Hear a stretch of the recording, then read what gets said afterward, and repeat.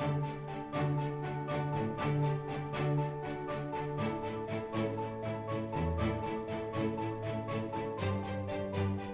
evening, everyone. It's just a couple minutes after 6 here, and we'd like to get started. I know a lot of you folks were here early, and we really appreciate that. We've had a request to start this evening with the Pledge of Allegiance, so if you could all rise, please.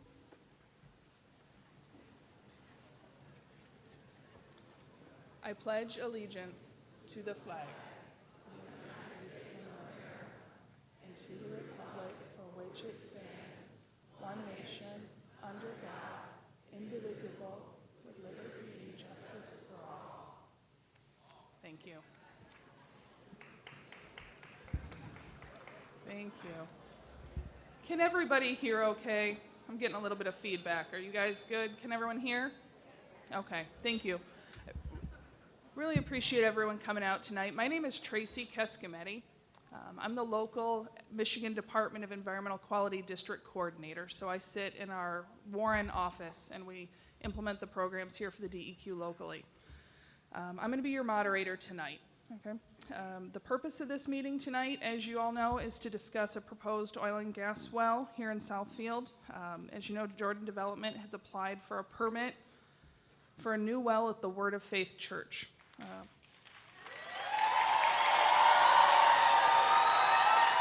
Thanks. Okay, folks. Thank you.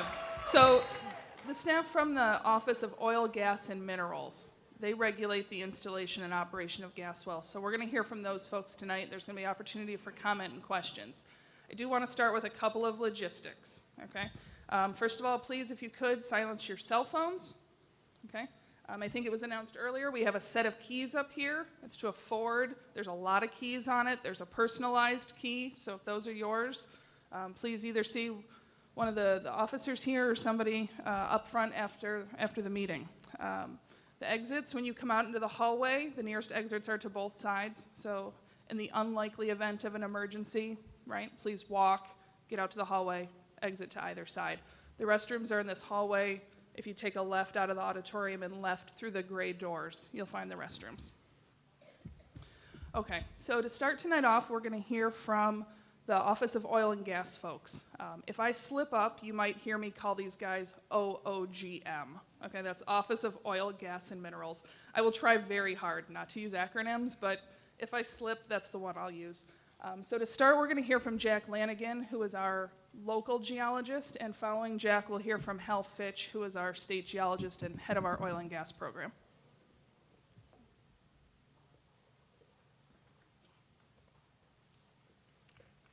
Hi, everyone.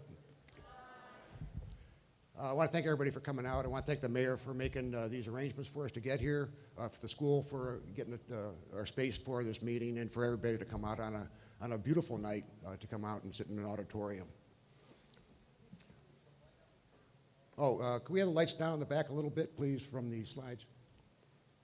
Thank you. Let me start off. Again, I'm Jack Lanigan. I'm the local guy for the Office of Oil, Gas, and Minerals here. I'm out of the Southfield, out of the Warren office. Like it or not, I'm one of your neighbors too. I've lived at the corner of 13 Mile and Evergreen for the last 25 years.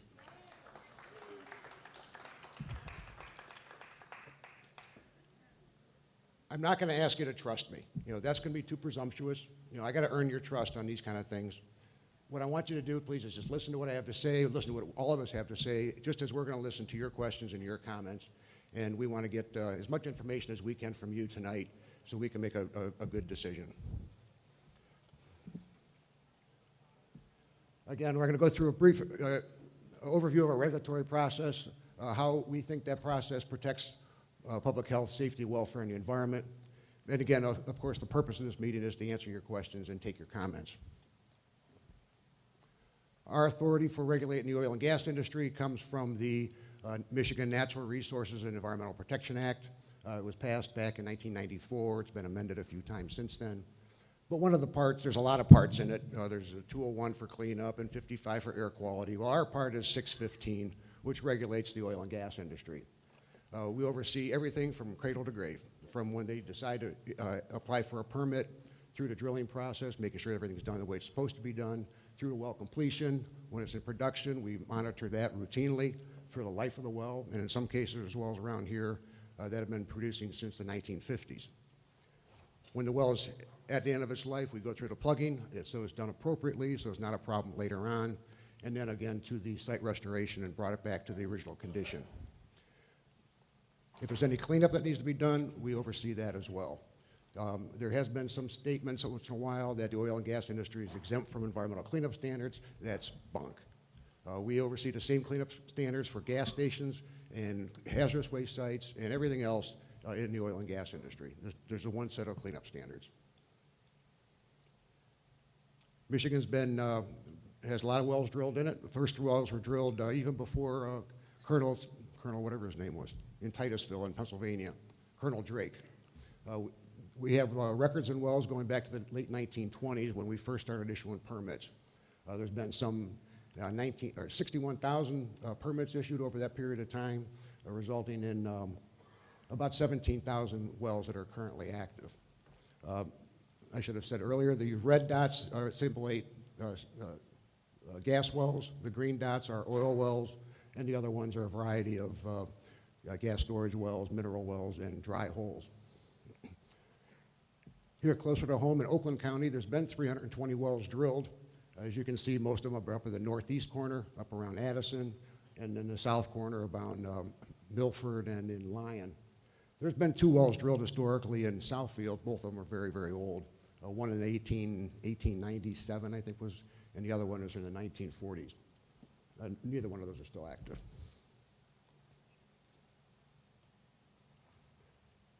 One last thing I wanted just to point out of the 320 wells, you can see that 203 of them have been dry holes. So for every 3 wells that are drilled in Oakland County, the geology for the area is this, in the state of Michigan is a big bowl. It's just like in your kitchen where you have a bunch of bowls stacked on top of each other. The older ones are on the bottom. That bottom line is, represents this bottom line here, about 650 million years ago. And the top one up in here, going across underneath the glacial stuff, is about 350 million years. These rocks are very, very old. The 2 oil producing zones, excuse me, did it again, are the Niagara and the Trenton Black River. The target that these guys are looking for, Jordan Development, is in the Niagara. Pinnacle Reefs, this is what they're looking for. The anomaly that somebody has published about is this little bump on this seismic line here. This little bump is called an anomaly. It could be symbolize a former Pinnacle Reef. Now, this is actually pictures actually from Fiji. These are the Fiji Islands. Very small, compact structures. When the company decides they want to drill a well, they'll send an application to us, and this is where we first get involved. The application process or the application itself is quite extensive. It has drawings, environmental maps, environmental assessment statements, the directions on how they want to build the well, what kind of cement and pipe they're going to use, all kinds of stuff. It also includes where they're going to get their water from and what kind of stimulation they want to use in the well. Threatened and endangered species, wetlands, streams, residences, everything's all enumerated and listed and mapped out in these applications. We then field check everything to make sure that what's in their application is actually what's on the ground. This is a typical permit. This is somebody else's. The only thing I want to point out is this bottom line here where the arrow is. Since you can't read it, I put it on this one. That it says even if we, the state, issue a permit to these guys, it doesn't preclude that they need to get other permits, either federal, local, or even from other state programs. I want to touch on secondary containment because this is a very important aspect of our program to protect surface water and groundwater, that everything is contained at the surface. You can see there's a drilling rig here in the background, and under all around the whole site is lined with plastic and bermed in the front. Even the fuel tanks are inside cattle troughs. In case there's a leak, it could be identified and cleaned up immediately. In the case of our production facility, which would be this one up in here, you can see that the tanks where they store the oil in is actually in a lined, diked area. And there's right here, I don't know if you can see the little white thing sticking up there. That's a monitoring well to make sure that there's no impact to groundwater. drilling fluids that go into the well while they're drilling it are a combination of fresh water and some clay minerals, which is why we call it mud. It's to keep the pressure equalized in the hole so nothing blows out and comes up to the surface unexpectedly.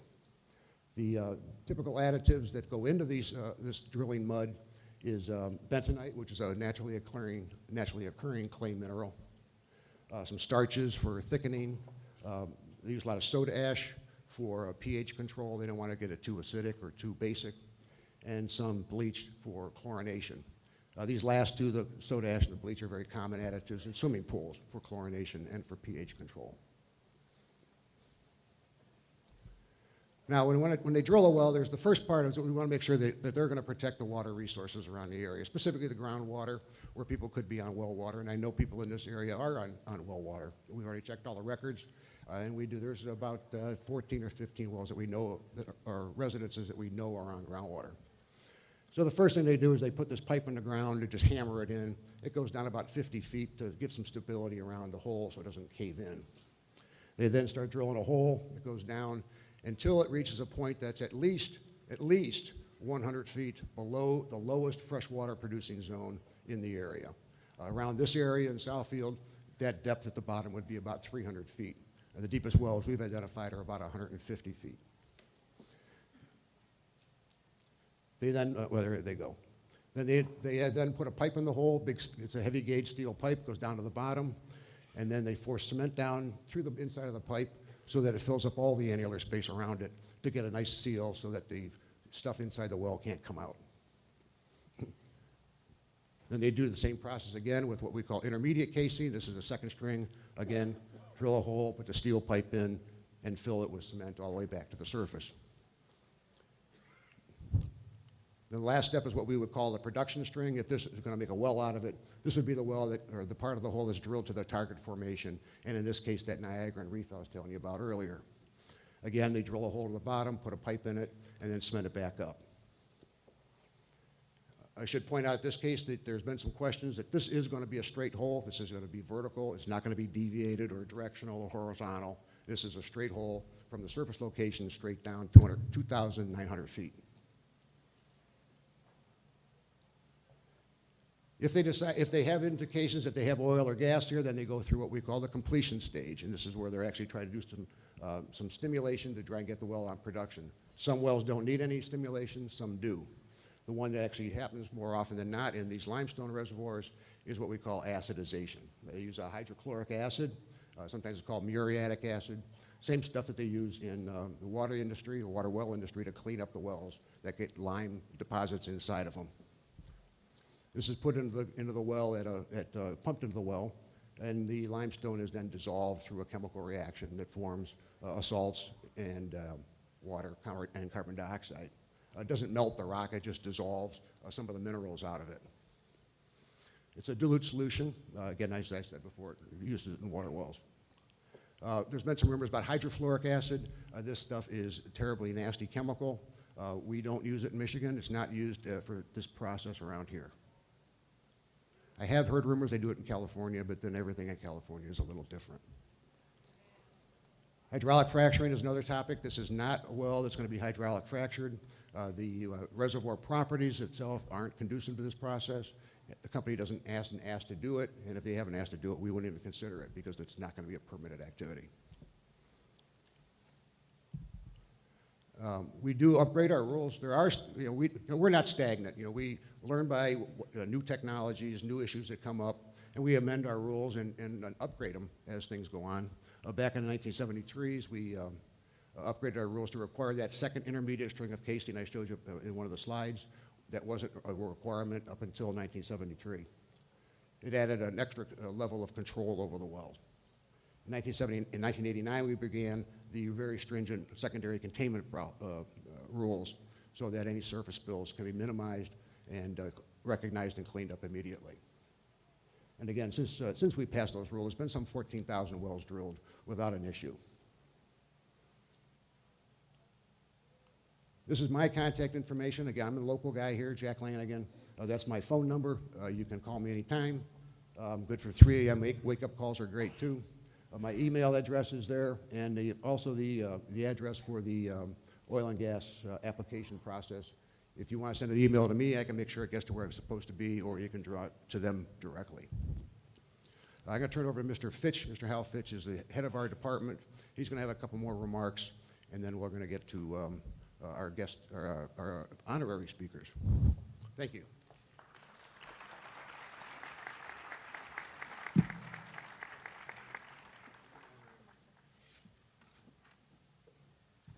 Well, thanks, Jack. Like Jack said, I'm the chief of the Office of Oil, Gas, and Minerals. I've been doing this job for about a little more than 20 years now. So I've kind of been around the block on some of these issues. I want to talk about this permit application itself, and then a little bit about our permit review process and how you can have some meaningful input into that. We received the application from Jordan Development for the Word of Faith well October 30th of last year. We have a statutory deadline for making a permit decision. That deadline was January 7th. We started, first of all, as soon as we got the application, we notified the local authorities, talked to the local legislators and so forth, and we soon perceived there was quite a bit of interest in this permit application. So based on that, we postponed our permit decision.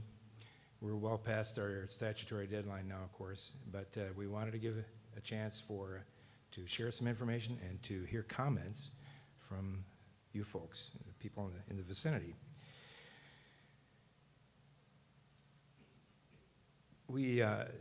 Next thing we did, we sent personal notice, letters of notice to all the residents within a quarter mile of the site. We extended the comment period, and then, of course, we scheduled this public meeting.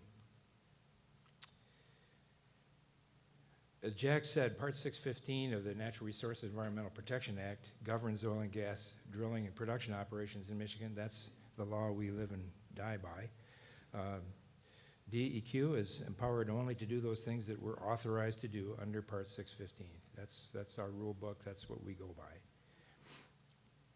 So when we're reviewing a permit application, we have to determine whether that application meets the requirements of the statute and of the law, of the rules.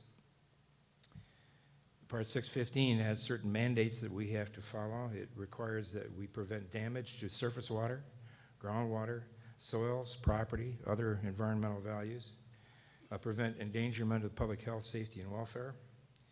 It requires setbacks. We have a 450-foot setback from occupied structures in townships and cities with more than 70,000 people, which includes Southfield. Other parts of the state, the setback is 300 feet. So those are the minimums.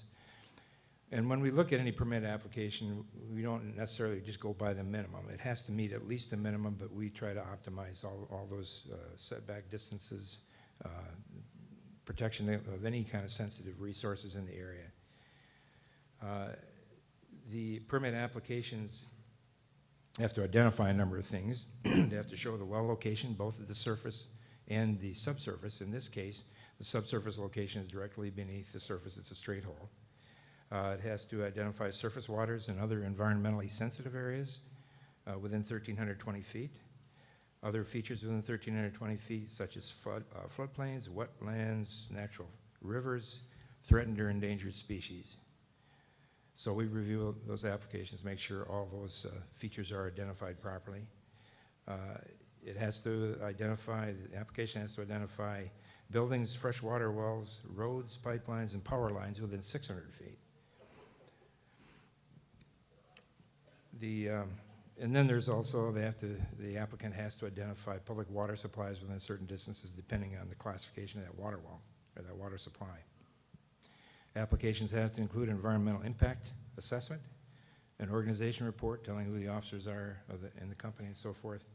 They have to include a conformance bond or a financial responsibility statement. So we do a thorough review of each application as it comes in. If the application meets those requirements of the statute and rules, we grant a permit. That's the way it works. We don't have discretion to go beyond the authority that we have in statute and the rules.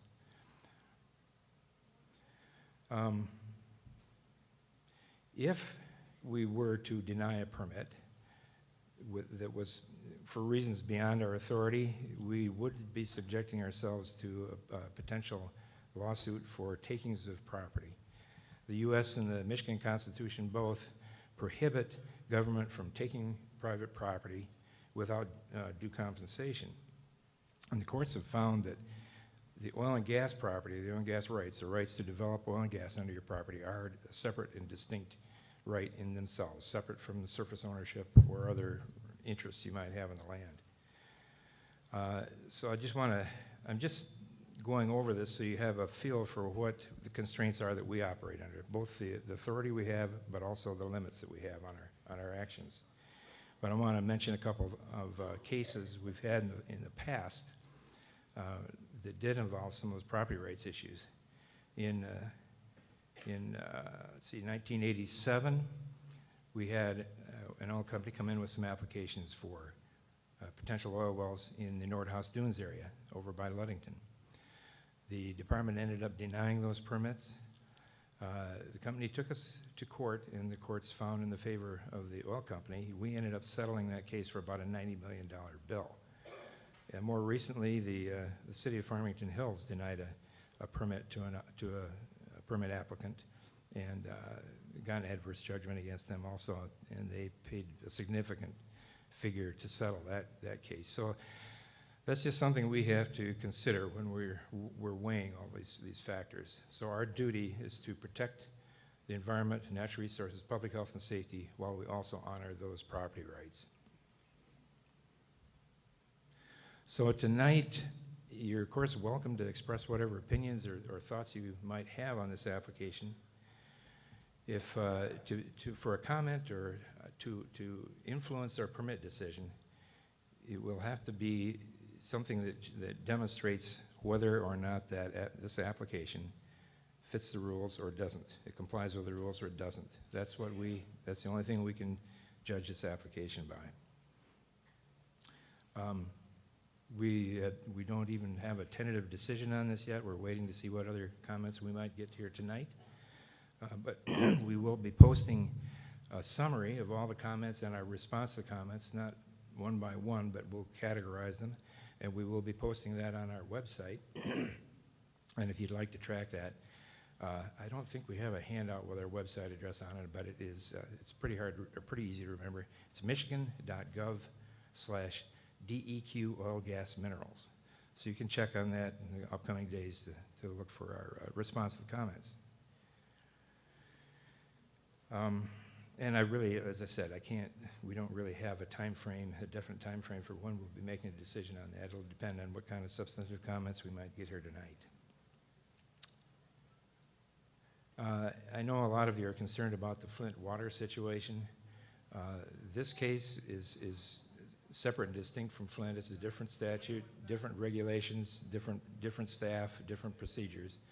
But if you want, if you would,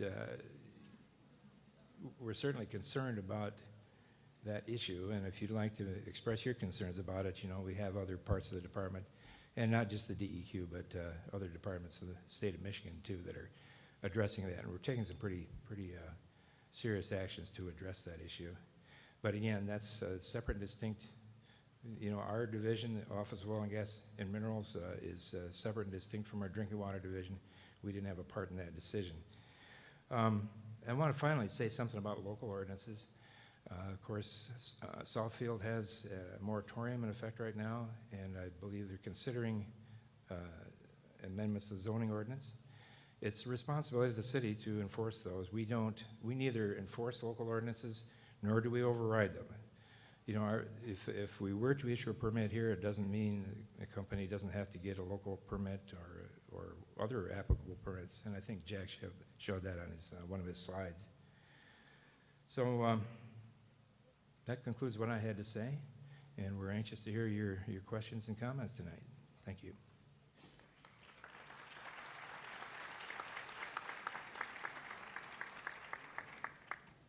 Thanks, Hal. Before we get started with public comment, I'd like to invite Congresswoman Lawrence, Representative Moss, or Mayor Siver up to make any comments that you might like to make.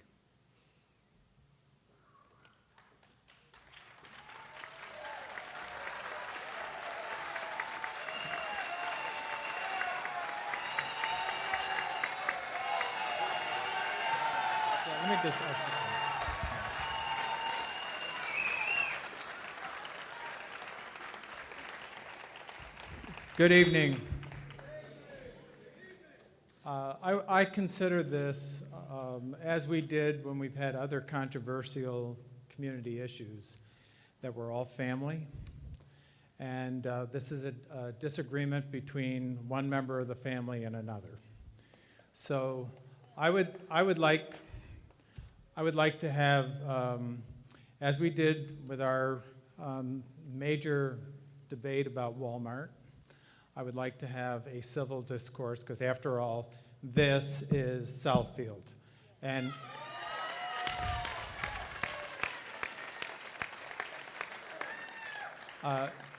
but most importantly, I want everybody to be heard. And that's why we have this forum tonight. I think that's extremely important. And I want to say that the residents that are here know that Southfield is a well-run city. We have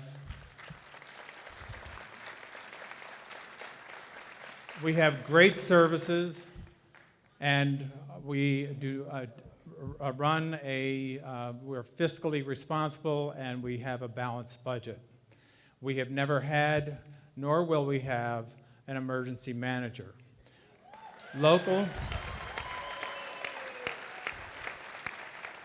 Local control is very important to us, and we want to have a say in this decision that we're having this family discussion about.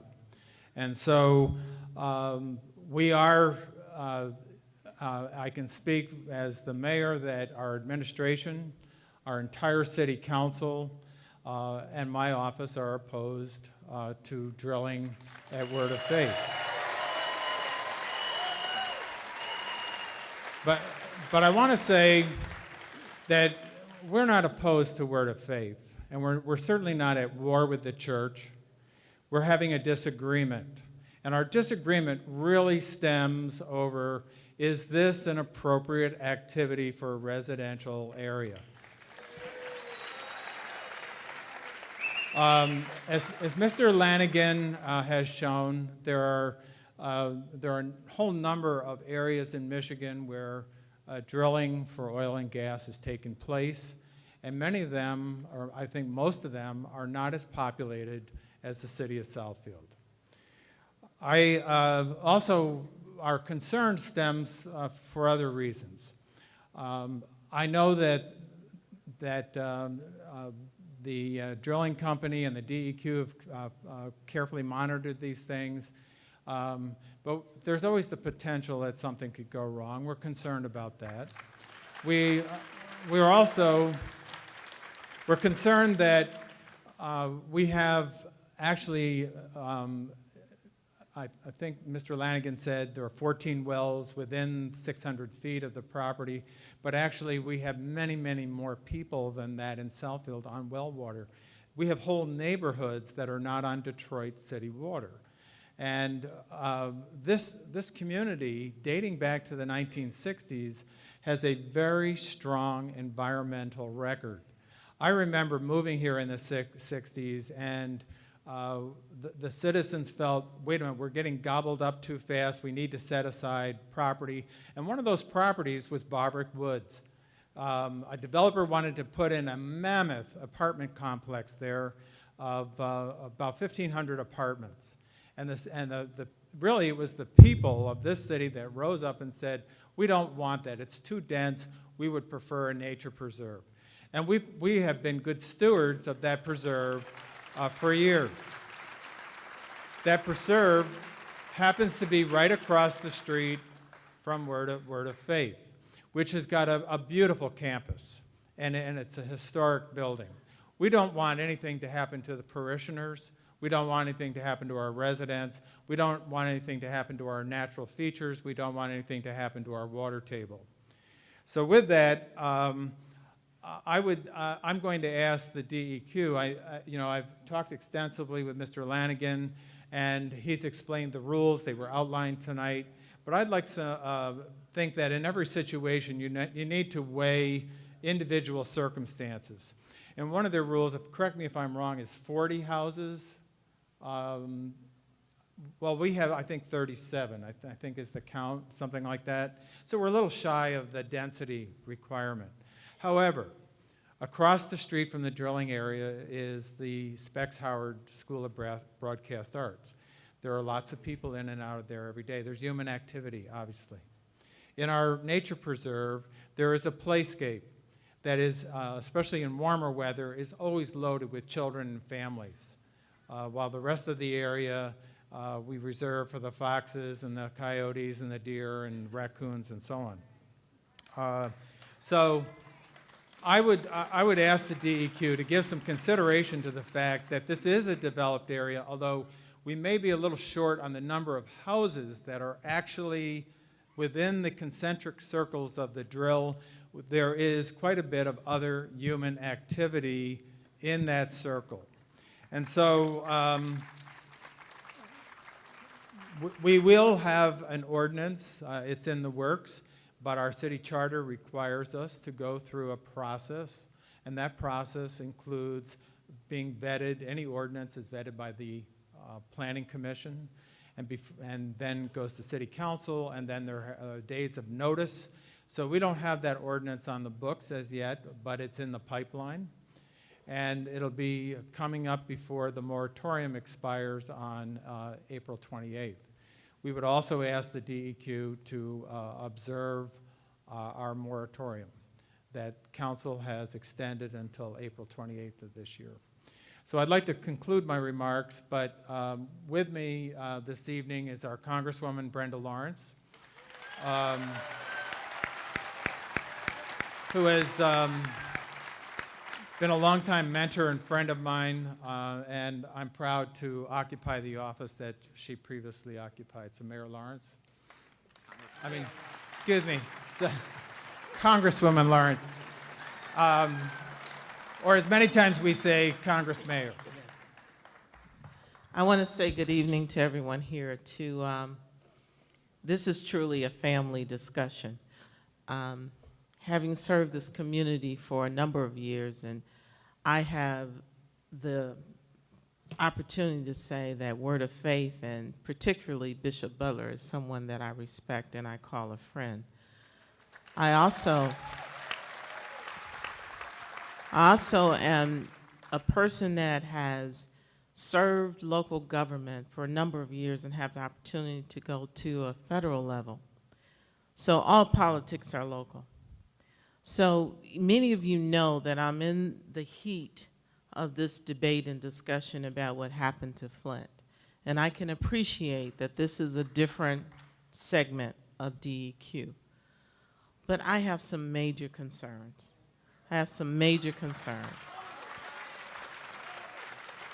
I want the residents of this community who pay their taxes and own property to have the assurance that I haven't heard yet, and this is my question to the Department of Environmental Quality. So you made the comment that it has been safe in a number of areas, but there has been some where it was not safe. So what does this mean? What is the drilling? And while you gave a level that you can drill to, which is beneath the base of water, if the production doesn't meet a certain level, how much further can they drill? How long will this drill be on this site? What are the potential for contamination of the water that I know my well water people use and live on? And when you start talking about water right now, I get very defensive, and I am not going to tolerate, I'm not going to tolerate, well, it's never happened before, because what we're going through now has never happened before.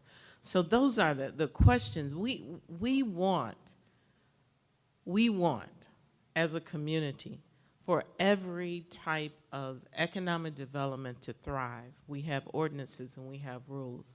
This is something new to the community. And if it meets all the criteria, as it has been discussed tonight, if it meets that, and I'm concerned that it's a 3-house miss and it throws it out the window, but if it meets it, then we have another journey to take to protect the residents of this community. And that's why I'm here, is that this isn't just this hearing and then we approve the permit and you go away. There has to be another hearing and briefing on what should the residents expect? How do we monitor that? Engage us, so if something is not right, I don't want people holding up bottles of water or saying something strange is happening. What could happen so that the entire community is engaged and they can be watching and monitoring and making sure that their community is safe? And that's where I am today. And that is not optional. That must happen. And I want the people tonight to be heard. Thank you so much.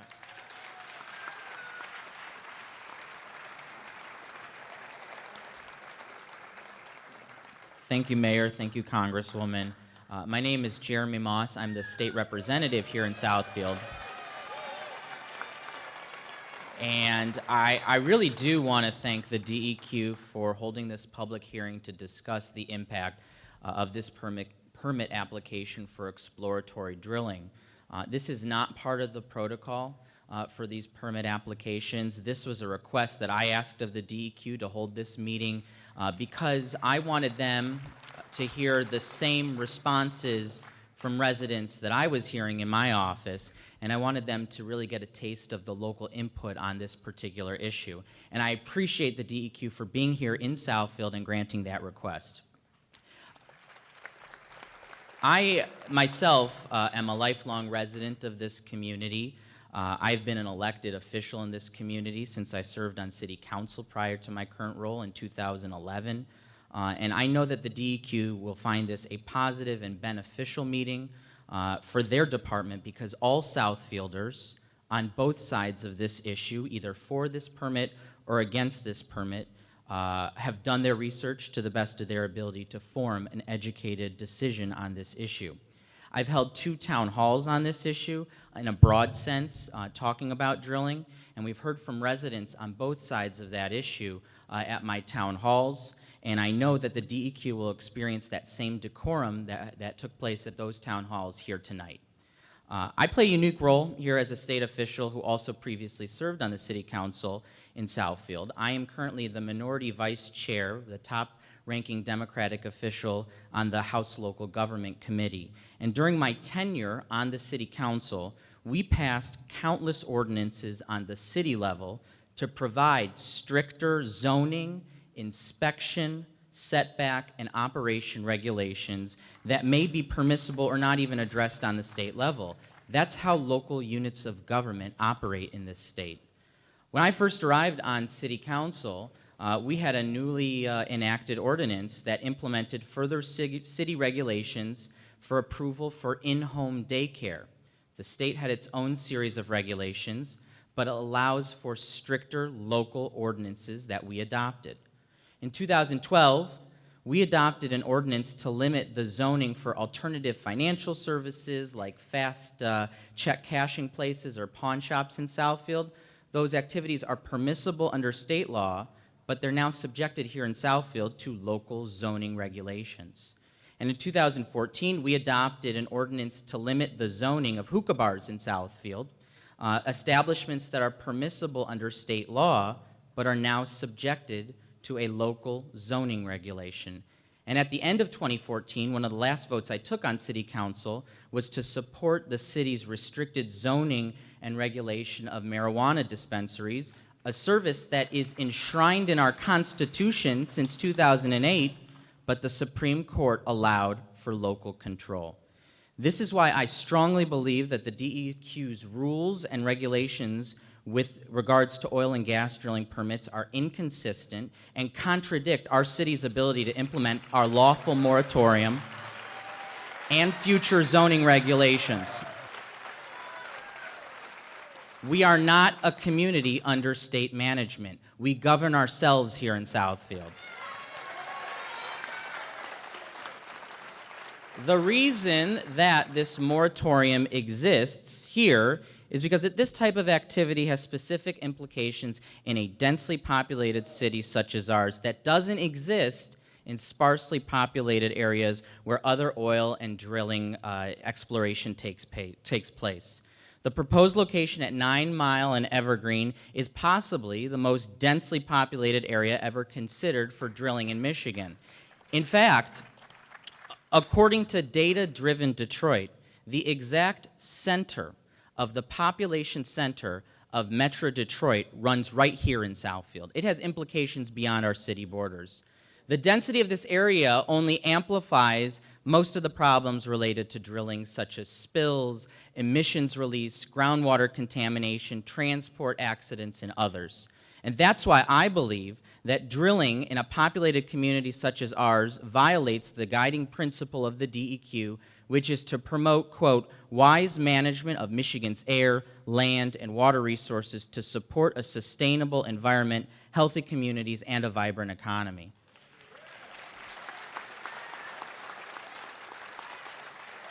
We want to know how this permit exemplifies any of these guiding principles. The risk of this permit, I believe, is too great for the people and the resources in the city of Southfield. The process itself violates our city's ability to enact lawful zoning regulations. Instead of focusing on maximum oil production, I hope today we focus on maximum people protection. And I object to the issuance of this permit. Thank you very much for your attention, and I welcome everybody to the city of Southfield.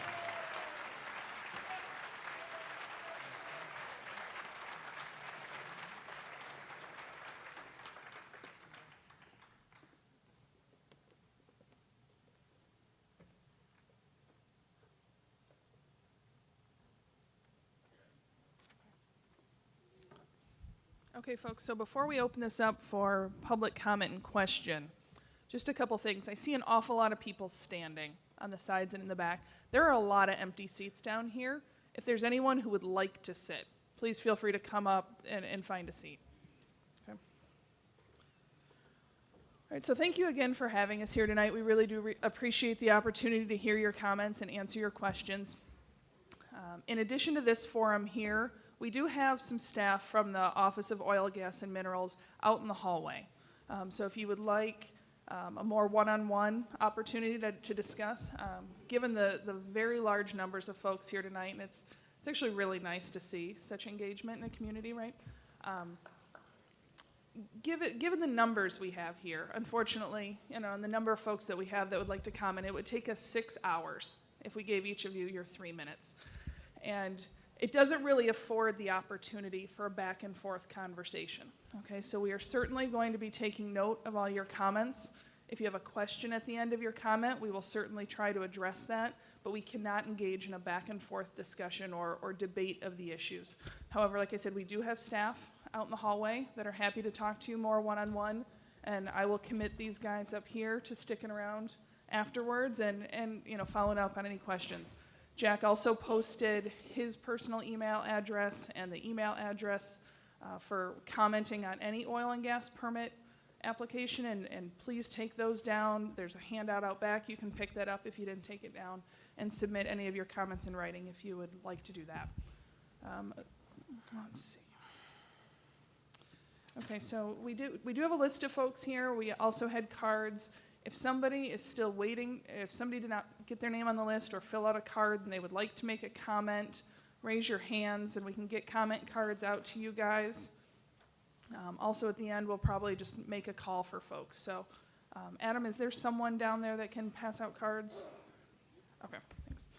So let me give you a couple minutes on how we're going to frame this, okay? I'm going to call the names based on the order they were given to me. There was a list that was generated as we were showing up, and then there's also our comment cards.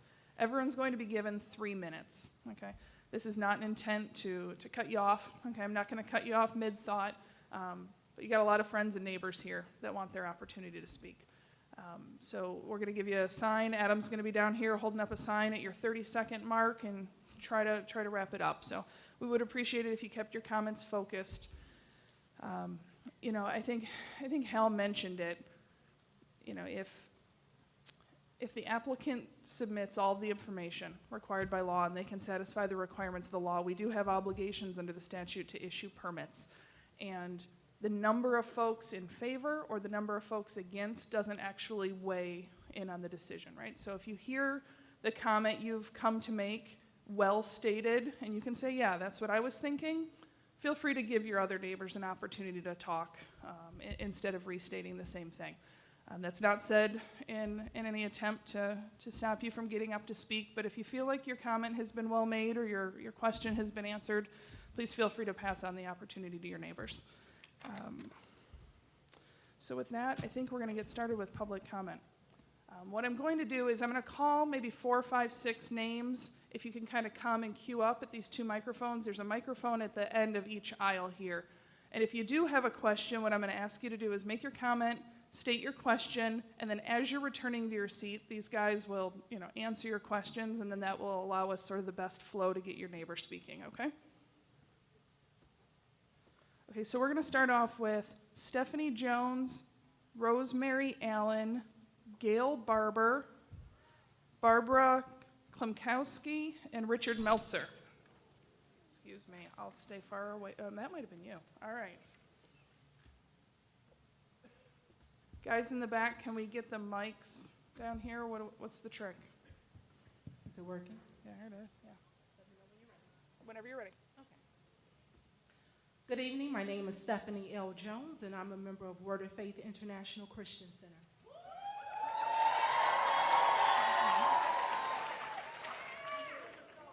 I hold in my hands page 5 of the Supervisor of Wells instructions, signed February the 10th, 2015, by Harold R. Fitch, Assistant Supervisor of Wells.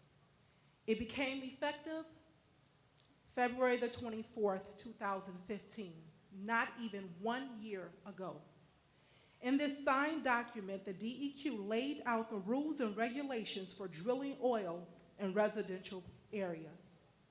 Word of Faith is within the guidelines required by the DEQ, the most stringent group in the country when it comes to oil drilling. You must base your decision on your own rules that you set in place, the same rules you have provided for property owners in Livonia, in Troy, and in every other city in the state of Michigan.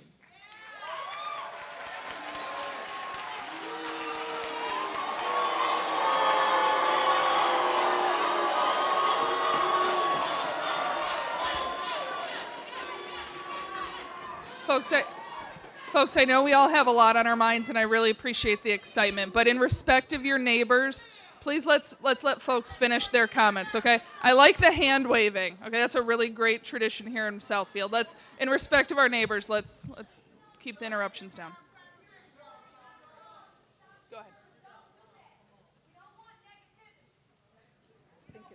Folks, can we get this mic back on down here?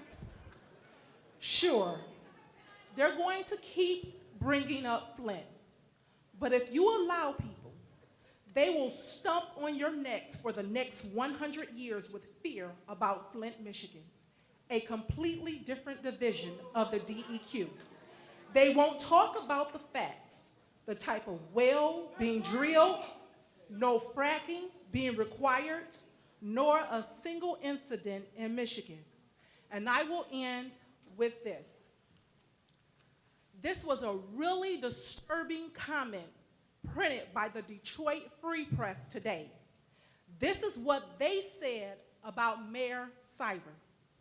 Quote, as the city's first elected mayor since the departure of longtime former Mayor Brenda Lawrence, Cyber is staking his early reputation as a civic leader on this fight with Word of Faith.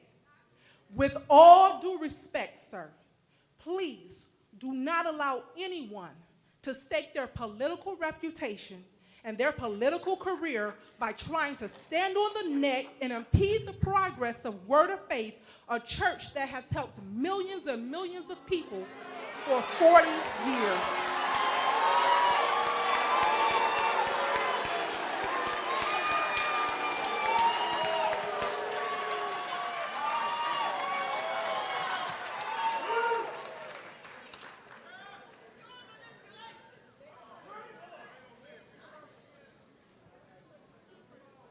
Of course they did.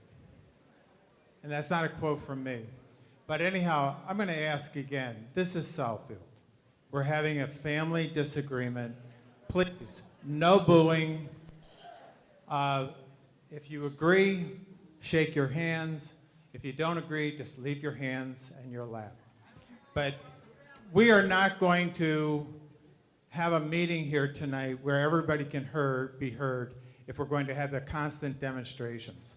I'm going to ask all of you, no cheering, no booing, no clap. Just simply, if you agree, wave your hands. If you don't, leave them in your lap so that we can have a positive discussion that is worthy of Southfield. We are uptown. This is not some other place that carries on. This is Southfield. And guys, if we could get some technical help, I'm told that this microphone over here is not working. Ma'am, could you confirm that? Okay. So we're going to start with this. There we go. Okay. First of all, okay, the mic is not on again. Why don't we let her go since her mic is working, and Okay. we'll alternate. Oh, okay. All right, let's alternate. Okay. Do you mind? No. Thank you so much. I appreciate that. Now, can you hear me? Yes. Thank you. And I want to thank you for yielding to me. I appreciate that. Good evening, Mr. Fitch and members of the MDEQ. My name is Barbara Klimkowski. I've been a Southfield resident for 30 years. I raised my 2 children here, and now I give presentations about gardening and nature at the Southfield Library. This morning when I looked out my back window, my red-bellied woodpecker was climbing up my tree, and I assured him that I would come and speak on his behalf. I represent the residents who cannot represent themselves. I'm here to speak on behalf of the deer, the foxes, the small mammals, the woodpeckers and wild turkeys, the songbirds and hawks and owls who reside in the surrounding woods, and to represent the blue herons, egrets, ducks, and fish who reside in our wetlands. 25 years ago, the citizens of Southfield worked to enact woodland and wetland ordinances that were meant to protect our trees and green spaces and our wildlife.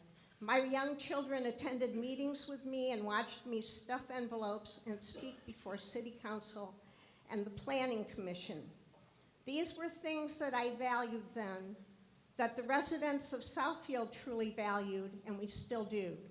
This is our shared commonwealth and what makes living in this community so precious. Jordan Development believes they are reassuring us when they say that the oil well at the church will be located in dense woods at a significant distance from any residents or property owners. They fail to understand that disturbing 1.5 acres of mature trees and displacing the wildlife that resides there is not a reassurance, but a cause for alarm. A major tributary of the Rouge River runs about 1.5 miles away from the proposed drilling site. Contamination of our state's fresh water supply is already a contentious issue drawing international attention. I don't want the residents of Southfield to be the next victims of a man-made disaster. There are still homes in Southfield that are on well water. Now, Jordan Development came into our community and did seismic testing in the middle of a densely populated neighborhood and surrounding protected wooded areas. Why would a company do this if they didn't intend to drill for gas and oil? What would give them the right to come in if they didn't believe they could get a permit approved? Do they believe that this is a done deal and that the permit is a formality? Mr. Fitch, is it a done deal? Is this permit just a formality? Tonight, as a citizen and taxpayer in the state of Michigan, I call on the Department of Environmental Quality to live up to its name and act in the best interest of the citizens and the wildlife and our natural resources. Do the right thing. Deny this permit.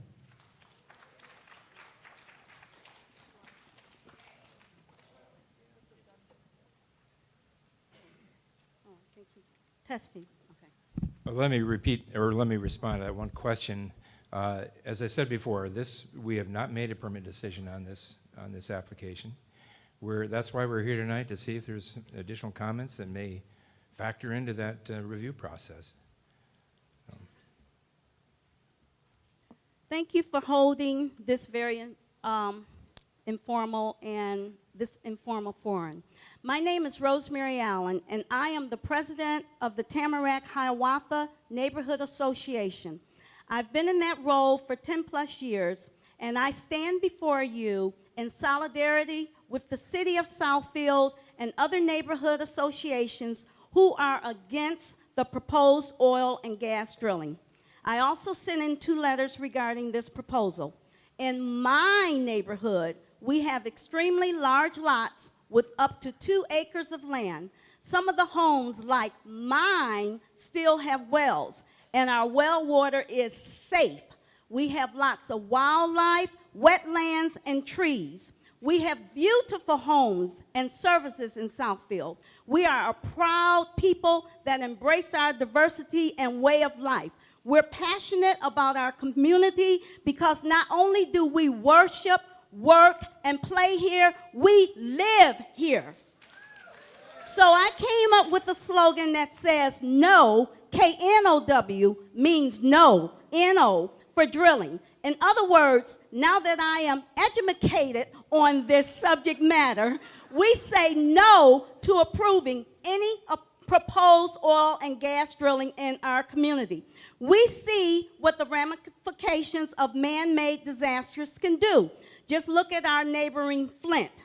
So we're concerned not only for those that pay tithes here, but those that pay taxes here. So we will not be silent. We will not allow our community to be used as an experiment. We're talking human lives here. Let the church say amen. So no means no to drilling. Thank you.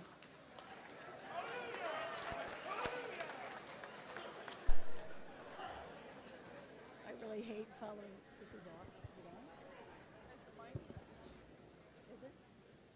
Good evening. Is it on? No. Guys, can we get this mic working down here? No, mine doesn't work either. Good evening. Good evening, and thank you for providing this public forum. My name is Gail Barber. I have lived in Southfield for 25 years. I am here to state my opposition to the plan to drill for oil at 9 Mile and Evergreen. For the record, I am also submitting petitions of opposition signed by over 100 of my neighbors in 4 different neighborhood associations in the city: Riverbank, Rivercrest, Woodland, and our street, Briarbank. It states, we do not believe the DEQ can guarantee that we will never have contaminated water, and therefore we request that you deny this permit. As Mr. Fitch stated in this morning's free press, the DEQ is the primary decision maker in regards to oil and gas drilling sites. It's that very decision making that concerns us. We believe there cannot possibly be enough DEQ monitoring to assure the safety of our drinking water. We know we are one careless decision, one failed safety inspection, one cracked casing, and one briny leak, and one failed seal away from having our drinking water contaminated like what has tragically occurred in Flint. The Jordan Oil Company does intend to tap reserves in the entire southeast Michigan region. They believe Southfield, quote, has plentiful supply of oil. Clearly, word of faith. That drill site opens the door for the Jordan Company to try to drill all over our city. But Southfield is a city of neighborhoods and businesses. It is not a city of heavy industry. That is the important point here. We do not welcome this ruinous heavy industry, no matter how much you sanitize it. We do not welcome this heavy industry into our city, and we do not agree with the marketing sanitized by you and Mr. Brower. Surely the interests of big oil do not trump the welfare of our community. Mr. Fitch, we are not here to win a popularity contest, as you stated in the free press this morning. We are here to provide you with information that we hope you will take seriously. Big oil has no place in a densely populated city. The Southfield community has a long history of political activism. This ill-planned, ill-advised plan has awakened the sleeping giant of that activism. We are not asleep at the wheel, as were the people entrusted to keep the water safe in Flint. We will have resolve. We do not want this industry in our community.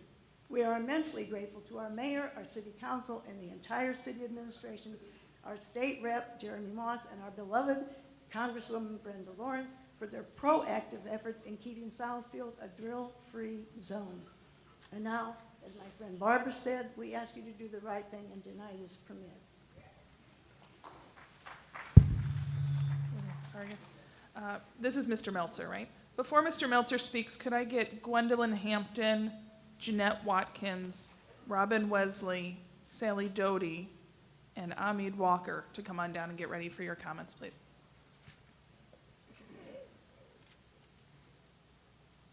Are you ready, Shad?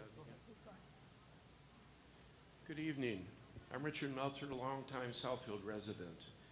What we have here today is a crisis of confidence. The recent Flint water disaster revealed just how incapable and unwilling the DEQ is to protect the public interest. Now the DEQ says that Southfield will be protected in the matter of oil and gas drilling.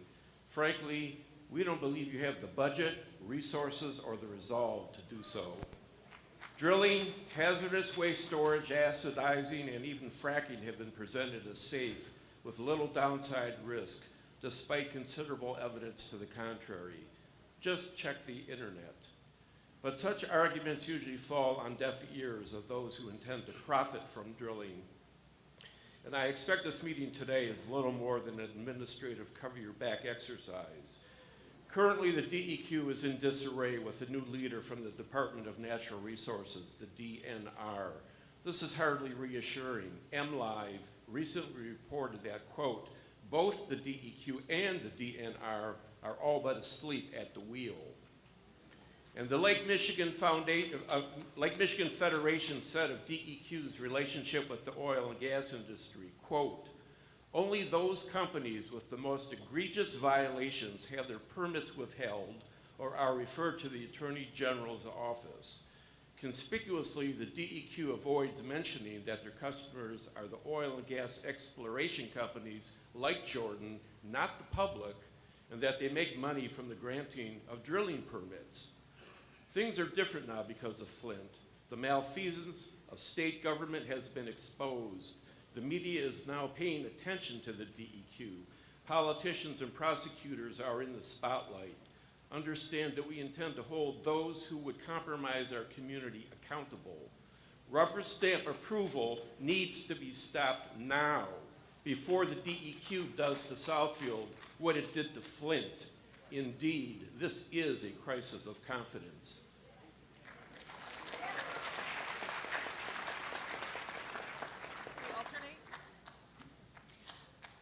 Good evening. My name is Janet Watkins. I am a resident of Southfield. I've been a resident of Southfield for almost 20 years.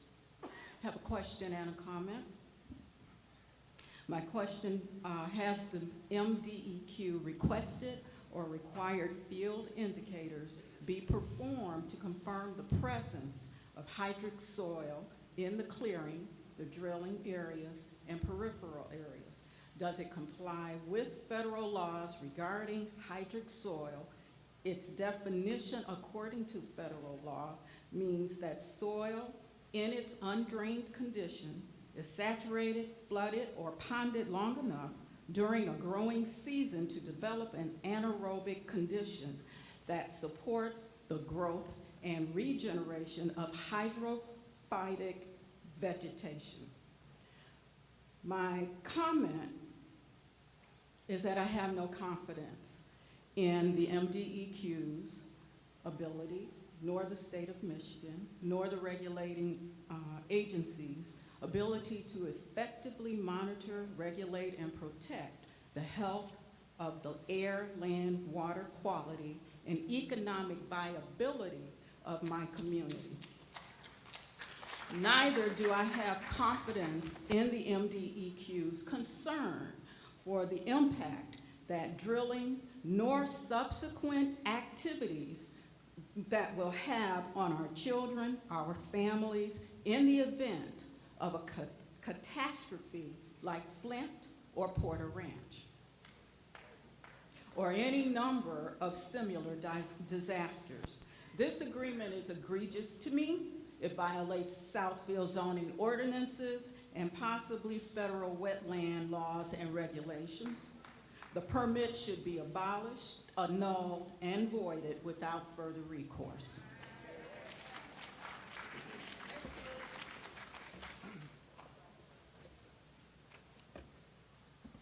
Within the permit application package, the operator did do a wetlands determination, which gets to the question about the hydric soils that came up. This is the area that's going to be disturbed potentially from the well pad here is upland area. It's not within the nearby wetland area. That's been confirmed by Water Resources staff at the DEQ as well. Can I say something before, a comment to that? As I understand it, that hydric soil does not have to be contiguous to a wetland. It can be sitting somewhere at a distance, but it causes and gives regeneration effect for other parts of a wetland. So. Do you want that? Good evening. Thank you for coming. I'm a 24-year resident and taxpayer of the city of Southfield. I'm also the secretary of Evergreen Meadows Condominium, where we have 46 units. I'm opposed to this exploratory drilling in a residential neighborhood. It's less than 200 feet from our neighbors. It's like drilling in their backyard. I stand with our elected officials to ban the drilling in Southfield. Our elected officials have always respected the rights of the citizens of Southfield, even if they don't agree with us. Our community has been faced with issues surrounding businesses in our community. Both the current and the former mayor have always encouraged those businesses to have dialogue with the citizens and residents. With all of the analysis provided, it does not guarantee that we will have no environmental issues, including our water safety.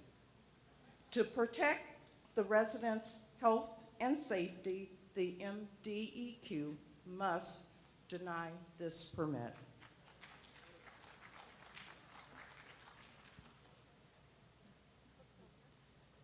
Good evening. My name is Sally Doty. I have lived in Southfield for 51 years. For over 30 of those years, I was associated with the Southfield Public Schools. In that capacity, I came to know this community and see it grow into a wonderful place to be. The families that moved into Southfield did so often at great sacrifice to ensure that their children would have a safe, nurturing environment to grow in and to be able to go to an excellent school system. These are the people that I live with, and that is why I am still here. In looking at your website, I see that your mission of the DEQ Office of Oil, Gas, and Minerals is to promote the best use of Michigan's non-renewable geological resources for their social and economic benefits while protecting the associated resource values, property rights, environment, and public health and safety.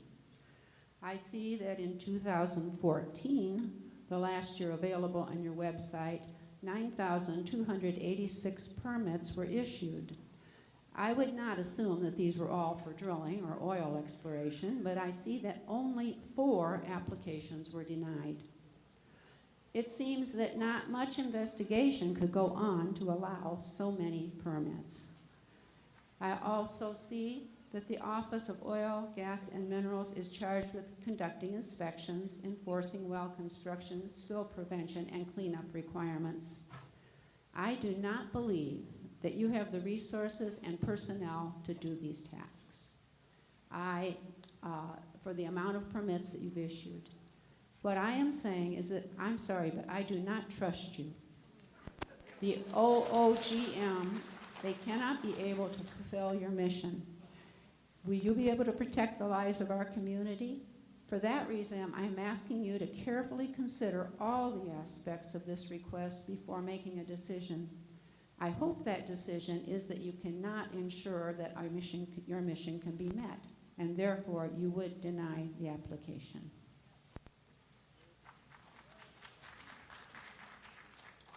Hi, Mr. Fitch. I'm Grandma, and I've got Granddad Wesley back here. Okay? I am a resident of Southfield. I have 11 grandkids. My husband and I moved from Kalamazoo, Michigan. That oil spill up there is not cleaned up yet. My concern is that my grandkids. My grandkids, one of them has asthma with acute sinusitis, and 2 others also. You only sent that letter to a quarter of a mile of people. I guess you don't realize when we open up our baseball in May, that park a half mile down, that's where some of our kids play, right next to Word of Faith. I cannot see you doing this. It states here, mission statement, promote wise management of air, land, and water. How are my grandkids and I going to breathe? My husband teases me because the grandkids are mainly boys, and he loves baseball, and they want to get out there. My sons with their wives have taught us how to give him his asthma treatments as well as other medications for him. They suffer like I do with migraine headaches. I'm saying this because there have been over 15 studies. It states drilling releases dangerous airborne chemical emissions, and they're going to travel more than that 1/4 mile from when you sent those letters. They are. They have done what I have one stating that high levels of poisonous chemicals found near oil and gas drillings. They did a study in 5 states. This was done October 31st, 2014 by IBT. The doctor's name is Dr.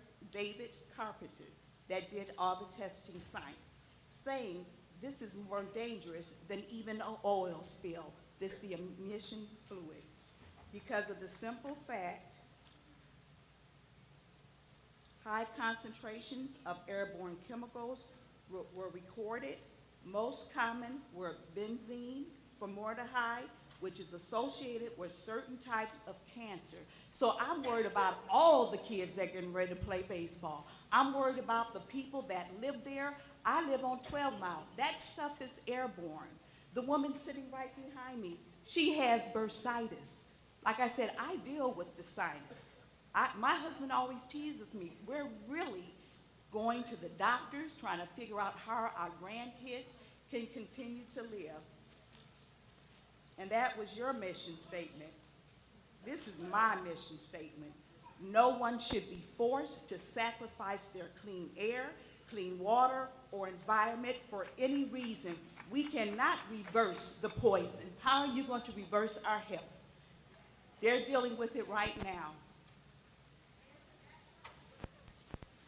I mean, you're supposed to keep the air safe. Drilling 24 hours a day, 7 days a week, that's their mission coming out. It causes cancer.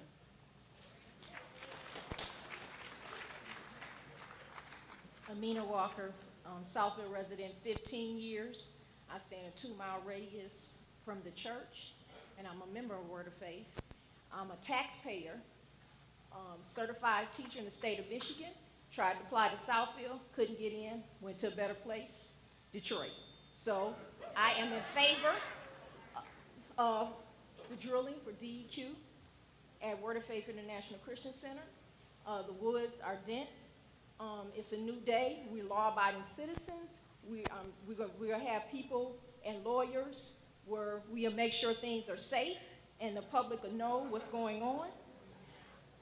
It will provide schools, money for resources and budgets for schools and books. So I'm in favor of the drilling because there's 20,000 active drilling sites in Michigan and 300 in Oakland County. So Livonia can drill, Troy can drill, why can't Southfield drill? So I'm in favor of it, and the church has property rights. They're doing active research with an attorney. It's called eminent domain, and as a taxpayer, I don't want to pay $10,000 to $15,000 for nothing. Okay, if it's our rights, we're going to drill this oil, and I'll pray for your healing.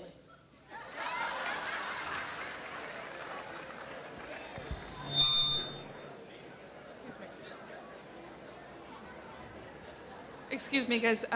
Before Ms. Hampton speaks, could a couple things.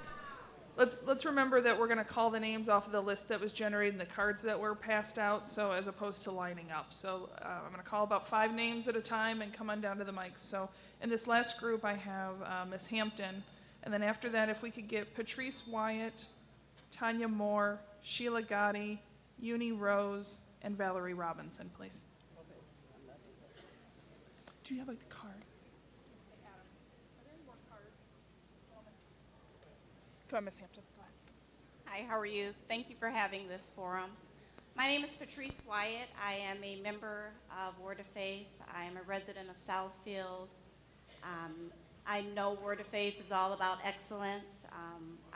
They support their community. They are good stewards over their property. And Word of Faith is about people. I spoke with the DEQ. I spoke with Ben at Jordan Exploration. I spoke with the Oakland Water Commissioner.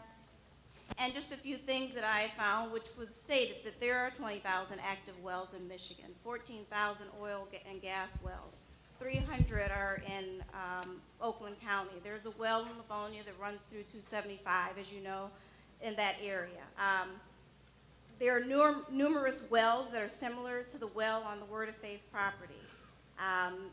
And since the 80s, there has not been a single incident of contamination to groundwater. So we have gas stations all around us that have had far more impact on groundwater than the wells.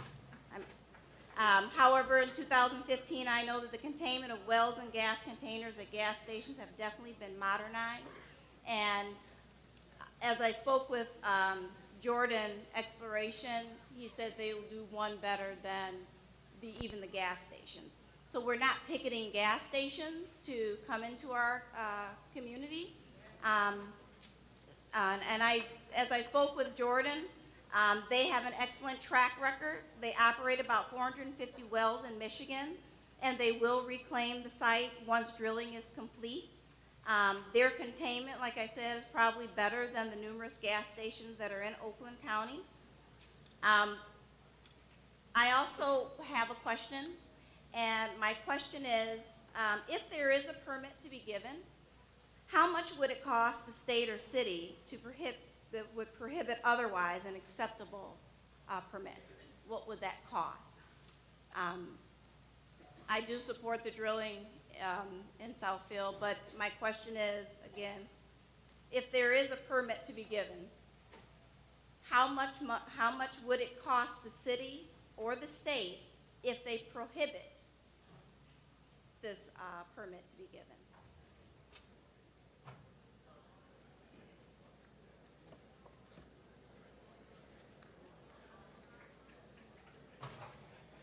If I can restate the question, I think as I understand it, the question is, if we, the DEQ or the city, were to deny a permit here, and we would be assuming that the application met all the criteria in the statute and rules, but we were to deny it nonetheless, what would the cost be? You have to look at each of these cases individually. All I can say is categorically, if you deny a permit to a property owner, in this case, an owner of mineral rights, and you don't have a good statutory or regulatory basis for it, you are going to pay the value of the oil and gas and the investment that the developer has in it.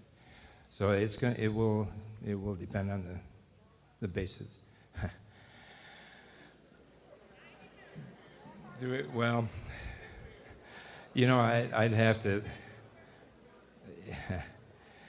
It's a little bit speculative because we don't even know if there's oil under the property, so it's kind of hard to say. What I can tell you, I'll repeat what I said before. We did go through that kind of thing with the Nordhaus Dunes. There was more than one well potentially under there, although again, nobody knows if there's even oil and gas under the Nordhaus Dunes. But the DNR at that time, our predecessor, we were part of the DNR at the time, did choose to deny that permit because there was a lot of public pushback against it and everything, and concerned about preserving that dune environment. So we did, our predecessors did deny permits, and we ended up with a 90 million plus. 90 million.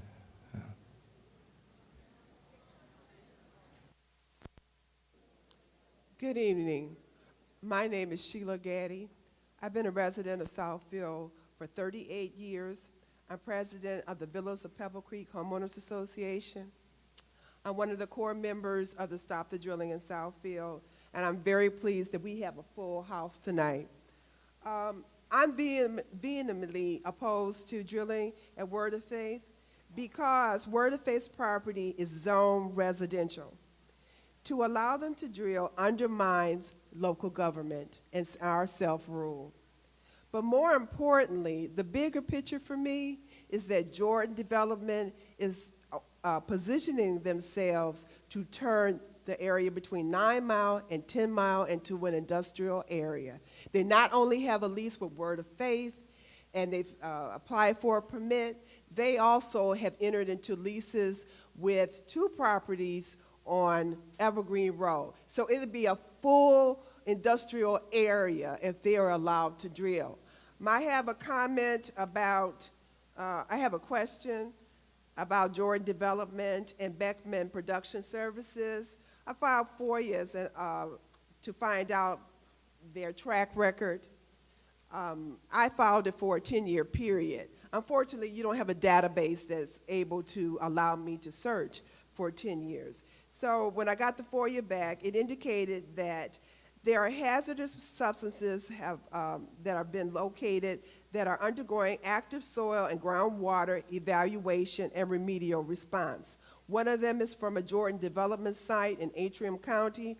The second one is by Beckman Production Services, and this site is in Clare County. People and industrial work do not go together.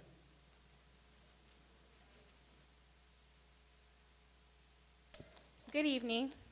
My name is Michelle Binion, and I am a member of Word of Faith. I've been a Word of Faith member for over 20-something years, and of course a productive citizen of not just the United States, but of course the state of Michigan. It's one of the most beautiful states in the country. And I want to make a comment in support of the drilling. You know, we live with risk every single day. And here, well, let me finish. We deal with risk every single day. And, you know, you take NASA, for example, over a half of a century, there's been, you know, lives interrupted as a result of explosions and things like that, and exploratory projects and things like that.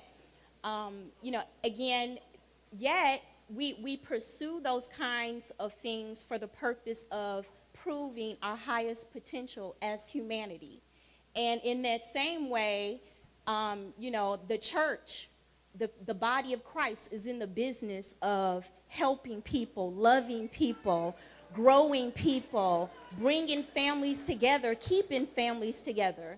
You know, I've been in a number of situations, having been a part of that ministry, where I've had the opportunity to impact lives and make a difference in people's lives and save somebody from killing themselves, and you know, talking folks out of, you know, making a different or a better decision concerning their lives and their family. And anything that's going to promote that, anything that's going to support that and make a difference in our society and impact on our world is worth exploring. It's worth making the investment. And like I said, you know, this is coming from a more, you know, emotional, practical standpoint, but, you know, we deal with risk every day. Even with the Flint situation, it's the technology, the infrastructure, very antiquated. Not a lot of oversight. So in my opinion, we're comparing apples with oranges, two different separate situations that can't quite be used to make an argument opposing drilling. So thank you. Good evening. My name is Uni Rose, and I have lived in Southfield for about 376 years. I want to begin by saying that I did reach out to Word of Faith to come and speak with us on my show, and never heard from them. Never will. I'm reminded of a song from a Broadway show, which I'm going to change for purposes of this meeting. Whatever Butler wants, Butler gets, but not this time. We've made up our mind, we are no fools.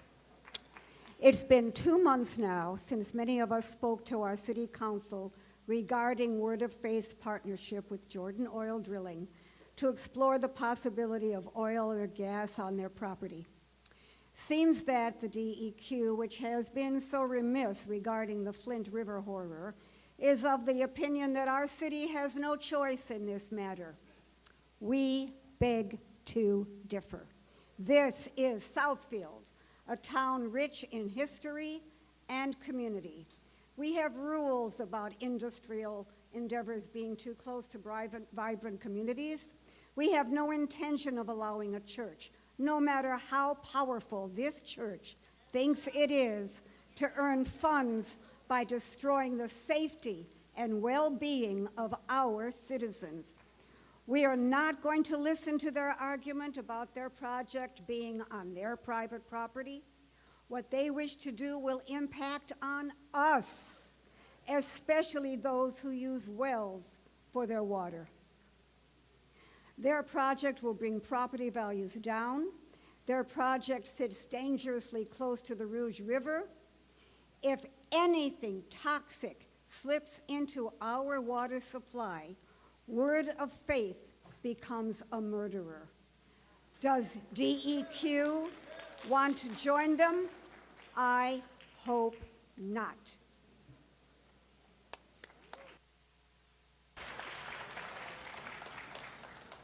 Before we take this next comment, could I get Skip Davis, Andrea Stamps, Rod Roy,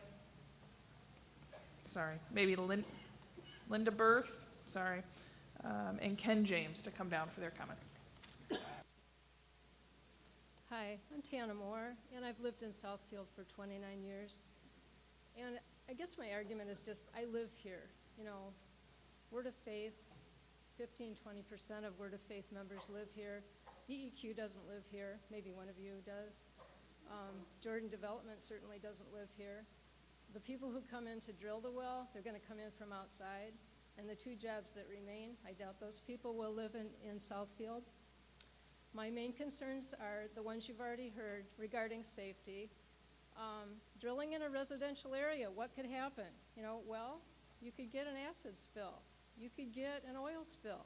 You could get a brine spill. You could contaminate wells, potentially. Is the Southfield Fire Department able to deal with a wellhead fire or explosion? I know these are remote possibilities, but when a well is in a remote area, you don't have to worry about that stuff. This is right here. My other concerns are environmental. Because there's a wetland area right there, because there's a Rouge tributary right there, you're putting some land at risk. And you're going to have to cut down 1.5 to 2 acres of trees just to do the exploratory. That's a heavy price. Those are mature trees. I got a thing about methane. The oil and gas industry produces the most methane of any other source, including cattle farming. And methane is a really potent greenhouse gas. I don't want to smell it when I walk my dog in those woods. I don't want to be around it. I don't want my neighbors to be poisoned by it. And my third concern is just aesthetic. You know, I love my neighborhood because it's treed, there are woods around. Southfield has done a great job providing green spaces for us. There's a bike path that runs on 2 sides of the drilling site. I don't want to listen to the noise of drilling. I don't want to see the flare. You know, to me, that would not be like a vigil light. That would be an irritation, visual and practical pollution. You're talking about a dense upland woods that will shield this project from view. This is winter. Those are all deciduous trees, folks. The leaves are gone. You can see right through that stretch of trees. You're not going to hide anything there. I'm not going to hammer on DEQ. You guys are in a different department. I'm just hearing a little of the same sort of legalistic approach to a question that I heard from the guys in Flint. We go by the rules. We go by the rules. They went by the rules too. Sometimes you got to think outside the box. Anyway, I would just ask you please to consider, those of us who live here, this matters to me. It matters to our community. Thank you. Hello, my name is Andrea Stamps, and I'm a proud tax-paying member of Word of Faith, a tithe-paying, and I'm a taxpayer of Plumbrook, which is 5 minutes from the church. And I totally support this blessing that has been bestowed upon our property. And it should be treated just about like anything else in the city. When I had to get a permit to get a roof or something, as long as I met the criteria, the permit was granted. And I haven't had one thing from Department of Quality that was telling me these points that you brought out tonight. The first meeting talked about all fracking, talked about it being partisan. There was nothing good. You know, the glass was totally half empty. Tonight, at least people got an opportunity to hear the other side, and I appreciate that. I do not feel that my representatives are representing my voice. I pay my dues too. And my voice, I called our association to let them know how I felt. And the lady said, well, ma'am, I'm sorry, but your one voice doesn't make a difference. But yet, I've been getting, almost on a daily basis, stop the drilling, come out and petition. Haven't gotten one thing about the good stuff. So I feel I should be heard too. I feel like David with Goliath. But y'all coming down. We're going to get that permit. We're going to get the permit. And I'm talking as a resident too. Keep that in mind. I've walked through what the lady just said. You can see through the trees. You know why? Half of them dead.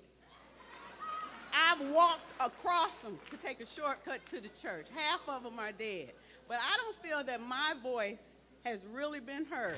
If Word of Faith has met the requirements for the permit should be granted with no further delays. I support.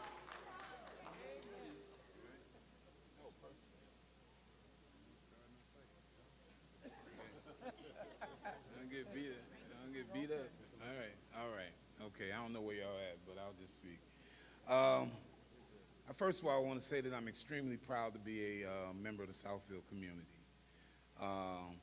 My representatives up on the stage were awesome in speaking their opinion, and the people, you came out and not only have you spoke your mind, but you were very well prepared, unlike myself. I'm second generation family in Southfield.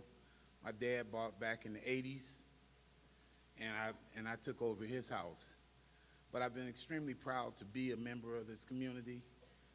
My wife and I have really enjoyed this community. I understand that Word of Faith is a church and that they want to do the Lord's work. But do they pay taxes? I mean, I'm not the smartest one in the room, but we are talking about tax-paying residents, right? And I'm not mad at the Lord, and I'm not mad at the Word of Faith. And they want us to stay on point. And I know you good people have a decision to make. But keep in mind that the people who pay the bills in Southfield don't want it. And they want to hold on to what I've enjoyed for the last 25 years. The people, the love, the hugs, the smiles. People walk their dogs and wave at each other in Southfield. You're not going to do that around an oil well. You know, and that's all I got to say. And like I said, I'm probably not the best speaker, but I really want to know, who pays the bills?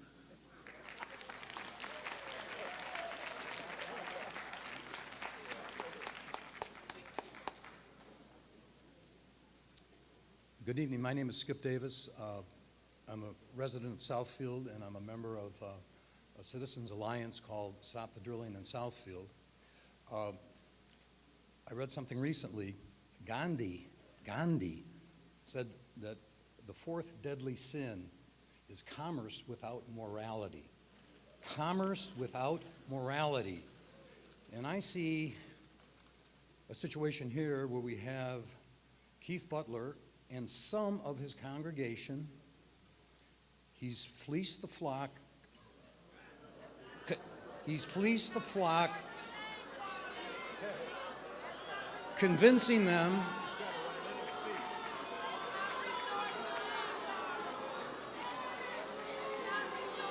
You guys need to be respectful. Now, we didn't agree with what your member said. Don't disrespect our coalition head right here. Sit down and wait until it's your turn. Sign up, but don't interrupt Skip.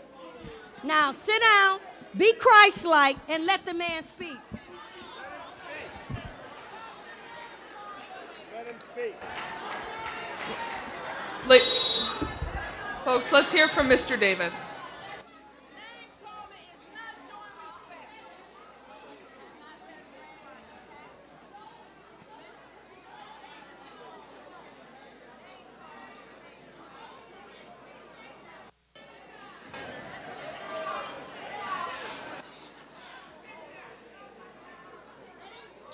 Is this my 3 minutes? Is this my 3 minutes? Excuse me if my remark excuse me if my remark upset you, but I'm upset. I'm upset too, and I'm upset with Keith Butler and some of the Word of Faith congregation. They've been fed information that drilling in a residential neighborhood, number one, will not harm the environment. Number one, will not affect the safety and well-being of the neighbors who are within a few hundred yards of the drill site. And they've assured us that it's going to be a blessing to the congregation and a contribution to the community. I have no idea how this can be a contribution to the community. It's drilling for dollars. It's drilling for dollars. And their partner in drilling is Jordan Development, who has a history of drilling everywhere, anywhere, all the time, anytime. As long as they fill in the blanks, as long as they fill in the fields in the 13-page permit application. So if you check all the right boxes, put in all the right numbers, fill in all the right fields, and submit your report, it's a rubber stamp deal.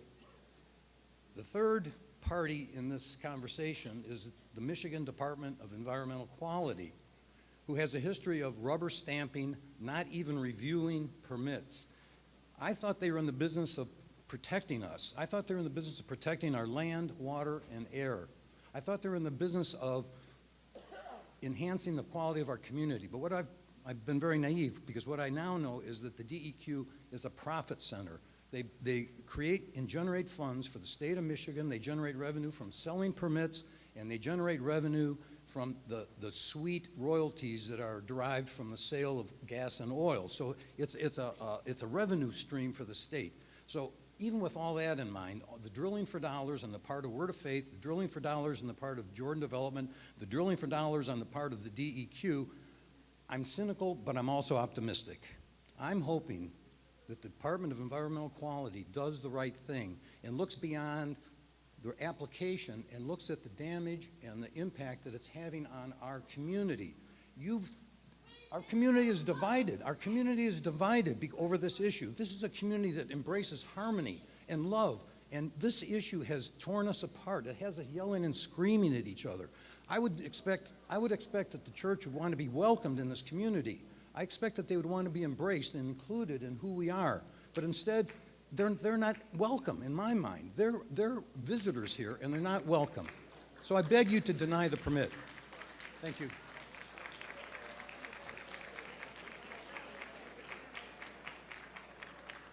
Good evening. My name is Lindell Burton, and I'm here to talk about the permit.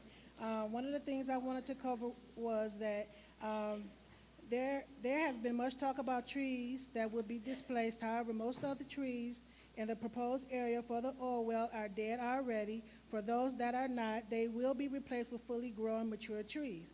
Also, the royalties from the Oil and Gas Development Fund, both Michigan State Parks through the State Parks Endowment Fund and local community recreation projects through the Natural Resources Trust Fund. Since the inspection of these programs, Oakland County has received over $70 million in oil and gas royalties for various projects, including development and restoration in Copperter Lake Park, the Valley Woods Trail, and the Evergreen Woods Park, all located in Southfield, Michigan. So I understand that these things are already in place and that Oakland County have received $70 million already. So what you're all doing is something that's already existing.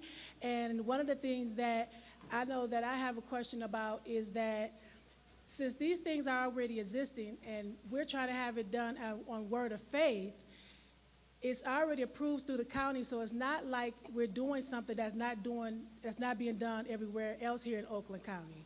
And being a part of Word of Faith, I personally don't know anyone by name. I've been going there since 2001, but I moved to Jackson, so I try to come to Word of Faith as much as I can.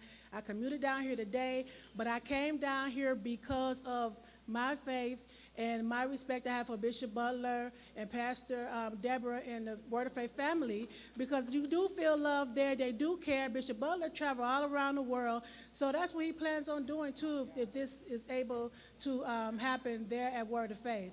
And one of the things, though, that I would like to say, because when Brenda Lawrence, Congresswoman, had spoke, she did say she was concerned about the citizens. I lived in Oakland County for 7 years, and I would be concerned, too. I'm a mother, a grandmother, and so I would be concerned about my children, too. So if that does happen, could we have the same newsletter you sent out to tell people that this drilling was going to start? If it does happen, can you send them out newsletters to keep them on top of what's going on with the drilling process?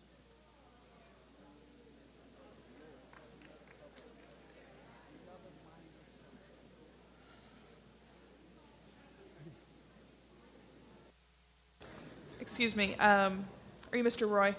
Okay, before you get started, if I could call down Jeremy Salinger, Richard Hewling, Warren Heth Hewling, Latifah Wofen, sorry if I butchered that one, and Stephanie English. Thank you.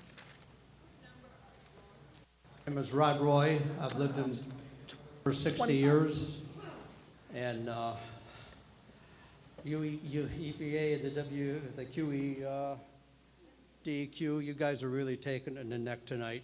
Not that you don't deserve it. I mean, after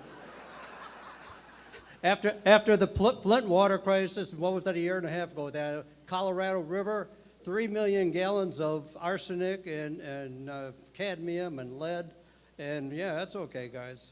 Nobody minds 3 miles of yellow water that'll be there for decades.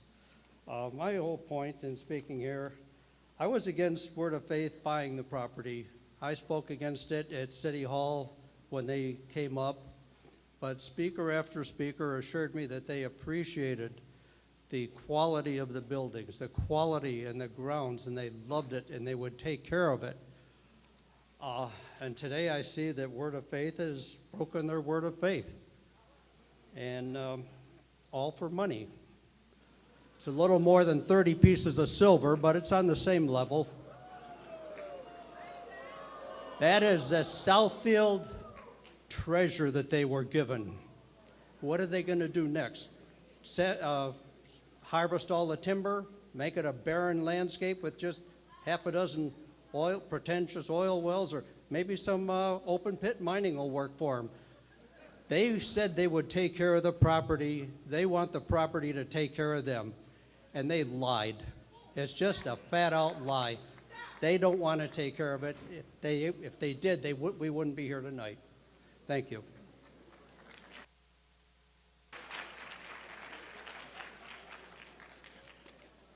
Hello, my name is Jeremy Salinger. I've lived in Southfield for most of the time since 1965. For the past 36 years, I've lived on Lois Lane in the same square mile as Word of Faith. I graduated from this school, as did my 4 children. I am here to request the MDEQ deny the permit to drill in our neighborhood. I'm a PhD systems engineer with many years of experience doing risk and hazard analysis. My conclusion, based on the available information, is that the proposed drilling and extraction methods pose an unacceptable risk to the health and safety of the residents in the neighborhood. Several factors lead me to this conclusion. First, this is a densely populated residential area where many of us get our water from wells on our property. Any contamination of the water could affect all of these people. Now, I know that Jordan Development claims their methods do not endanger the water system. They state that the record shows that the wells they drill do not cause environmental hazards. However, the evidence that they provide is flawed. First, they are only counting contamination at the wells, not those that happen nearby or in other areas due to the transport, processing, and disposal of the chemicals used in the waste produced by their drilling operations. This hiding of the most significant risk was disclosed in a study by the Alliance for the Great Lakes, which identified from 3,000 drilling sites that they studied in Michigan. They found that the contamination problems existed at 200 of them, nearly 1 in 15. 25% of the cases involved drinking water problems, and none of the sites with groundwater contamination had been remediated by the time of the study. They found that problems generally don't occur at the wellhead, but the problems occur at sites that support the drilling and extraction, either nearby or farther away. So saying there are no problems at the wells is misleading. I have read that Jordan claims that the chemicals they use are primarily the same as found in bleach, implying somehow that this is harmless. But mercuric acid is not just bleach. It is concentrated and used to dissolve rocks. It is significantly caustic. I'm sure you're aware that chemicals like these are considered hazardous chemicals in industry. I ask that you consider the health, safety, and welfare of the community that lives close to this site. We rely on government agencies to enact and enforce regulations that prevent unnecessary hazards to our health and welfare and our safety. We rely on you to prevent abuses and put us and our children abuses that put us and our children in harm's way. There will always be economic and political pressure to accept higher risks. Life is not without risks, I know that, but when it comes to keeping our water supply safe, our state has not been doing a very good job. Michigan already has too many communities where the groundwater is contaminated. Let's not make another mistake. The cost of hasty decisions or poor judgment can be orders of magnitudes greater than the economic benefit that is hoped for. Please deny this permit. Good evening. My name is Latifah Wooten. In 1991, my husband and I purchased a lot here in Southfield, and we built our home on it. We raised 3 children. My home is part of my legacy, and I'm praying that my legacy and dream does not turn into a nightmare. To DEQ Supervisor of Wells and Permits, I am requesting the permit submitted by Jordan Oil be denied. I sincerely hope that I am appealing to the right agency. The perception of the agency's mission statement and rules is that it is more representative of and sensitive to the needs of the industry than it is to the needs of the people. Based on research that I have done, drilling in Southfield is not feasible. Don't drill Southfield because the location to be drilled is in a residential zone. According to the Colorado School of Public Health, proximity to oil and gas drilling presents increased risk for negative health effects. Those living within less than half a mile from wells are at greater risk. I live less than half a mile from the site. Don't drill Southfield because the use of oil extraction techniques like acidization, and I know you guys said that the hydrofluoric acid would not be used, it would be hydrochloric acid, but I would also say that that is quite dangerous as well. Allen Co. Energy leased land on a church, and some of its oil wells were acidized. The site borders low-income housing, schools, and daycare centers. Immediately after drilling, residents began to complain of nosebleeds, headaches, and nausea. The EPA investigated, and they too became ill. So we know air quality is affected. Don't drill Southfield because it will contaminate the groundwater. In spite of the oil industry's views, it rarely happens. According to the Associated Press's review, Pennsylvania's confirmed at least 106 water well contamination cases since 2005 of 5,000 new wells. There are 5 confirmed cases in the first 9 months of 2012, 18 in 2011, 29 in 2010. More data is available. Don't drill Southfield because I love the fact that it is teeming with so many different species of migratory birds and other wildlife. I enjoy nature walks in the wetlands and woods in spring and summer. The U.S. Fish and Wildlife Service estimates that 500,000 to 1 million birds are lost every year in pits used in exploration and production of oil and gas. Don't drill Southfield because our property values will be decreased. Homeowners, such as a woman in the suburbs of Cleveland, have been trying to sell for 2.5 years. Her home is listed for $250,999, down from $389,000. With several oil gas wells behind it, she says potential buyers won't take, they don't want any part of it. The owner calls it a lovely home on top of an industrial site. Finally, don't drill Southfield because of the Flint water crisis. The DEQ at this time is not prepared to take on supervising and monitoring of operations of yet another oil well or wells, and I know that's not your division. Also, to Word of Faith International Christian Center. Okay, all right. Thank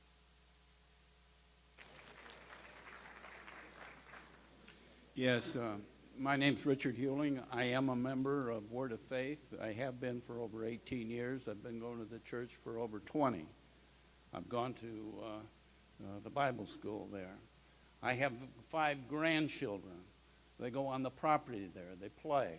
We have a live and well-organized church. We are, I believe, an asset to the community. And I want to say this much, that you may see Word of Faith there, but you act like only a few people go on that property. We seat 5,000 in our sanctuary for church on Sunday. And I would venture to say here that the people that do have natural water wells in the country and around the church probably have more susceptibility to the groundwater pollution from the salt and also the fertilizer off the land than this well. I want to thank DEQ for giving the illustrations on the screen of how it's going to be drilled, the safety that's involved in it. Now let me say this much about Word of Faith also. We're all about doing things in a servant and a good stewards to the land. And when you see Word of Faith, you can look at a website and see the home page. That's just a part of it over at the corner of 9 Mile and Evergreen. We have churches on 4 continents. We can't number, we don't have the number of the total involved with this. We have over 4 Bible studies. We are stewards. Now you can talk about the taxes, but the purpose of the church in this country, and the tax exemptions on the church in this country, was to take care of the people in the community. And we do this. We do it in Thanksgiving. We do it at Christmas. When Flint had a problem, we donated monies and we donated water to thousands. Now I ask you in Southfield, what did you donate to Flint? Okay? Now the other thing is, you talk about the trees. We would like to do more for the trees. The property there should have had the trees harvested when we first came on the property to thin them out so we wouldn't have the disease and we wouldn't have the borers. So With that in mind, I'd just like to say that we'd like to have you go ahead with the drilling. Will be a benefit. The monies will be used.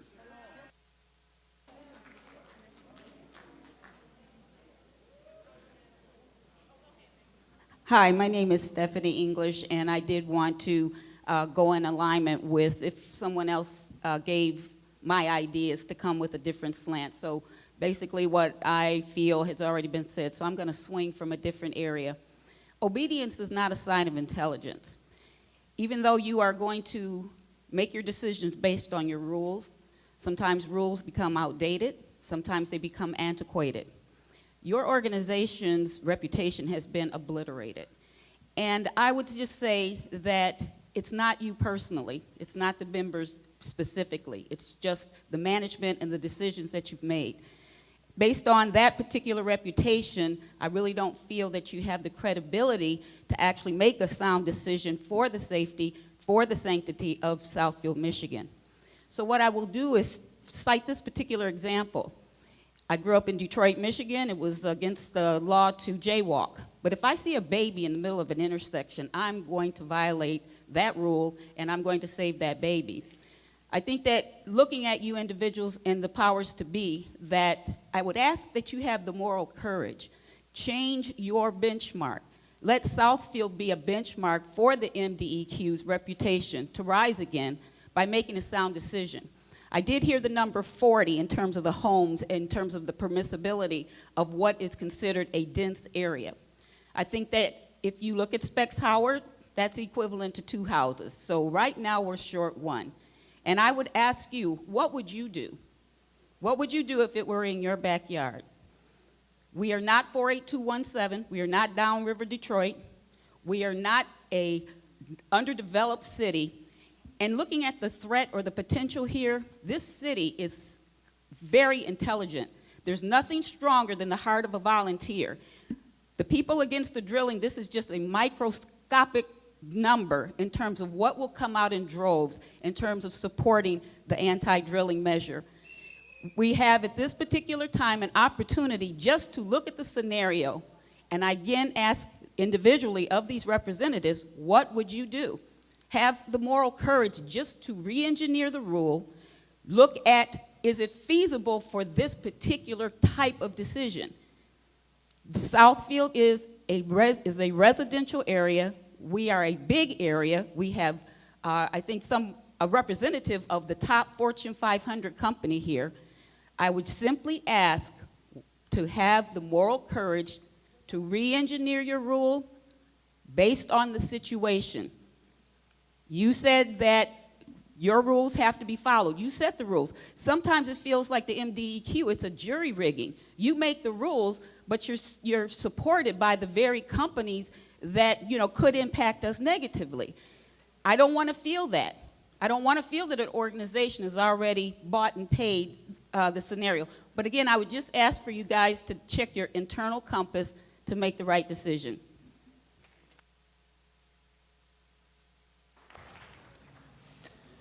Okay, a couple things, guys. Just want to check in with you. It's 8 o'clock. Okay, we have heard from 25 people. Okay, I have 155 names. Okay. Certainly we can call more people down to the microphone, but everybody gets their 3 minutes. And so, we certainly do want to hear from everybody, but we also have an interest in getting y'all home at a respectable time. Okay, so if we could sort of limit the sidebar conversation. Okay, and if we could just stay focused in our comments, and again, if you have, heard your comment well expressed, please feel free to concede to your neighbor.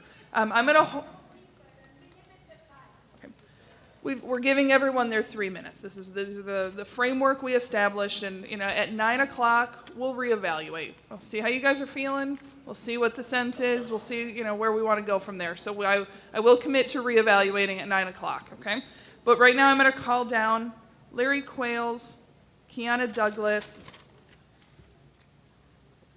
Edward Allen, I apologize, Mrs. Allen, I can't make out your first name, Phyllis Turner, and a Mr. Manning. Well, I apologize, it might be Mr. or Mrs. Andrea, perhaps, a retiree. Andrew. My apologies, Andrew. I'm not trying to criticize your handwriting. If I could have those folks come on down and prepare to make their comments.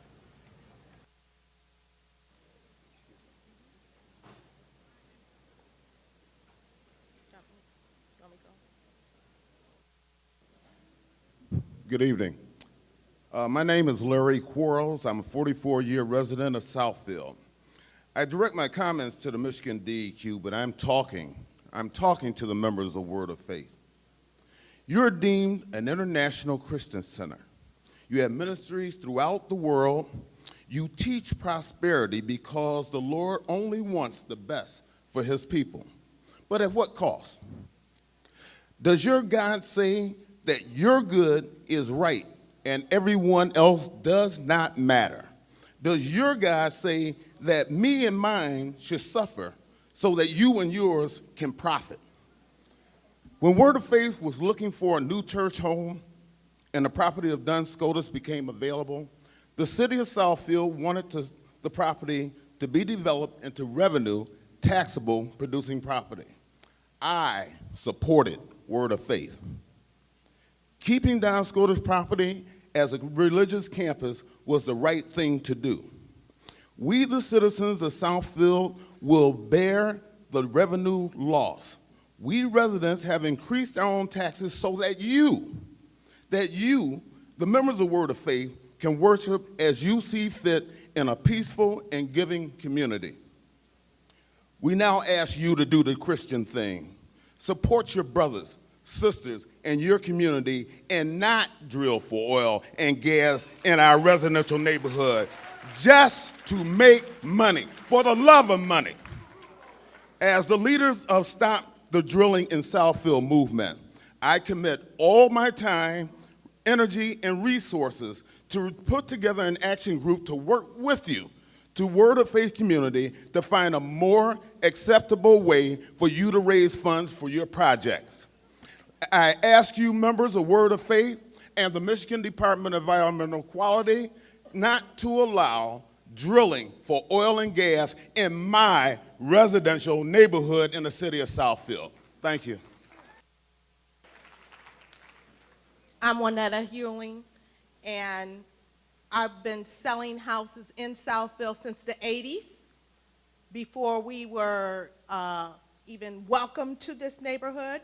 As the one gentleman said, I have homes. I have a home here in Southfield. I have a home in Royal Oak. I have a home in Holly, which is right next to Flint. I was born in Flint. So I understand what they're talking about. We have well water in Holly. But also, I know that, like you said, you have to abide by the laws. And if the law says it should be granted, it should be granted.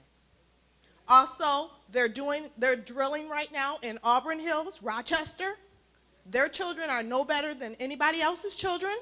They're also watching over it as a local government alongside. They're drilling for natural gas and oil. I haven't heard that mentioned. There's not a problem there. Also, the one in Novi, there's a playground right next door. They have put, Bishop Butler and our congregation have put well over $39 million onto that grounds. And I would not even fathom to think that he would do something to endanger that property. Also, one of my homes is by an airport. It has been expanded several times. My property value has not went down on my home. Also, taxes.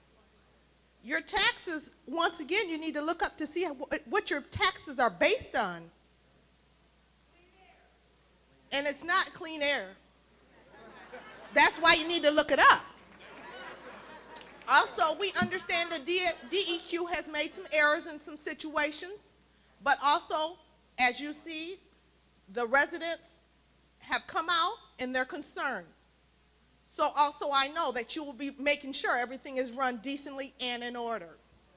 And the one thing about the bishop, we do not disrespect any man of God or anybody in political arena. It says you need to respect the mayor just like you respect our man of God and anybody else's man of God. That's where we had a problem. Also, the last thing I want to say is, as far as the trees and everything else that's on the ground, they're worried about the wildlife. The airport has expanded twice where I live. I still have squirrels, snakes, herons, everything else. That does not make the animals run away. So the noise from the planes does not make the animals go away. I wish they would, but they have not. So thank you for your time, and we respect you putting up with this.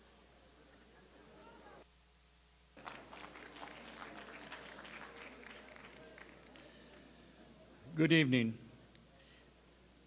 My name is Les Wygum, resident of Southfield for 42 years, president of the South Burgess Homeowners Association just down the street from the church.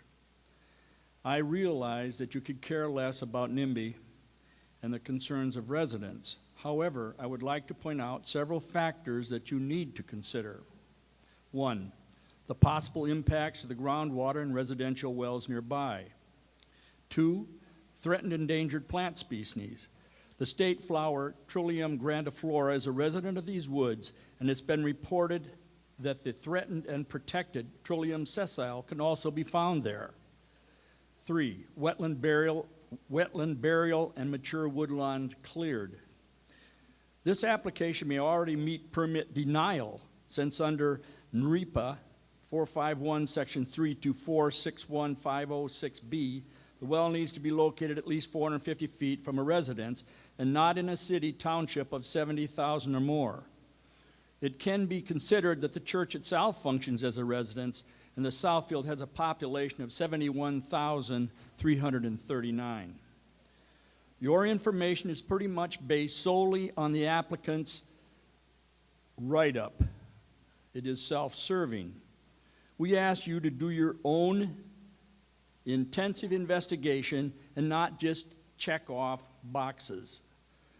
The decision of this permit application is made by the Office of Oil and Gas Drilling and overseen and okayed by the Assistant Supervisor of Wells, who was appointed by the Director of the MDEQ. We would ask the Assistant Supervisor to give careful consideration to this permit. The MDEQ did not do so in regards to Flint.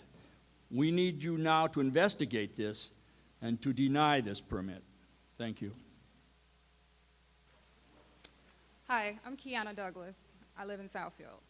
You've already said that you sent field representatives. You've already said that you took into account the effect on the groundwater. You've already done those checks and balances. Your presentation tonight was excellent in my opinion. It solved the lingering questions that I had, and the data that you put up actually matched a lot of the research that I did in my own private time. So I knew that those numbers were real and you weren't just putting something up on the screen. So I was pretty good after the presentation, but then I had one nagging problem, and I thought, wait a minute. So you mean to tell me that the application's good, everything's been filled out correctly, you're capable of handling this and making this decision, yet you delayed the permit past the statutory deadline?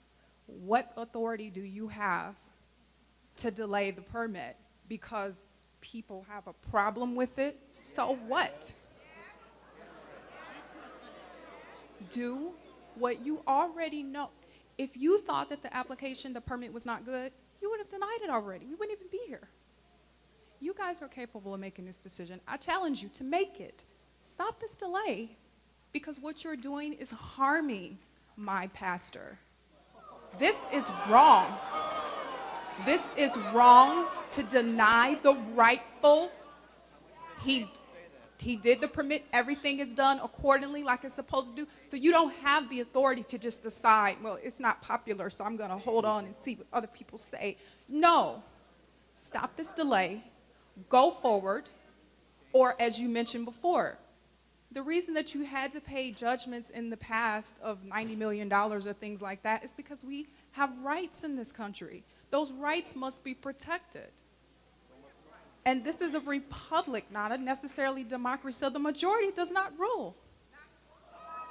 It doesn't. So please, do what you have to do, move this forward. Thank you.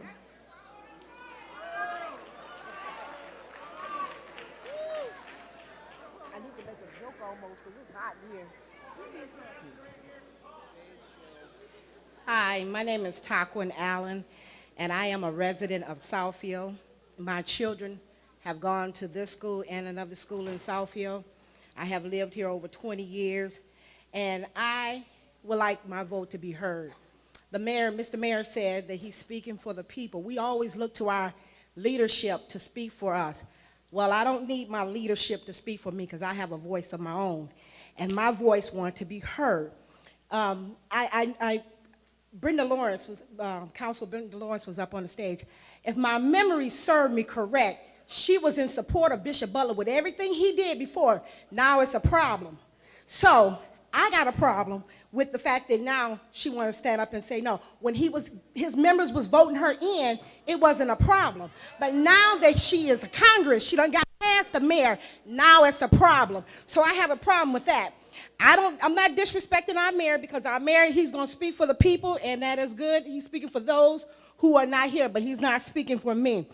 I feel that, Miss Allen said that if she pay her tithes here, Miss Allen also says she play here. She also says she live here. Well, I live here, and I'm an Allen also. And I live here, I pay my tithes here, and I play here as well. And my children go to school here, and I pay taxes here. And so I think I have the right to say what I feel. So I'm in support of this drill. This is their land. I have my own land. I pay my taxes here. I don't want nobody telling me what to do on my property. And so I'm not going to tell them what to do on their property. I expect you've been appointed for your assignment. You're on your job. So I am not going to tell you how to do your job. Just do your job. That's all we're expecting you to do. Do your job. We pray for those in authority. You are in authority right now. So do your job. So if they want to drill on their property, let them drill. I ain't got nothing to say about what they want to do on their property. I don't want you telling me what to do on mine, and I ain't going to tell them what to do on theirs. And nobody have the right. And I have well water, and I live right around the corner from the church. So I don't care what they do on their property as long as they follow the guidelines. And I expect you to do your job and oversee them to make sure they're doing their job. Because we have, each time you guys have asked for us to pass a millage, whether we voted for the millage or not, whether they passed it or not, we still have to pay with our taxes. So why change now? Do your job. Do your job. We're going to have an opinion regardless. Everybody got an opinion like our bishop said. Everybody got an opinion like butts. They're big, small, little, fat, wide, flat. So all I expect you to do is do your job and leave the rest alone.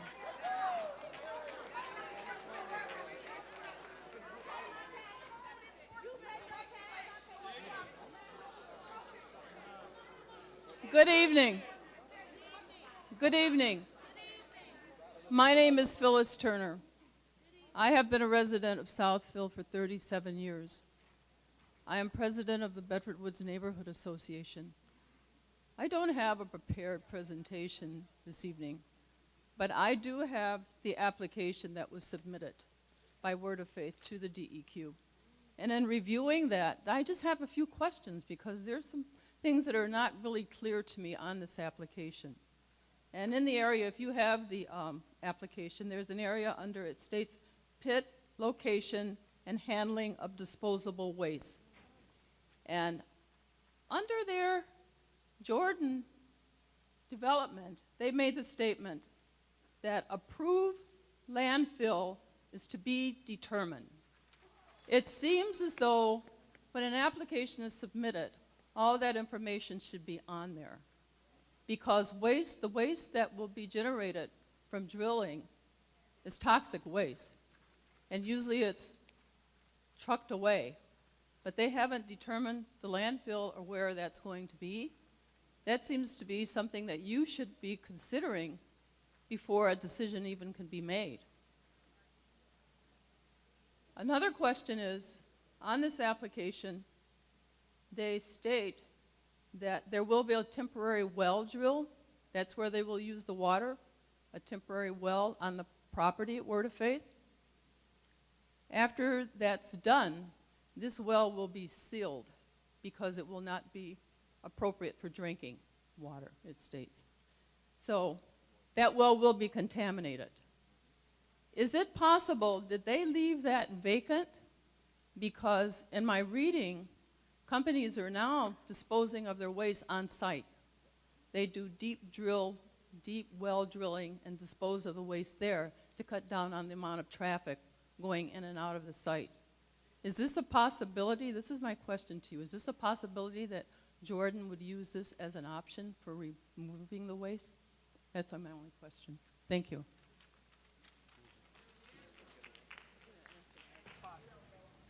He's going to respond to her question. Yeah, I've got the application area that you referenced right here. It's fairly typical for an applicant not to put the landfill down in that area. Really, it just needs to go to a licensed Class 2 landfill is where it goes, in which there's several of them in this area. If it was something that would give you, a little more peace, I'm sure we could have that added to this, to the final. But shouldn't that have been there before you even considered it? Like I say, there's many options in this area for that waste, and it's fairly common for applications to come in with that to be determined location there. Now, as far as the water well goes, it's a temporary water well. It's not meant for disposal of any kind. The reason that it's not meant for human consumption is because they're not going to go get a permit from the health department for the water well. It's part of our permit that gets issued, and actually the final plugging of that well is more rigorous than a typical water well, a drinking water well out there that the public would use. So, Contaminated by the chemicals that are using during the water, them using the water? Cement it. because they're done with the water well. They're just using it for the drilling of this well. They're using it to get water for the drilling of this well, to create the drilling muds, and that was shown in that slide. It's a temporary water well just for the use for drilling this well.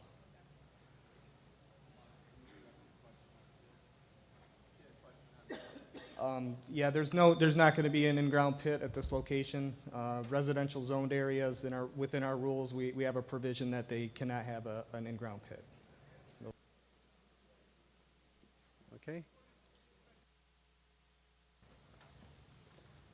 If we could have Bern Schwartz, Gail Turk, Michael Dunham, Nancy Poprovsky, and Nancy Smith come on down, please.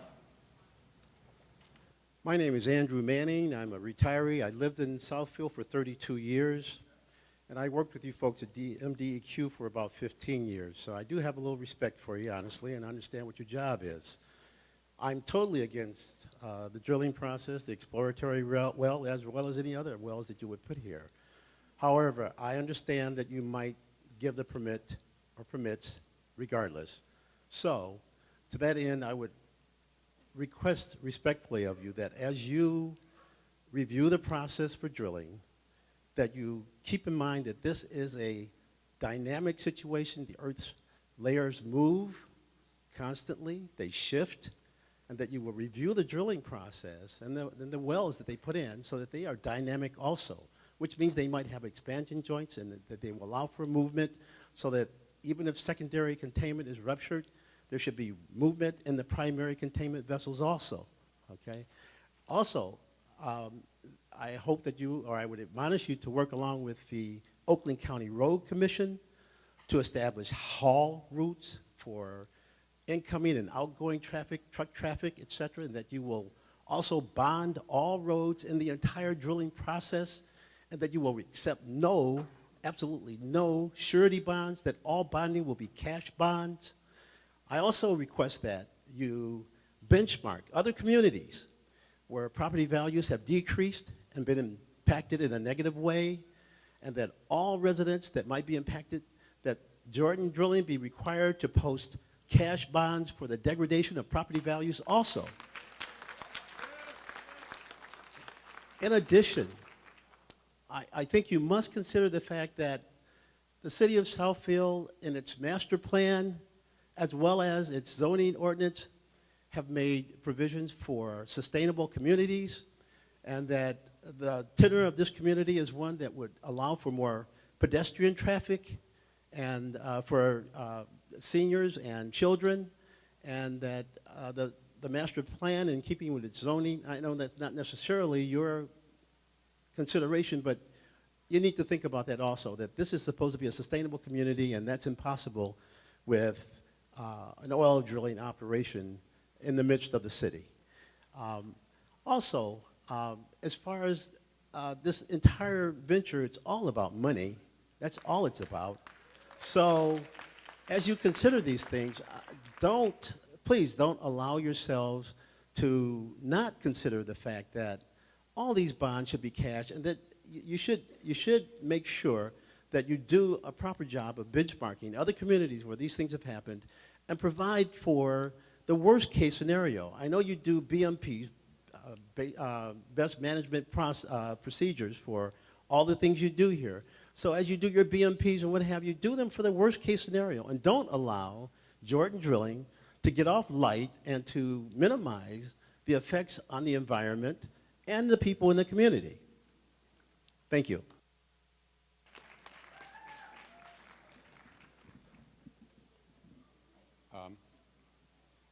My name is Bern Schwartz.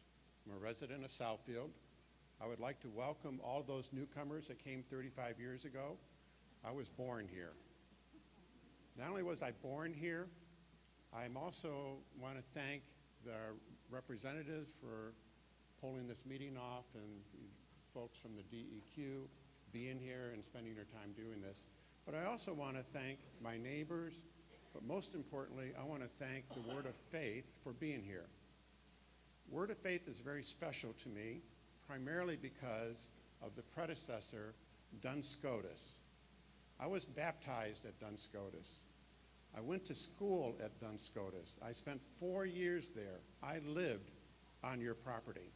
I know your grounds. It is a beautiful grounds, correct? Please keep it that way. Please keep it that way. You have virgin forests, and I'm going to have a question for you folks. You have natural prairie grass. Duns Scotus was a research center for Cranbrook Institute because of its beauty, its rarity, its prairie grass. Everything about it is pristine. It is a natural beauty for Southfield and for Michigan. As DEQ members, you probably know how little virgin forest we have in Michigan. We have it at 9 Mile and Evergreen, and I would like to keep it that way. And sure, you're talking about, only one little spot that's going to be cut. That's 1.5 acres of land, and for one of the previous speakers, the impact on that is going to be disastrous. But it's only not just one site. This is a drill to determine whether there's oil or gas underneath there, right? And if there is, I have heard there will be more drills going on at the Word of Faith. More destruction, more impact to the environment. Please, in your heart, in your soul, in your God, do not allow that. Please. EQ. I have a couple of questions. I am a resident. I live about 1/4 mile down the stream. Somebody spoke here earlier and made a mistake. The tributary to the Rouge River is not 1.5 miles away. The tributary to the Rouge River is on the Word of Faith property. It's on the northern end of Word of Faith property. I've walked that. And not only did I walk that to my house. I live 1/4 mile down on the stream. I'm worried about pollution of that stream, impact on my water. I have well water. So the questions to you are, does the DEQ take into consideration rare plants and animals in virgin forests when you give these permits? Number two, if my well water is contaminated, do I have any recourse against any of the organizations involved in this decision? Thank you.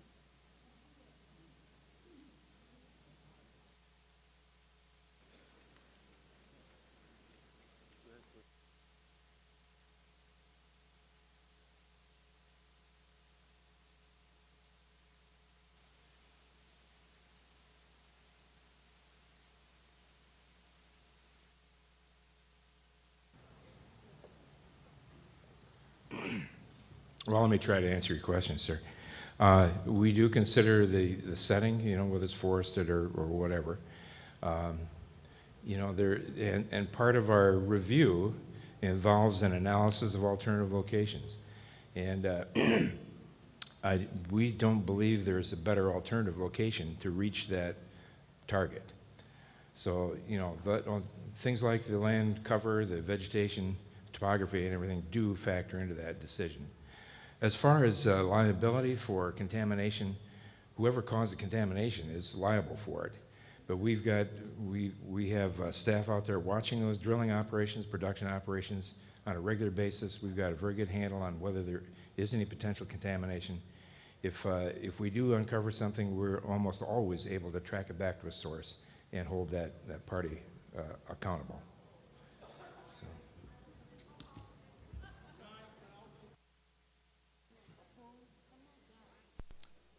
Good evening. My name is Gail Turk. I live on Plumbrook Drive. That's the street that is the western boundary of Word of Faith. I've been there for 23 years. I'm also a member of Word of Faith International Christian Center, been one since 1981. I've been a part of much of what the Word of Faith has been about and how they've changed communities as we've grown. Much of what I wanted to address in terms of facts has been shared. You've got it. My occupation, I'm a construction consultant. I'm not an expert in remediation, but I handle remediation projects. But what I've heard here tonight, basically, is that make me wonder, are we in a country of laws here? I thought that, I know Word of Faith, we abide by the law. We believe in decency and in order. So if our application does not comply, then you know what to do with that. If it does comply, then it's incumbent upon you to pass it. So I'm in support of it, but I'm concerned about some of the comments that's been made here.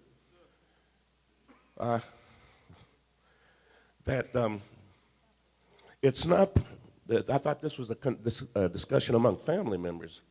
Seems like we got some haters in here. Our church, I mean, we're not here to preach, and we're not here to be preached to. We're here to abide by the law as you wrote them. You're the experts.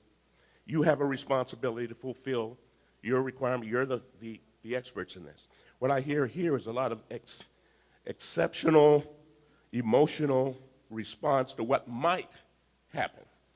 Now, if we go by that scenario, there'd be no automobiles, there'd be no gas stations, there'd be a lot of other things. Now, I live next to the church, so my property is going to be impacted by this.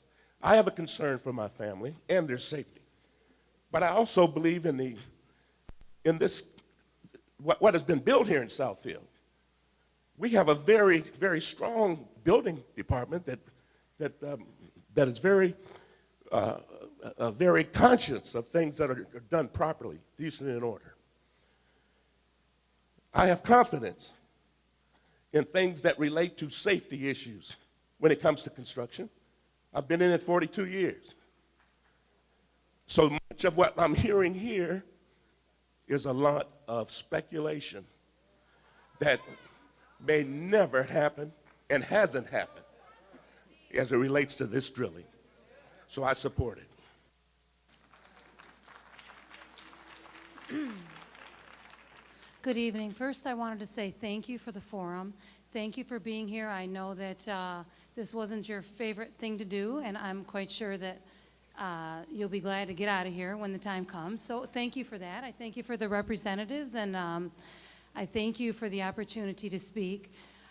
I have been open-minded and listening to everyone's arguments, and I know that we're here for a legal issue. You stated in the beginning that you were here to hear a legal argue as to why you can deny the permit, and that's what you're listening for, and I've carefully been listening to everyone speaking. I've heard a lot of people with a lot of concerns, people that live close. I, too, live in the area. I understand their concerns. I'm still waiting to hear a proper legal argument. What I have been hearing are really disgusting, behavior from our so-called family members. I'm hearing a lot of yelling. Then I hear personal attacks on a man of God, which I thought was really disgusting, because that doesn't help you in your decision. I mean, when someone attacks me personally, I don't want to hear anything else they have to say. I don't like that type of behavior. I think it's really sad in this building. I really do. I don't think attacking a man of God when this is a business decision and a permit is going to help anyone.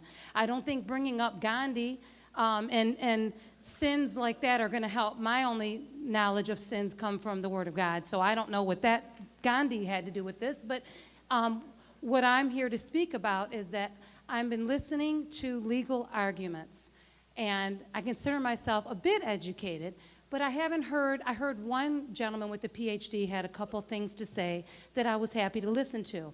But I have yet to hear anything that would be a cause for concern to deny the permit. And that's what I've been here for.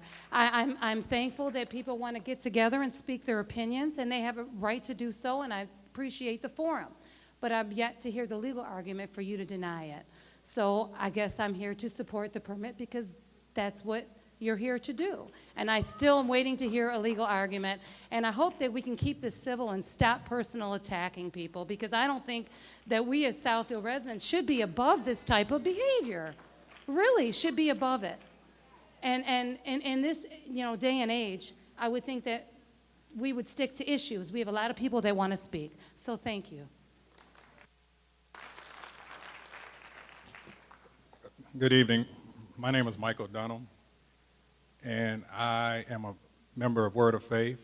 I own several properties in the city of Southfield, and of course, I'm for the permit. I believe that you do have a job to do, and I can say that we trust the DEQ because it was your job. You were hired to do a job, and we put our trust in you to do that job. I know they've been giving you a whole lot of grief, but we trust you. That's why we feel that we can make a decision based on your decision. I want to make a comment about the comment that was made about my pastor. He's a man of God, and he wouldn't have even dignified that with a response, so I'm not either. But I want to say something about, I know there's a lot of wells in the city of Southfield, and everybody's saying no drilling, but what would you be drinking if they would have put a moratorium on drilling wells right now? You wouldn't have no water to drink yourself. So I just want to say, just do what you got to do. Ma'am, if you could wait 1 second, I'm going to call some more folks down. If I could get Abby Schumann, David Ellis, Gary Cooley, Alan Williams, and Gerard Mullen, please. Ma'am, go ahead. Jared Mullen, Alan Williams, Gary Cooley, David Ellis, and Abby Schumann. Ma'am, we're going to hear from this lady at the microphone. 34.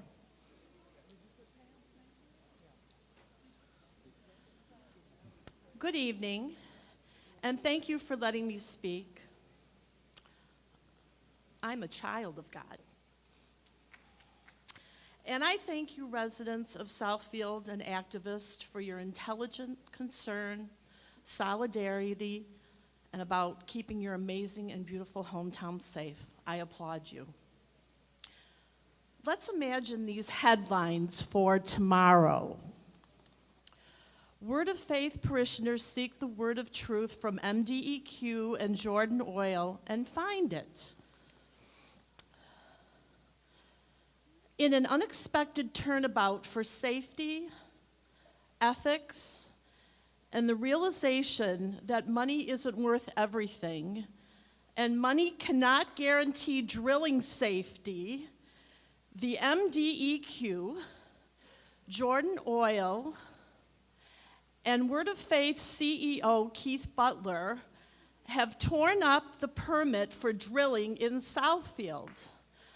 A spokesman for MDEQ and Jordan Oil admitted, Due to MDEQ's misfortunate mishandling of permitting higher levels of air pollution in Dearborn, also permitting Enbridge Oil to drill, causing the disastrous Kalamazoo River oil spill, one of the costliest in America's history and still not cleaned up, and of course the huge disaster to the poor people of Flint, they now realize that people need safety.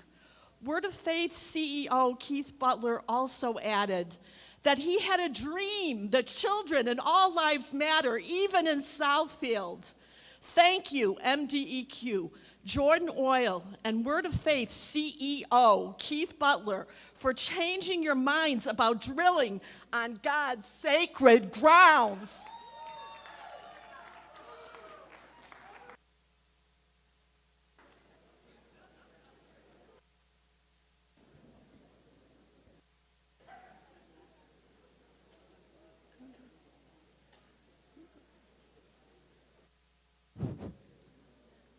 My name is Gerard Mullen. I have lived in Southfield for 48 years. Ronald Reagan once said that the 11 most feared words in the English language are, "We are from the government, and we are here to help." That is what happened in the city of Flint. And the same thing is about to happen here in this city, my city, the great city of Southfield. The MDEQ, the Michigan Department of Environmental Quality, is not satisfied with having poisoned Flint's tap water. Now they're about to poison Flint's bottled water as well. You may ask, how is this possible? Well, it is a little-known fact that much of Flint's bottled water comes from the groundwater right here in Southfield. And the MDEQ, the gang that can't shoot straight, is about to give approval for a permit to allow the Jordan Development Company the right to drill and operate a 2,900-foot deep oil and gas well on residentially zoned land in the middle of this city, the city of Southfield. To be precise, the Word of Faith property at the northwest corner at Evergreen and 9 Mile Road, just a mile and a half from where I'm standing right now. It should be noted that contributory branches of the Rouge River run through and under the city of Southfield, and that many residents get their drinking water from well water here in Southfield. It is purported that in the recent history of the MDEQ, that only 4 permits have been denied for oil and gas wells out of 9,300 applications. Not a very good omen for those of us who drink well water and or bottled water here in the city of Southfield. Thank you. Pamela Gerald. Before I get started, I wanted to say to Word of Faith members, the very first person that spoke was from your church. In my opinion, and the opinion of the Southfield residents, she wasn't quite respectful to our mayor. So let's not talk about who's disrespecting who. I've never seen so many angry Christians in my entire life. This is not about whether or not you should drill. This is about the health, wealth, and safety of the people in Southfield. Now, you talked about the law. Let me talk about some things that's on MDEQ's books. You said that you are good stewards of the environment, that you pride yourselves on customer service. My mother lives in Flint. My family lives in Flint. My mother has been in Flint for 40-some-odd years, and I go to Flint 3 times a month.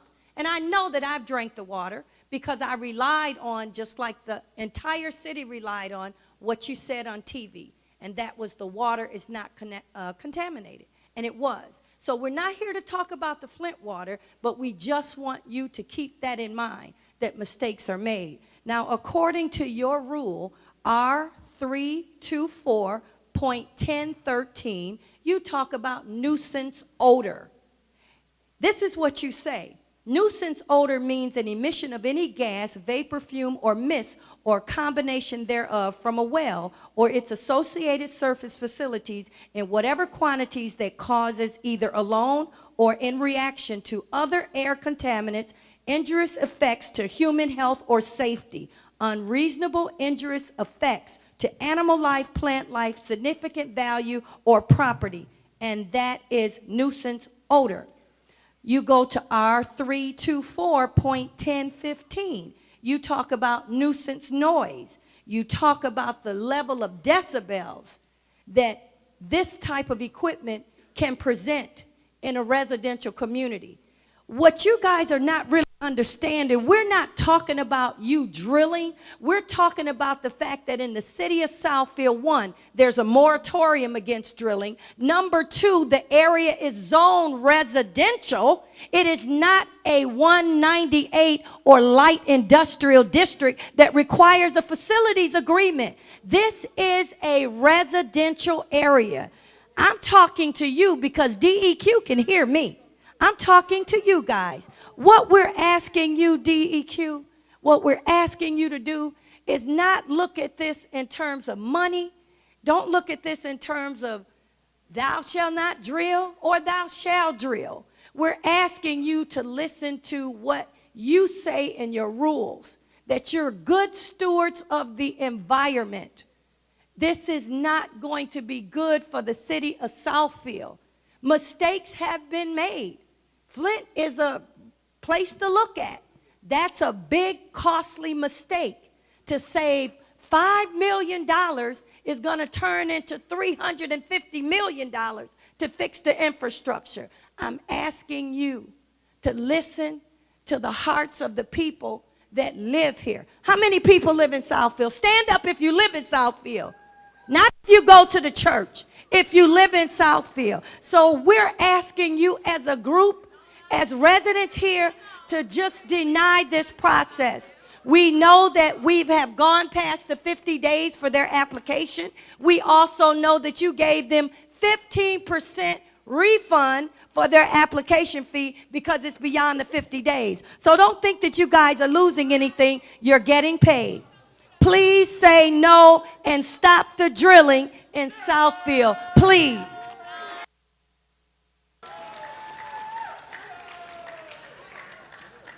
Sir, before we take your comments, I'm going to read the names of some other folks to come on down. I would also appreciate it if we could stick to the names that are being called as opposed to lining up individually at the microphone. The next names are Jane Hodge, Linda Rice, Carolyn Richardson, Alfreda Sellers, and Lisa Porter. Thank you. Good evening. My name is David Ellis. I've been part of Southfield. I lived in Southfield for 26 years or what have you, and I've been part of the infrastructure development. I work for a local utility company, so I'm familiar with the gas and oil industry and how we've planted and drilled for wells and what have you for the common good and what have you. And I also have I'm part of a company that does man camps in the Balkans and delivers them up into the northern Canada. So we're real familiar with the oil industry. What I find really hard, and it's kind of confusing for me in this space, is that inside of your oil permitting process, it feels to me that there's a disparity between local rights and state rights. And so, and this is it, eventually, it's going to land. This is going to land in a court, and because you guys are going to follow your rules based on some standards that you already have set. People here are not seeing, they don't, there's a lack of trust for the entity, barring that it's whether it's you or not. I mean, I don't want to disparage you guys in any way, shape, or form. And we talked about the 96,000, that's one of the reasons we started 96 9,600 permits, 4 or 5 denied, but I saw multiple things in your scorecard for different years. 96 one year, 92 another year, roughly around 50 denied overall. It's about 1/4% inside of that space. It feels like that, you know, that DEQ has been stuck into this place where they do just kind of rubber stamp the permits because you don't have the FTEs to actually fulfill on all of the things that you have to do if you're doing that many. If you spend 2 weeks on a site with doing 10,000 permits or what have you, I mean, you need a couple hundred people in that space, FTEs to kind of fulfill on that space, just to do the due diligence. And so I think that that's one of the gaps inside of the space. And what I'm really confused at is that is there a place in the, so the question is there a place inside of the DEQ process that understands the, like we say, the common good? Because I really don't get given the price of the barrel oil is $30 a barrel, current state, I don't see the economic upturn on this overall project. So I don't get it. I'm confused inside of the space. So I don't know if there's a place for inside the DEQ process to look at the economics associated with the process, and then also look at the governance impact. And eventually, this is all going to land. It's going to land in the governor's world. So we'll worry about that later.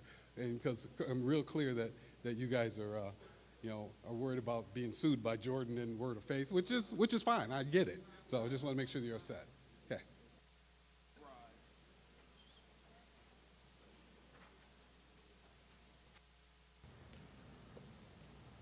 I just want to address one thing here. We've heard that number thrown around quite a bit here, 9,000 permits. You must be looking at the total number of permits for the department. We've only, in 2014, we issued less than 200 permits for oil and gas wells. In 2015, we issued 100. So do we deny very many? No, but what you don't see in that number is the permits that have been adjusted. Some of them have been withdrawn because they just couldn't meet the criteria. But it's typical. I would say the majority of permit applications we get, we get back with the applicant and say, this is inadequate, that's inadequate. So a lot of adjustments that go into that process. But ultimately, the industry out there knows what's required, so they don't even come in with a permit that they know is not going to pass muster. So I just wanted to try to clarify that. Hello.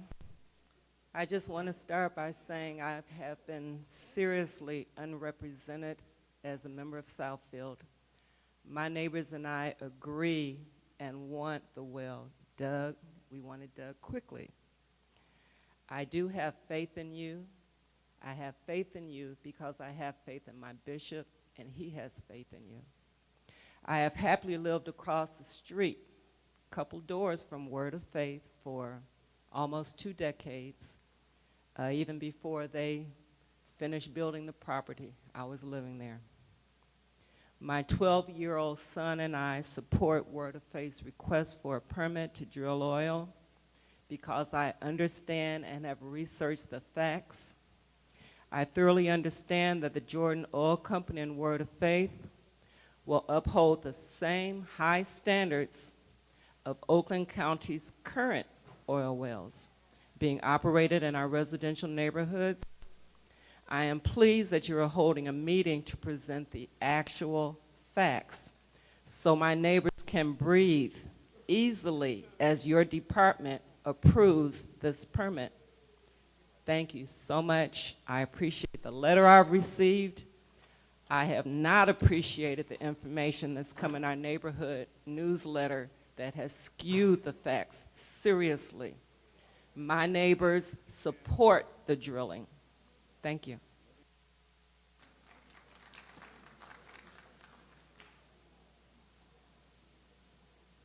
My name is Carolyn Richardson. We at Word of Faith love our Southfield community. Our friends and our family live, work, and attend school right here in Southfield. We support the drilling because we're confident that no harm will come to the community we love also. Thank you.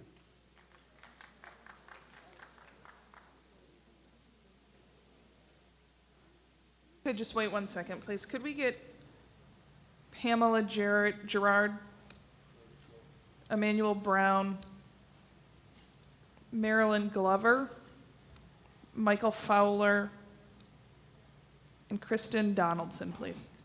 Thank you. Good evening. My name is Alfreda Sellers. I've been a member of Word of Faith since, 28 years. There's nothing that our bishop does or would do to harm anybody. I trust him. He's a man of God, period. It does not, I mean, if he thought drilling on that land was harmful, he wouldn't do it. That's how much confidence I have in him. I live in Livonia. Drilling is all over there. I have driven from one end of Livonia to the other. There's no evidence of a well being anywhere, but they're there. This past summer, this corner of Evergreen and 9 Mile was torn up, jackhammers. The sidewalk was torn, dust, everything. You put your car you drive your car. If it's clean, then you come out, it's dusty because of all the dust, the street tearing up. So nobody complained about that. Nobody complained about that. Nobody had a forum about that. Or if they did, Word of Faith wasn't invited. There had cars, even up on the grass at the corner of Evergreen and 9 Mile, where the sign is. The cars were up there, of the workers, city of Southfield. So that's all I have to say. And the point of my bishop being disrespected, I mean, that's wrong. Wrong. God bless you. I'm speaking for somebody else. Is Charlene Ross? I'm speaking for someone else. She sent me a text. Oh, yeah. And you Good evening. Emmanuel Brown, over a 30-year member of Word of Faith International Christian Center, and I used to work there as a teacher. I used to usher, so I was on the helps team. Bishop Butler is an excellent manager.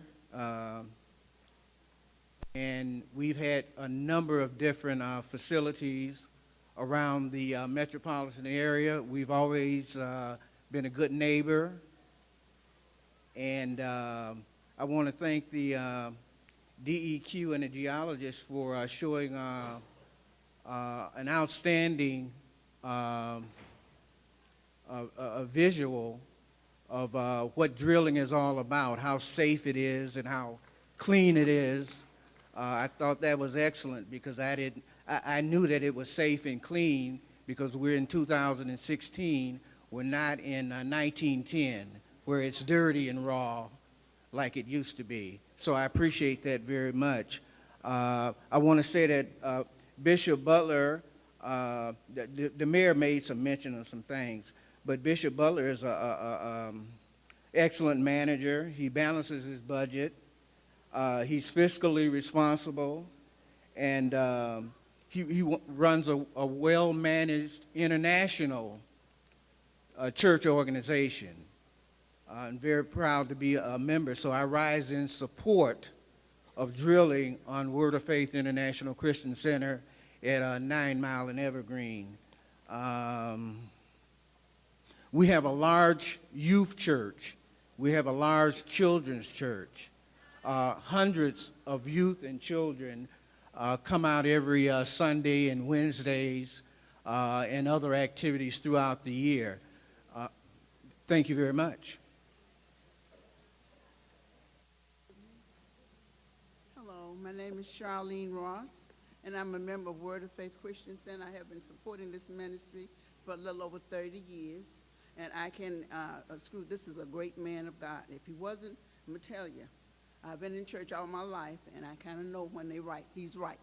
And whatever he said he's going to do to keep this community safe, if he said it, he's going to make sure everyone lives right up to it, because he believed in excellency. And whenever these wells are put in the ground, he's going to make sure he's there, have someone that he trusts, a man of God, that doing the digging and the containment of this well where it is in the ground. And I do support this drilling, and I hope you all will accept it. Thank you. Hi, my name is Marilyn Glover, and I support this. I'm a Word of Faither, and I've been there for 35 years. We have a man of God that is excellent and excellent in spirit, and he would not do no harm to our church or to anyone even in Southfield. So I want to let you know that we love you, God loves you, and we expect the best. Good afternoon, or evening, should I say. I'm Roger Goolsby, the president of the Southfield Community Coalition, the umbrella for all of our subdivisions in the city of Southfield. We represent the condominiums also.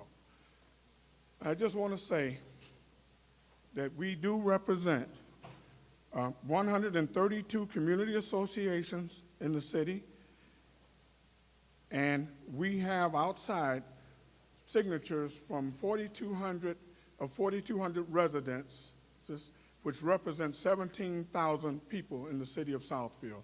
We have that outside, and if you would like to see it, fine. I'm going to deviate from what I wanted to talk about. A dismantling of a city. How many of you have ever lived in Detroit? How many live there now? You know, it's very easy to dismantle a city, and you take it for granted.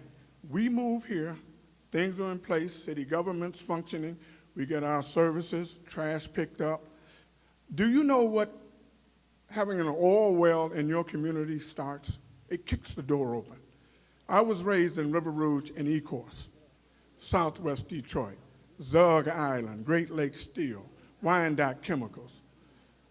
I think a lot of you need to move there to see what it's like. A dismantling of a city. People move. Businesses move. What are you left with? Nothing. This goes beyond a church.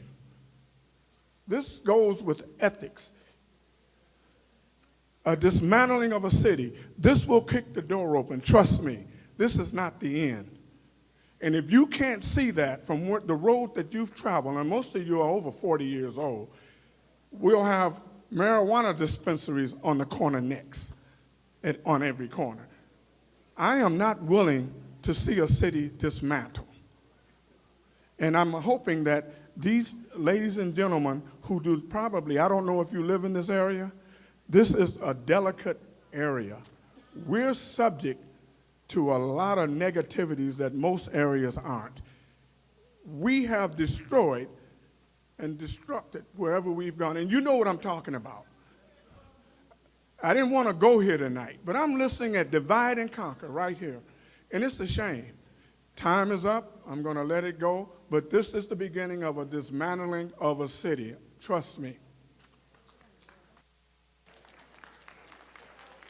Hello, I am a resident of the city of Southfield, and I entered this process with an open mind, trying to get some information, and I attended the meeting at the Civic Center and was greatly disappointed at the one-sidedness of the information that was presented, and when some poignant questions were raised, the answers were skirted. In coming tonight, I got some more answers to some of the questions that I have, but one of the things that really is kind of pressing to me is that if you look at just objectively at the Word of Faith organization and the number of people that visit that campus weekly, it seems to me that it would be a disservice not only to the community but to the members that support that church if this endeavor was going to be detrimental in any way to the health and safety of those that are in very, very close proximity to that property on a daily, weekly basis. Also, one of the things that has occurred to me is that if there's no legal basis to denying this, and if, as in the city of Farmington, that there was a lawsuit brought against the city, then the taxes of all of the residents will have to be somehow modified or adjusted to meet the payoff that was the result of the denial of the application. So I think we have to really think about every decision that we make has an opposite effect. And we have to look at both sides and really make sure that if we're waving our hands, that when we have a tax increase, we're going to wave our hands and say, okay, because there will be some consequences that we will have to pay as a result of the decisions that we make. Every decision has a consequence, positive and negative. Thank you.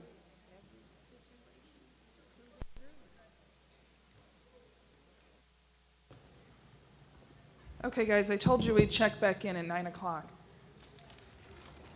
So it's 5 after 9. We had committed to holding this forum from 6 to 9, and in respect for all of your time and some of your interest in getting home at a reasonable hour, I'd like to offer this opportunity for those of you who would like to get up and leave.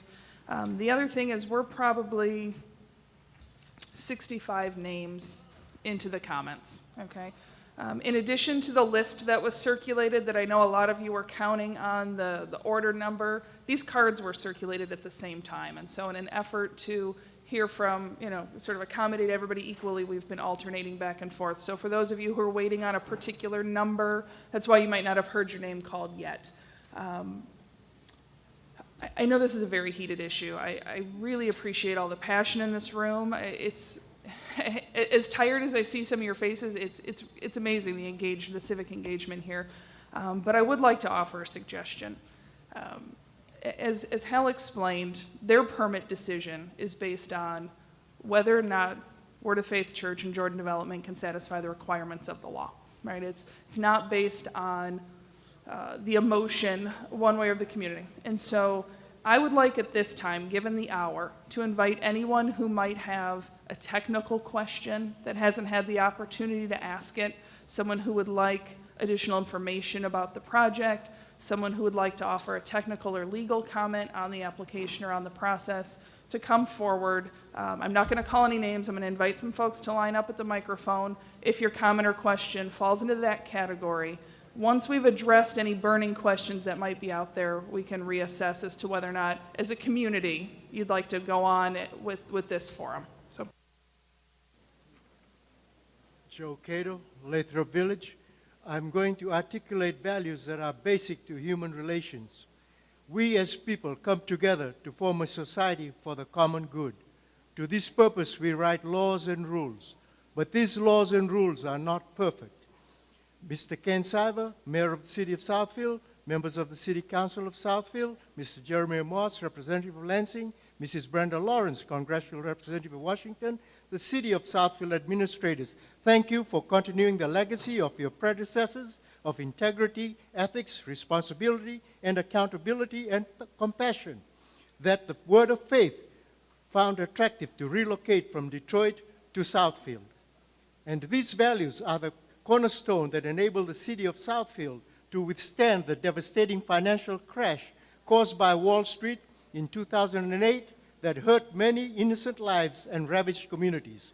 Thank you for the Michigan Department of Environmental Quality for scheduling this meeting.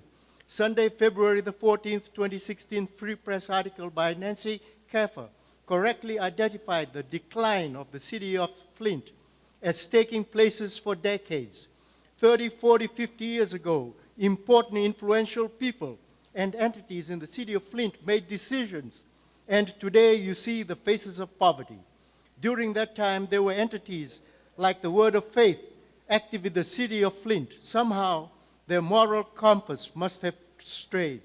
That is why it is good that we are having this meeting tonight to review the consequences of our decisions and choices. These choices may be legal, but remember, laws are not perfect. According to the Southfield Sun, February the 11th, 2016, Word of Faith minister Andrea Simpson in her email writes, "It's my hope that the MEDQ will put to rest the fears and will grant Jordan Development the word of faith, the permit for us to drill on our own property. Legally, it is on your property, but that Jordan Development will drill a well. But once you begin the extraction process, you are siphoning from all your neighbors. You are affecting your community. Your actions are not limited to the 40 acres leased to Jordan Development. And word of faith, MDEQ is not your biblical fig leaf.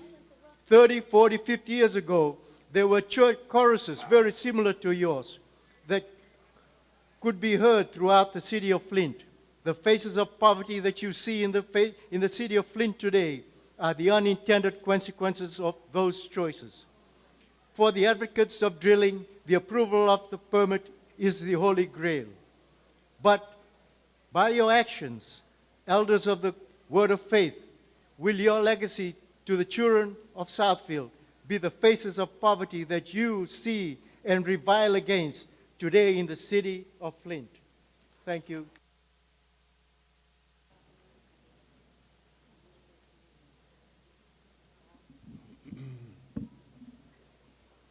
My name is John Brooks. I've been a Southfield resident for over 20 years.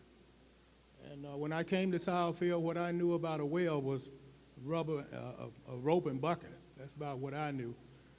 But I got me a book, and I learned, something about what a well was all about. But I heard all the comments tonight. I just want to get up here and say that, yes, Don Scotia was a jewel of this city. It still is. But ever since Word of Faith been in there, they had to fight. This is just another fight.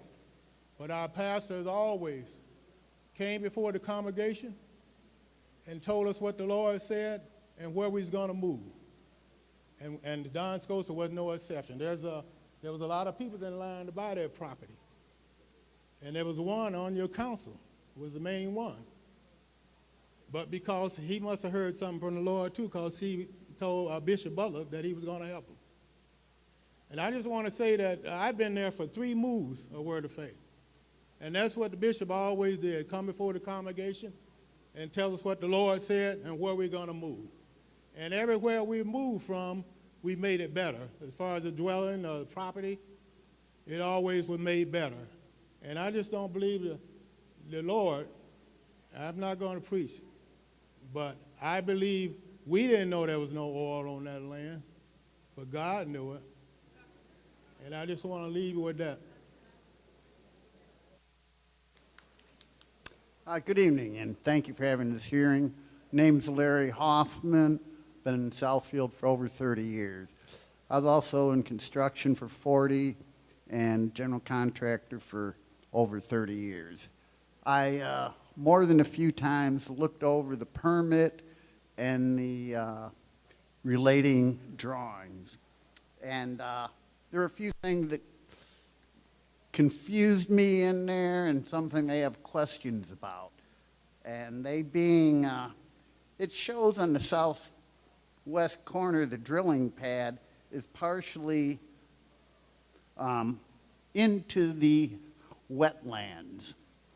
And if you look at the drawings, it even shows on the plot plan that it's going there. And then they go on to say that they're going to leave a green space between the pad and the lowlands, which I consider they must mean the wetland.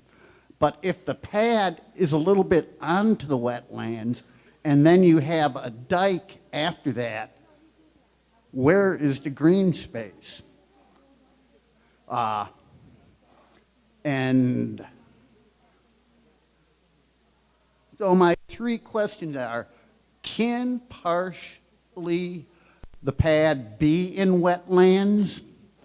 And then in their permit, they also say that a wetland specialist mapped this out.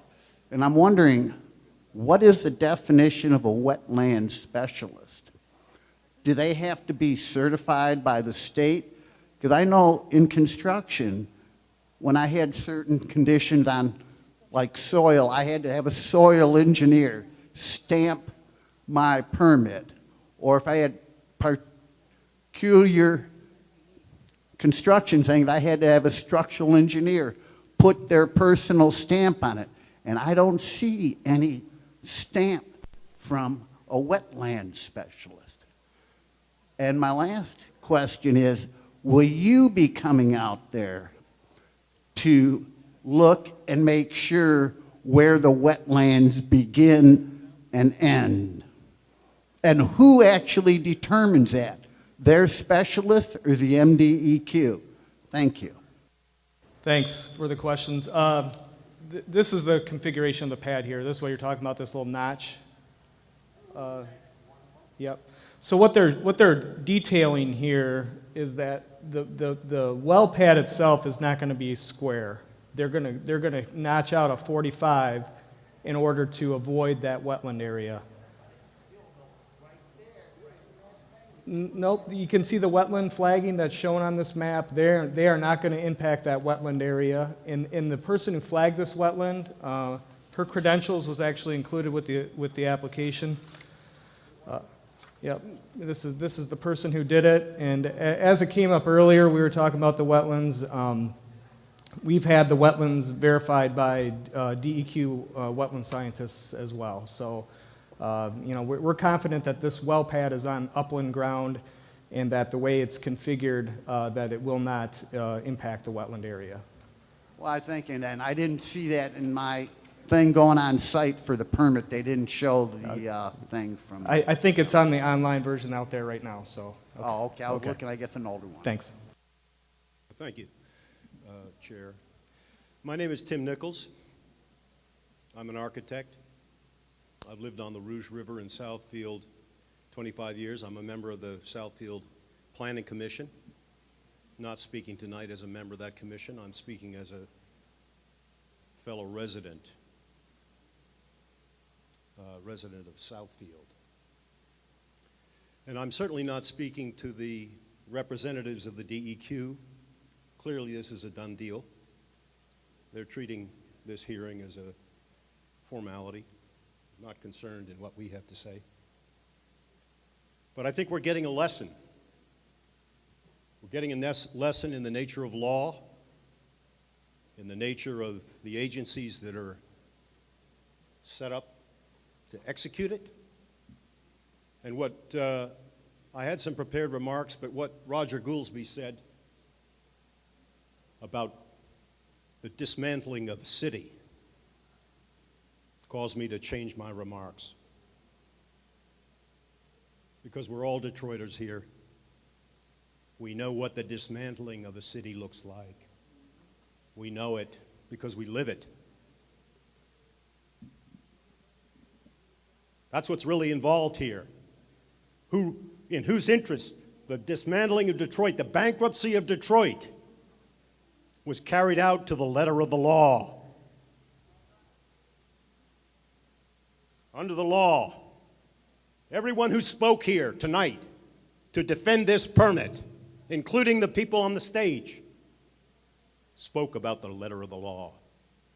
They didn't speak about the health, safety, and welfare of the people that live in Southfield or anywhere else, because this has implications beyond our narrow borders, beyond southeastern Michigan. It's national and international, the interests that are behind it. That's what's involved here. These are profound questions of the nature of law and the nature of these agencies. I just want to read a couple of remarks. I've been to Flint. I talked to Leanne Walters.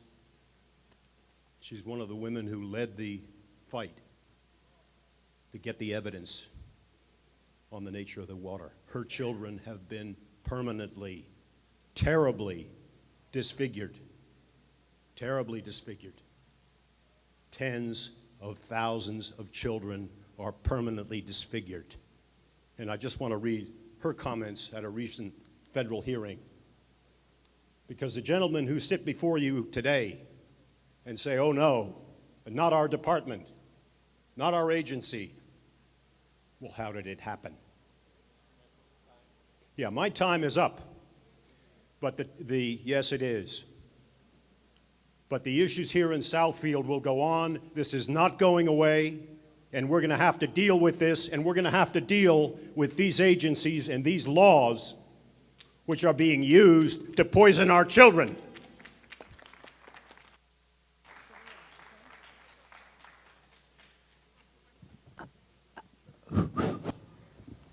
Okay, folks, if I could, it's 9:20. Out of respect for our neighbors' time, again, I'm going to ask if you have technical questions or legal comments that pertain to the decision that can be made on the permit that you come down. But I'm going to ask at this time that we stop with any particular commentary on one side or the other. And again, if you've spoken already, I'm going to ask that you give your neighbors the opportunity to speak. And so, ma'am, I'm sorry if you've spoken already, and we're going to give everyone else here in line the opportunity to speak. I'm sorry. Ma'am, if you have a technical question or comment, our intent is not to not hear folks. I think we've heard a real good representation of what's going on in Southfield tonight, but we're going to take the hearing to a close, or the meeting to a close, if there are no technical questions or comments. Go ahead. Good evening. Good evening. My name is Tony Broughton, and I am a resident of the city of Southfield. I have lived in Southfield for over 20-something years, and I own my own home here in the city. I got up tonight out of my sick bed because I wanted to have an opportunity to speak. I do have some questions. They're not highly technical, but I want to ask them because my backyard borders the property of Word of Faith. And I'm so close to that property that when they empty the dumpsters on Tuesday at 2 in the morning or whenever, I hear it in my house.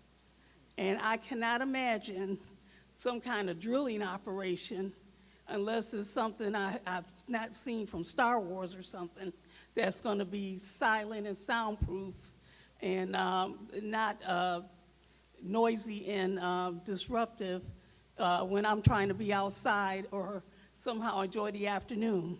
And heaven forbid that there be odors, because I've heard discussion back and forth about that. Well, who's going to smell them first? That would be me. Now, I've heard a lot of what has been said. It appears that the law is on the side of the people that own the property and the people that are questing to have this done, and it's probably going to happen. But I do hope in the bottom of my heart and in my pocketbook, if I can make any type of a donation, that we take this to court or that we work to change the law to reflect the fact that the residents of a community have some rights and they should be protected as well. Our property rights will be damaged. Who wants to live in a house where they're drilling for methane or whatever kind of gas? You've seen what's happened like in California where they've been trying to fix this problem for months. They can't fix it. People having to leave their homes and move into hotels and things like that. And we've seen other things. Somebody mentioned the Kalamazoo situation where they had the problem with the water there. It's not about what could happen. Things do happen. And why should we be the beneficiaries of that? We'll be the beneficiaries of all the problems, but none of the success and the proceeds. To me, that makes absolutely no sense. So I would like to say that we need to do something on a legal basis to see how we can influence this process. And my final comment is this. I've heard it said tonight that people are going to be inspecting things and they're going to know if there's a problem. I worked in state government, and unless you guys are endowed with some special money or something, they usually have like 1 or 2 people that have to oversee 50 or 60 things, and if something goes wrong, it's going to be brought to the attention by us, not your inspectors or whoever else that's going to be doing this. So I just want to say, I think this is outrageous, and I hope we find a way to stop it. My question is, do they drill? Is it quiet? are the trucks quiet when they come in and out, and what shifts are they gonna have? Is that a quiet process? Because maybe I don't have to be as upset as I am until something goes wrong. That's my question.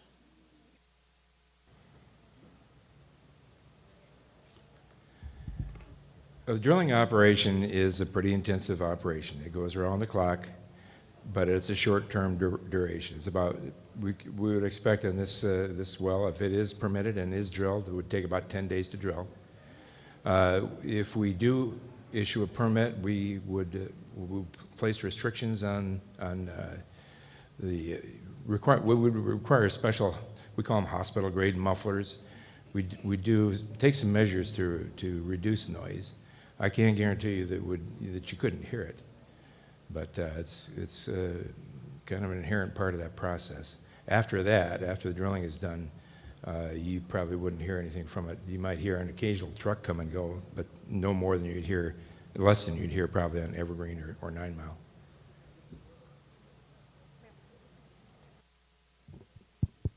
My name is Keshana Baker, and I am a member of Word of Faith. I hear a lot of people talk about how it's not about money and it's not about, you know, anything like that, and that they pay their taxes here.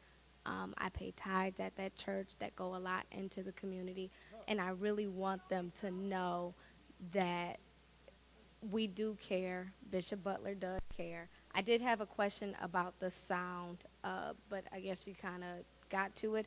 But do you guys know, I guess, the decibel range for drilling like that? Because we were told that it was kind of, or from what I've been seeing and researching, it's a smaller process than a big industrial marathon oil drilling.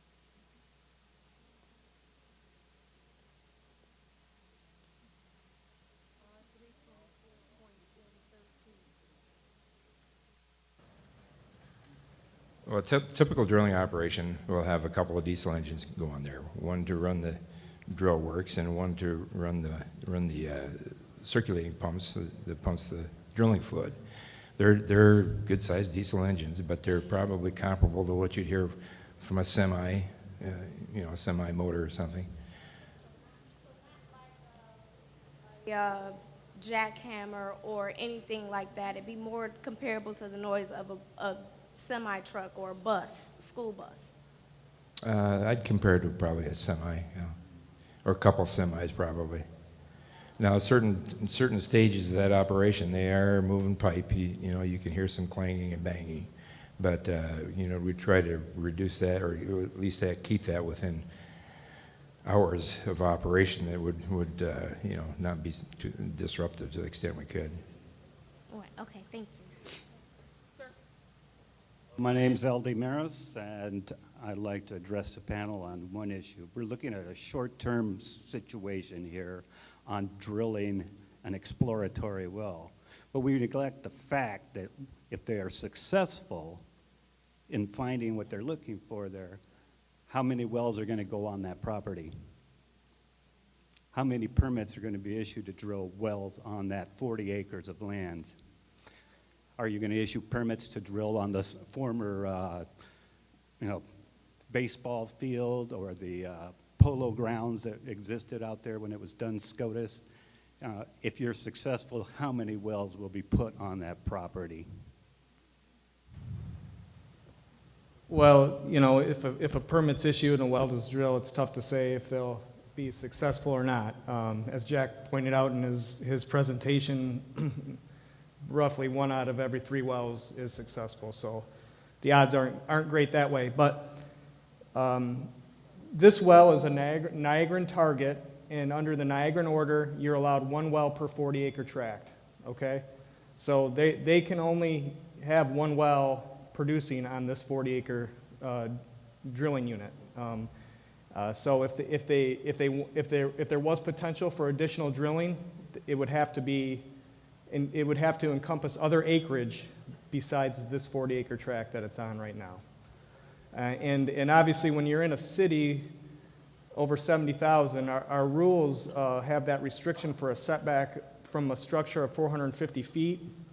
And so that limits you even further where you can have a legal well location.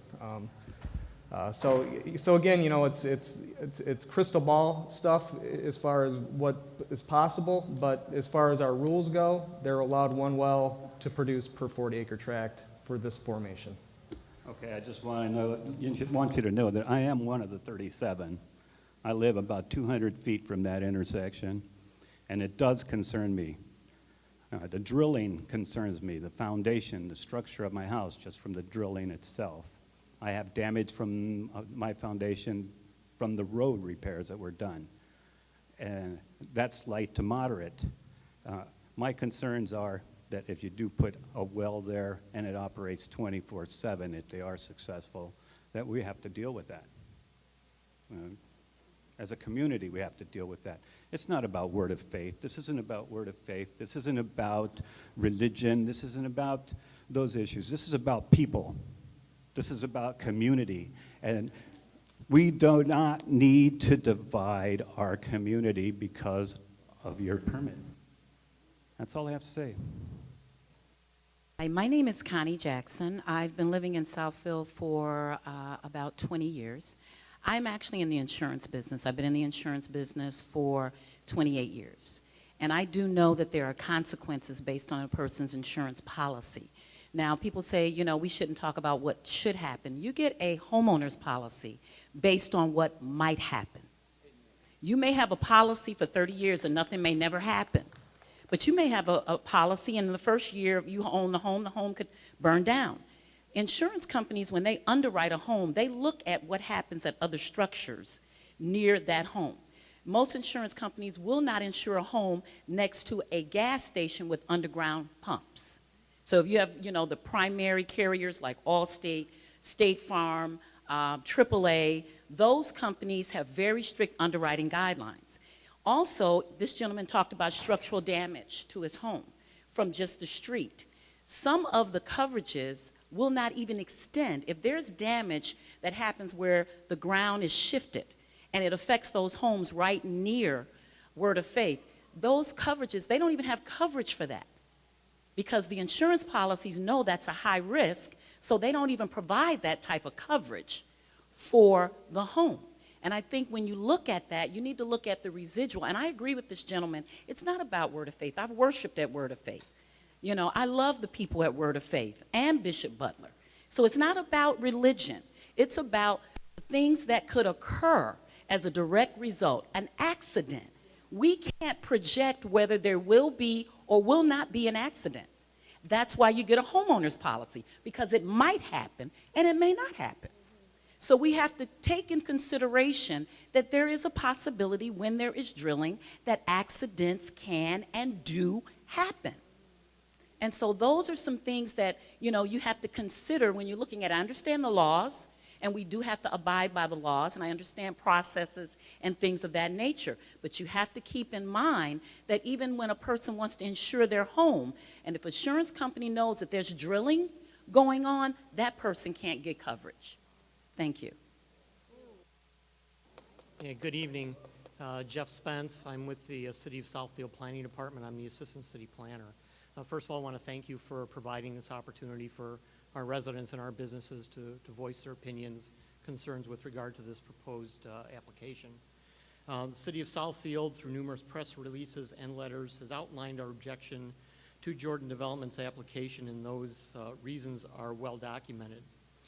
On January 19, 2016, Mr. Terry Crow, Director of Planning for the City of Southfield, posed specific questions to the DEQ requesting information and/or documentation pertaining to the well drilling, location, and permit information submitted by Jordan Development. Those questions included but are not limited to the following: how the DEQ had determined that additional freshwater wells did not exist within the required search radius of the proposed well. Number two, how freshwater drinking water supplies relied upon by nearby residents will be adequately protected should the well be developed for production. How the DEQ has determined that surface waters and wetlands, both on which reflect the temporary high water mark and nearby public recreational resources, will be adequately protected. How the DEQ has determined that legally protected species and/or habitats are not in that location. How the DEQ has determined that the application had adequately considered likely environmental impacts, demonstrates the need for the well, and that alternative locations have been adequately considered by Jordan Development and the MDEQ. How the MDEQ has determined that the application adequately demonstrates that adjoining and nearby landowners and residents will be adequately protected from potential air pollution, odors, and/or glare from handling of natural gas at the proposed site.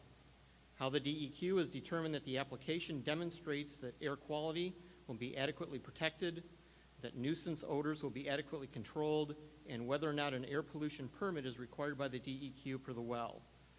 Despite this being sent to the DEQ almost a month ago, no response has been made to these requests, nor has any information been provided pertaining to the concerns submitted by Mr. Crote on behalf of the city. The city is frustrated with the lack of response from the DEQ. Thank you.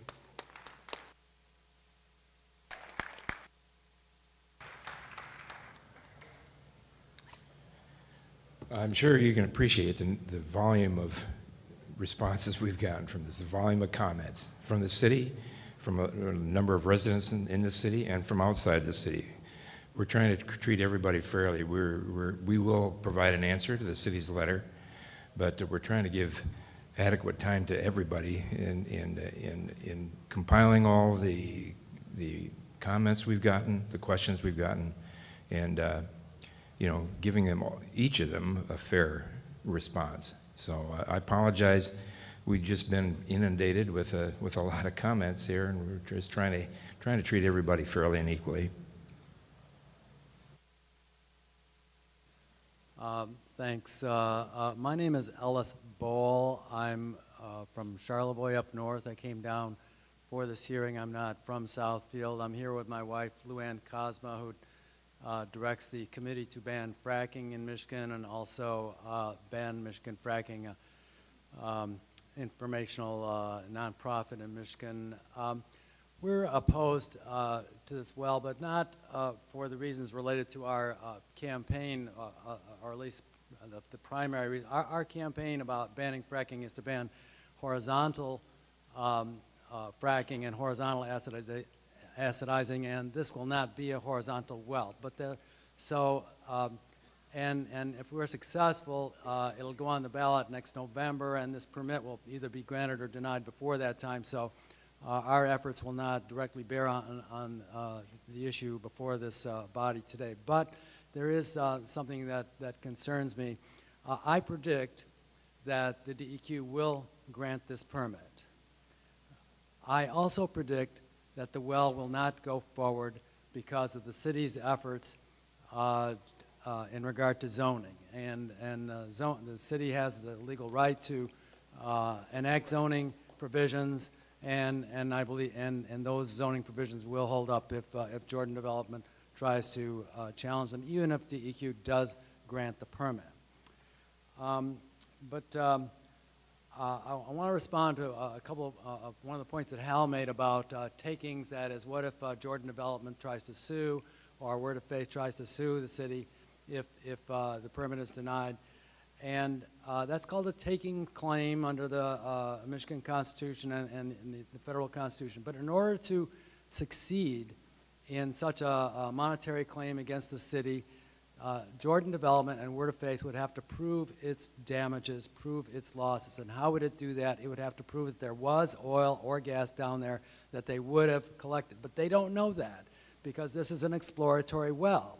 They're going to have to go in front of a jury and say, we don't know how much gas or if there's any gas or oil down there, and therefore we don't know how much money we're going to ask this jury to give us. I think that case will go down. I don't think DEQ has to, or the state of Michigan or the city has to worry about that kind of case. But there is another aspect to our campaign I do want to make mention, and that is that if we're successful, the law is going to be changed, which right now requires the DEQ to foster the industry favorably. Get that. This is the Department of Environmental Quality, but it's written into our law since 1939 that it has to foster the oil and gas industry favorably, and it has to maximize production. And that's one of the reasons why I think DEQ will grant this permit. And another reason, of course, is what happened in Flint. Now, Hal has made the point that that's a separate department, but it's not true. Dan Wyatt, who resigned in disgrace from head of the DEQ, is the supervisor of wells over Hal Fitch, over all of the regulators you see up here. He is the one who set the culture of minimalization and set the tone, and I am not aware that Keith Cray, the new director, has made any changes whatsoever since he took over.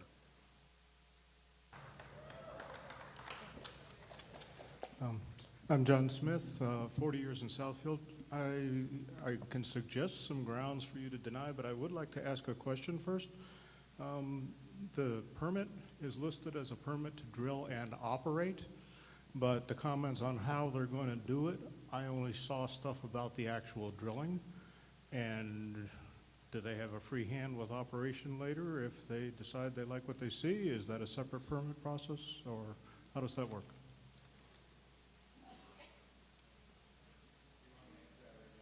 Would you please?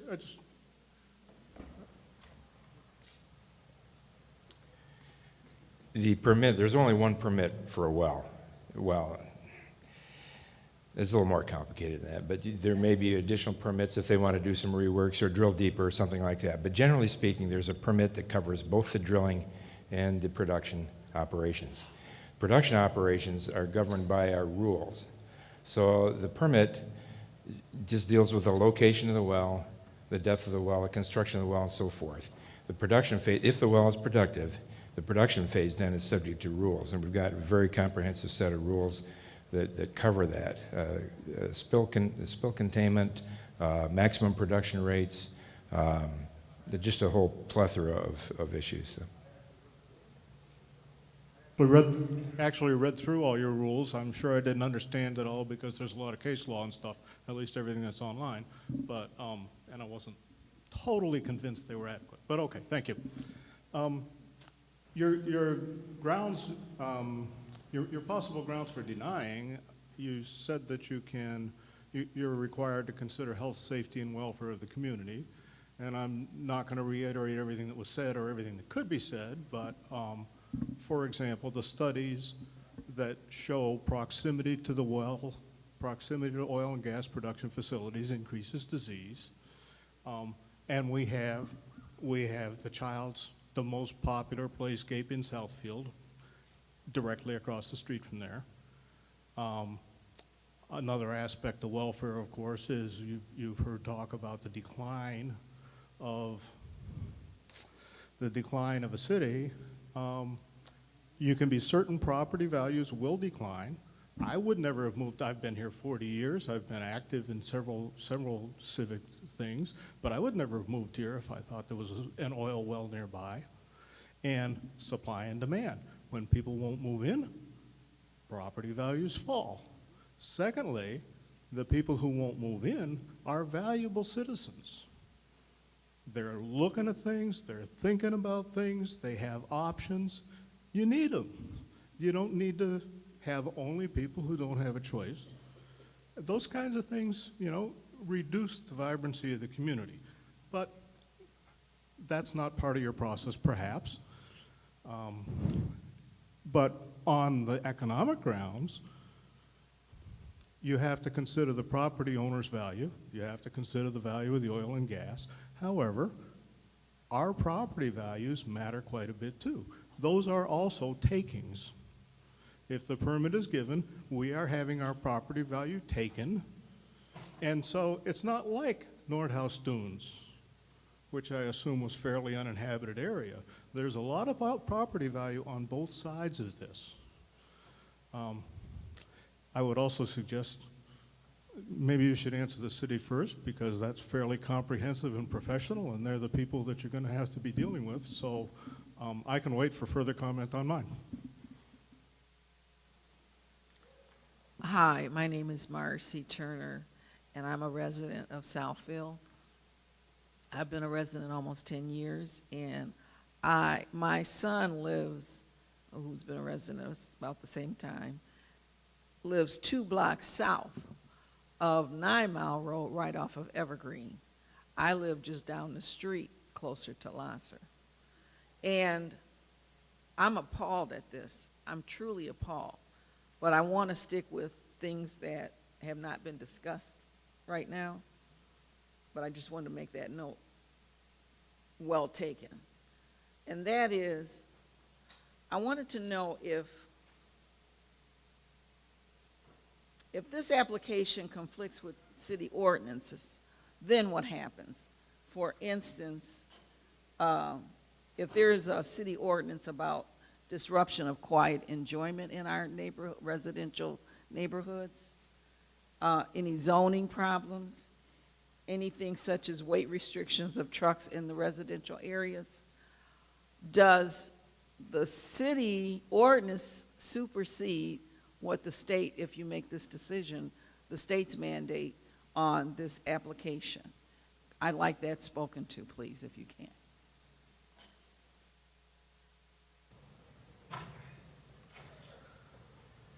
Maybe I'd better just stay up here. But there might be some things that the city could hypothetically try to enforce that would conflict with state law. If the city, for instance, tried to dictate how the well could be constructed, the casing cementing program that Jack talked about, we would view that as an infringement on our authority. And we do have the expertise. We've got the staff. We've got about 50 people that oversee our oil and gas program in the field, like Jack, and in our permitting section, which Mark heads up. But other issues that the city, might clearly have jurisdiction over, we wouldn't take issue with that. And then secondly, can this become a legal matter in the courts if the Michigan DEQ rules favorably for this application?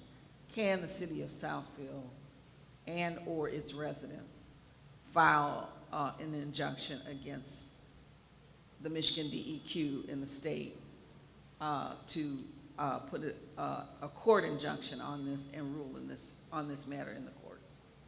Well, the city or anybody with legal standing can certainly file a suit. I'm not going to speculate on whether they might succeed or not. We've had a lot of our decisions challenged in Michigan court, right up to the Supreme Court, in federal court, and in tribal court, and I've never had one of my decisions overturned. Okay. Well, I like to say that, to wrap up, that our health, safety, and environmental concerns should be a predominant factor in making this decision. And if you rule in favor of this, you will see us in court. Thank you.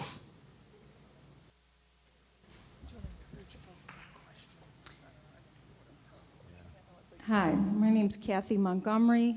I grew up in Southfield. I currently live in Detroit, which, as you know, is just 1 mile south of Southfield.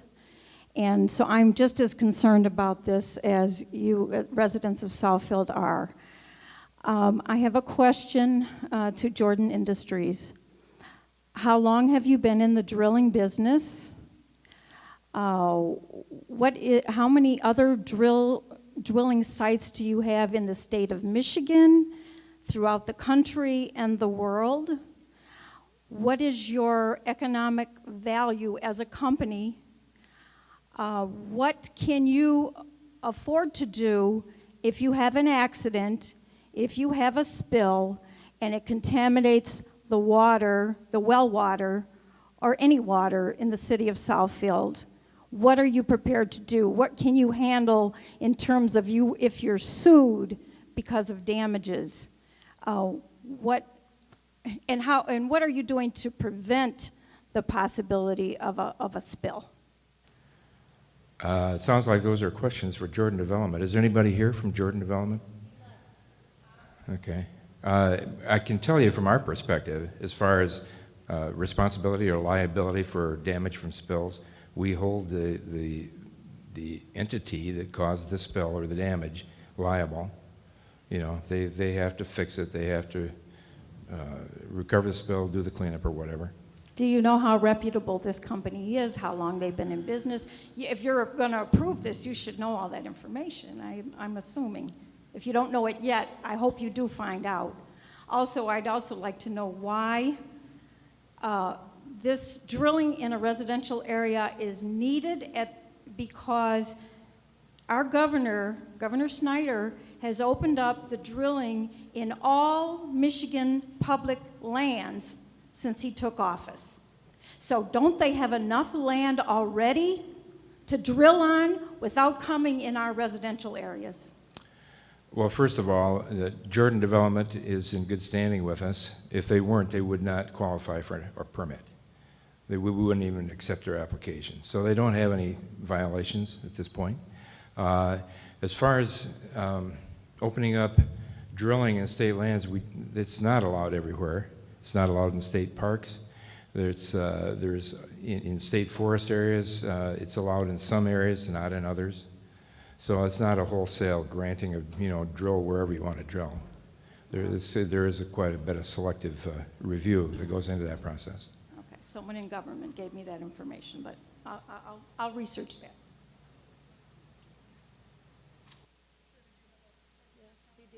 Yes, name is Michael Cunningham, and we want to know if you're going to be directional boring for this type of site. No, that's an easy answer. This permit would not. This application is not for a directional drill. It's just for a straight hole. If they were to directionally drill, they'd have to come back in for another application. The transporting of the oil. What's your question, sir? Can you give us some specifics of the transporting of the oil? How would they transport it? Probably be, if they get a permit, number one, if they drill a successful well, and number two, and put it on production, most likely the oil would be transported out by a tanker. How large, how many trucks? 24 hours? How long for the production?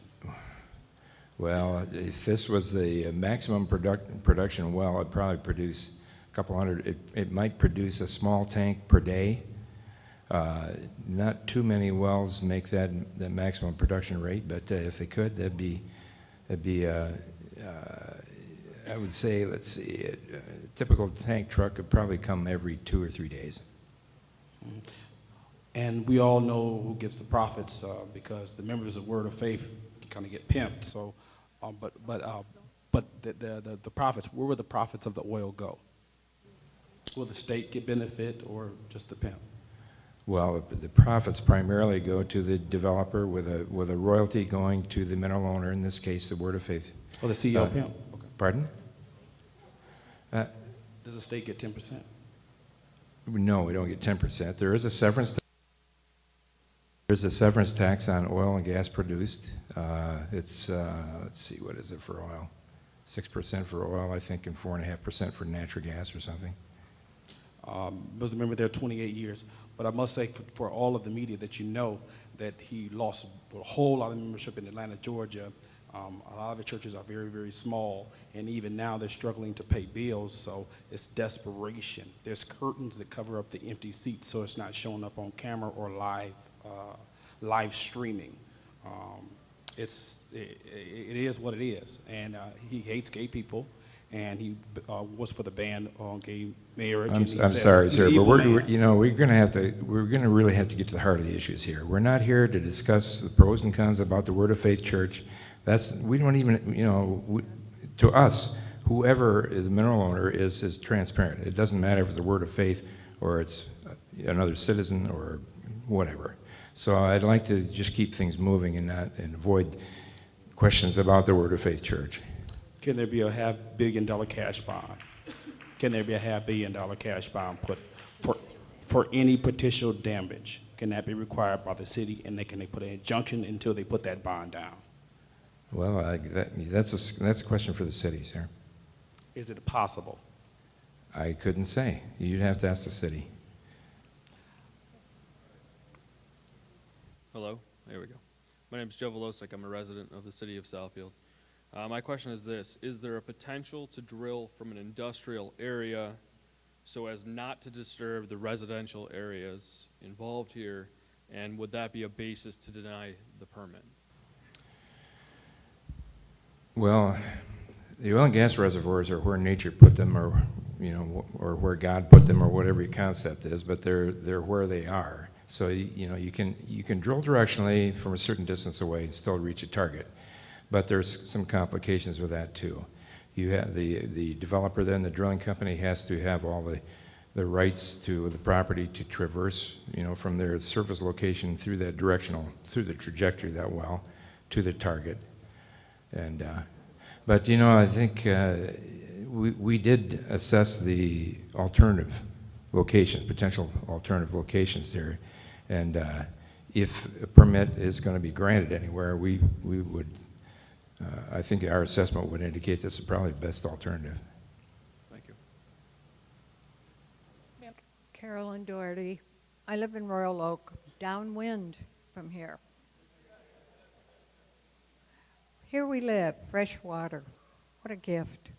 Something to preserve. We all need the air, the water. We got to think about the future. The use of renewable energy and the gradual reduction of fossil fuel. Why not get on the bandwagon? $30 a barrel isn't worth it. Let this be a preserve. Do no harm, instead of turning it into another sacrifice zone for poor people.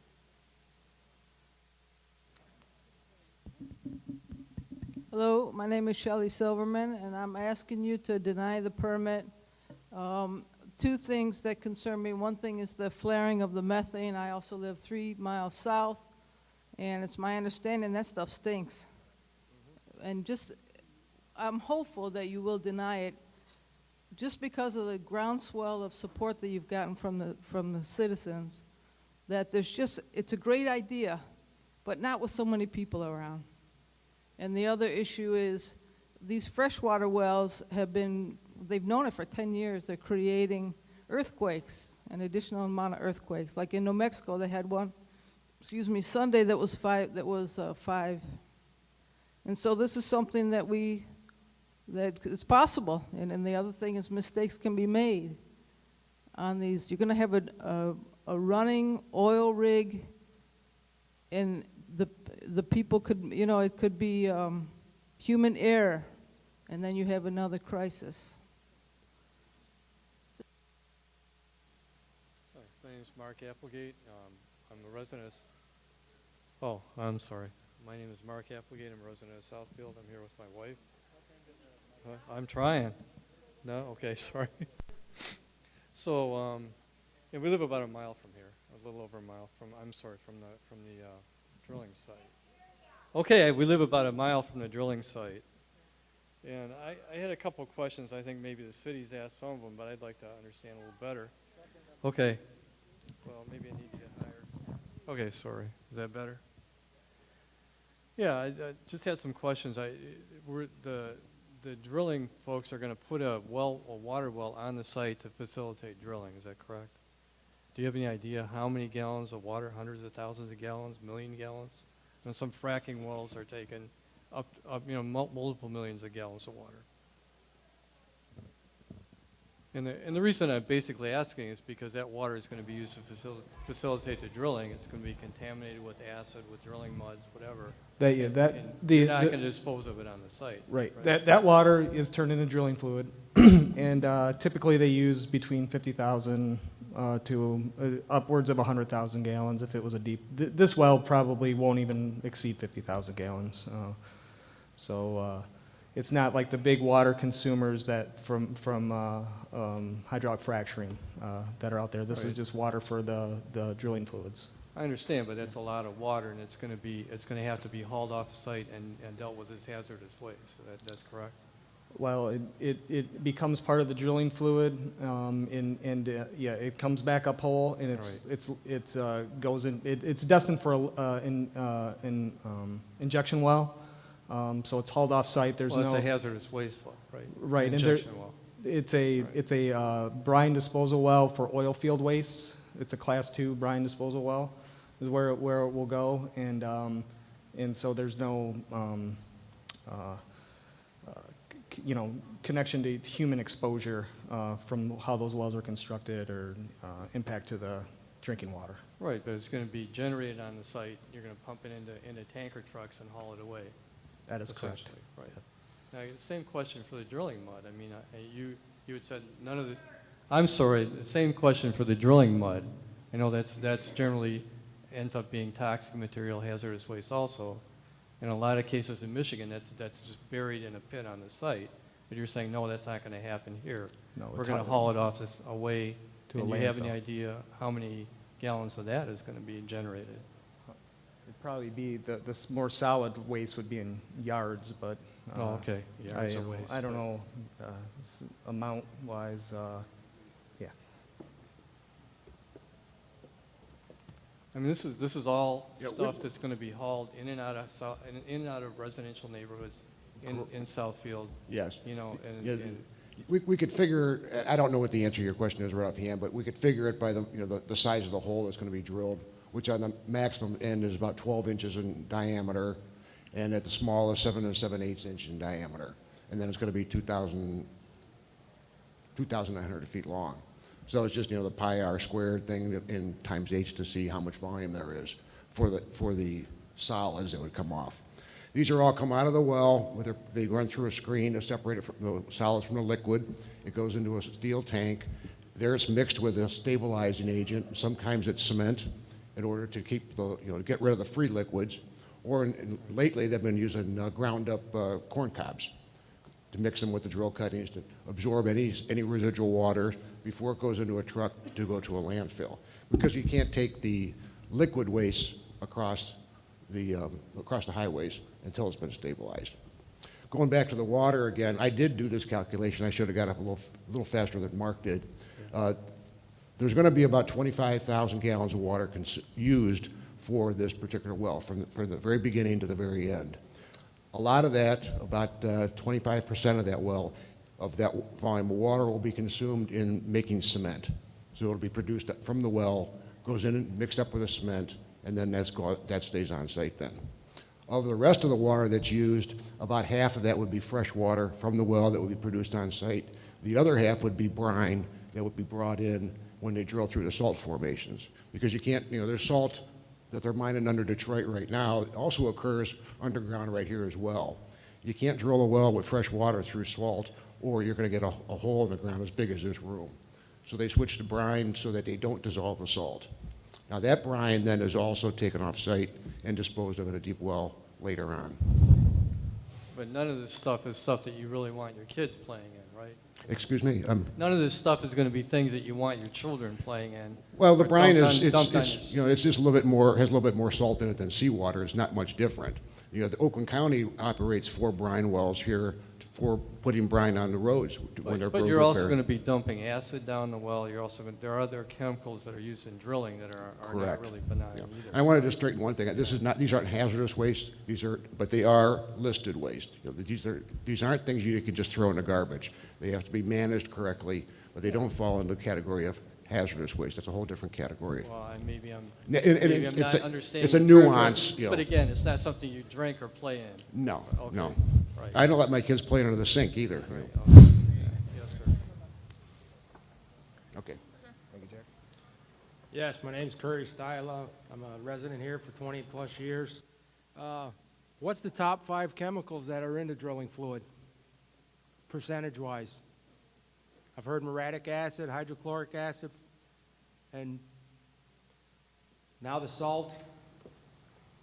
Yeah, earlier in the presentation, there are 4 basically that are added into the water. One of them is bentonite, which is a naturally occurring clay mineral.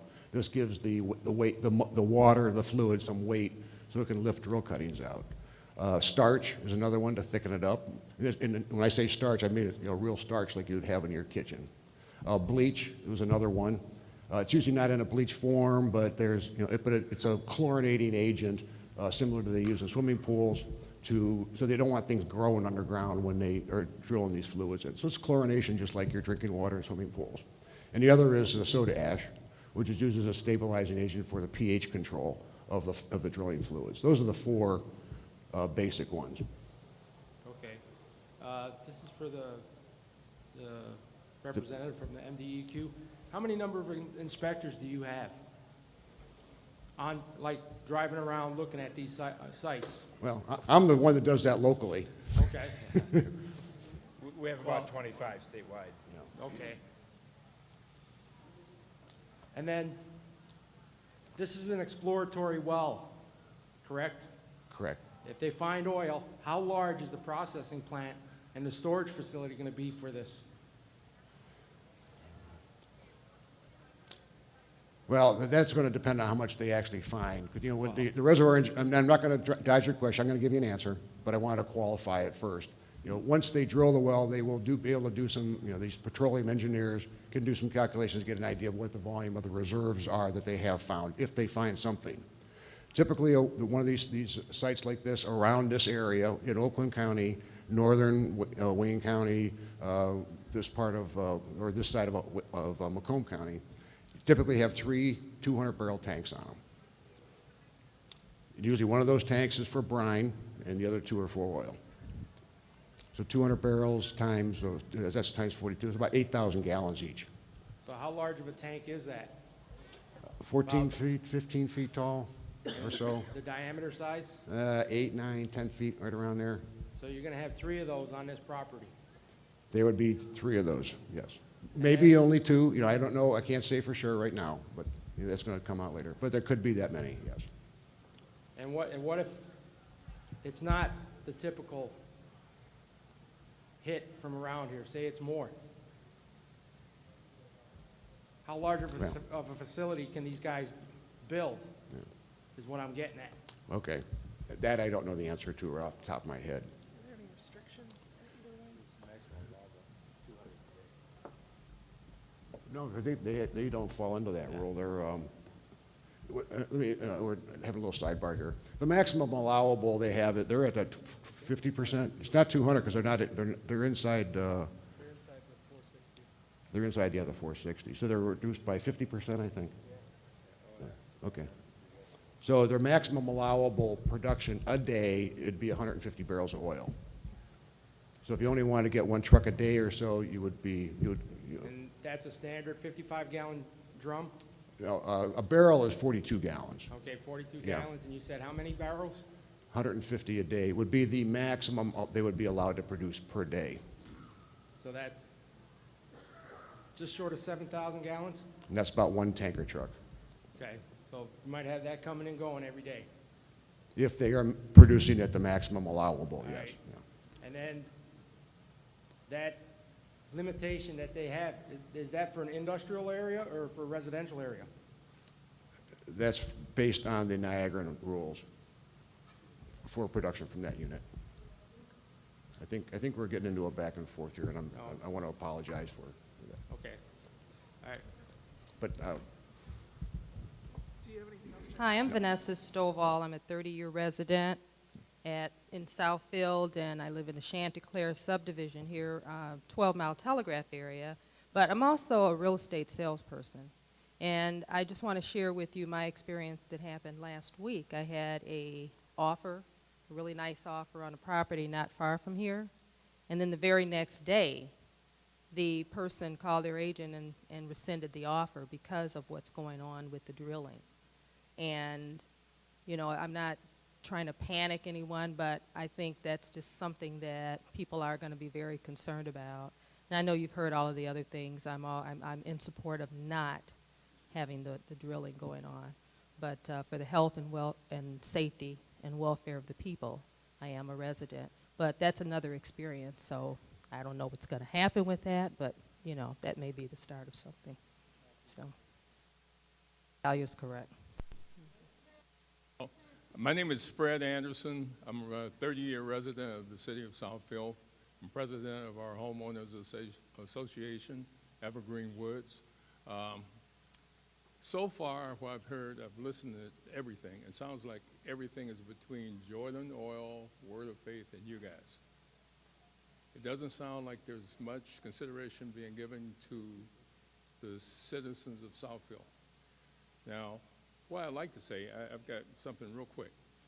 I grew up in 48217, right down the road. And I've seen what may happen here happen. I grew up out there. We had a lovely home. The neighborhood was full. My father took care of the house. It was 3 boys. We took care of it till our parents died. We took care of it after our parents died. The house is immaculate inside, and we couldn't give it away. It's sitting there just waiting for a wrecking ball. And there's no way that you can explain to me how the residents close to this school, how they're not going to lose property value. I think it's offensive that we have to come in here and defend ourselves because somebody else wrote the rules and put something on a piece of paper that we had no privy to. It's ridiculous. Now, I've heard the short-term answers about, if it goes, everything goes well, 5 days or so, the drilling will be done. Okay, question. I've got some property in Louisiana that they're drilling on. They've been drilling on for years. Generally, an oil company, when they drill, they want a long-term lease, 5 years, 10 years, or whatever. What's the deal here? Are they going to go away? Will they be there as long as oil comes out the ground? If it's a big hit, they just keep expanding. Is there an answer to that?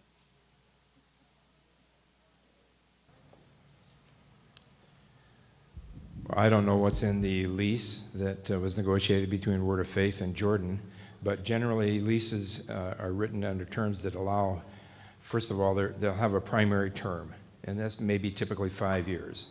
So from the inception of the lease, the developer then, the company, in this case Jordan, would have 5 years to initiate drilling.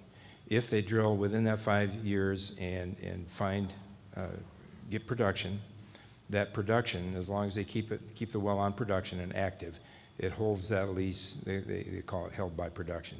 So the lease generally, and I'm just speaking, I really don't know what the lease says, but this is the typical one. The lease goes on throughout the life of the well until the well's plugged. So we could be looking 5, 10, 20 years, right? The typical life of these kind of wells is maybe 20, 30 years.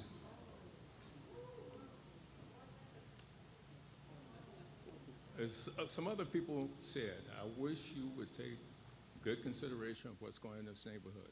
Come down, look around in the neighborhood, see what's there. As the playscape, I have taken my kids over there, they're grown now. That broadcasting company, or training center on the corner, Specs Howard, that's a business. I go to the street, I go right down the street to the golf course. I go down Evergreen to another golf course. I like to walk. This is ridiculous. Thank you.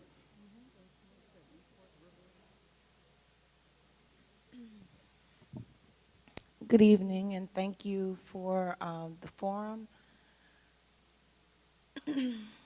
I am a 30-year resident of Southfield. I'm currently in law school and studying to be a lawyer. I'm the president and have been for the past 5 years of the Sherwood Village Farms Association of Homeowners, and I just came out this evening to hear the comments that were going forth. And I've taken plenty of notes. I'm encouraged to do more research about what is happening. But you mentioned a few minutes ago, and I'd like you to elaborate, if you would, on whether or not you were considering an alternative location that, in conjunction with this application, that would be initiated from an industrial zoned area, which would include directional drills. Is that correct? Is that what I understood you to have said? Yes. Mm-hmm. Okay, so I just want to make sure I'm understanding. The presentation, the application that you're considering is for a horizontal drill. The vertical. I'm sorry, yeah, vertical. Mm-hmm. A vertical drill in an area that's currently zoned residential. But in conjunction with that application, you are also considering an alternative drilling location from an industrial area that may have some slants, maybe not necessarily a vertical drill to reach the area? That would probably be an alternative, yes. Can you give us an idea of what that, what the square footage or the range, is it a quarter mile, half mile? How far away from the vertical drilling point in the primary application is the industrial zone. alternative? I believe there's, Mayor, maybe you can verify here. I think there's an industrial zone about a mile or a mile and a half south, I believe. We have we don't have industrial, we have light industrial. And at 8 Mile and Evergreen, there is light industrial. Would that be a district that would allow a drilling operation? I can't answer that. The obstacle there is that for a company to drill from, well, first of all, that's quite a very high directional. You know, usually you want to keep a directional well at about a 45-degree angle or less.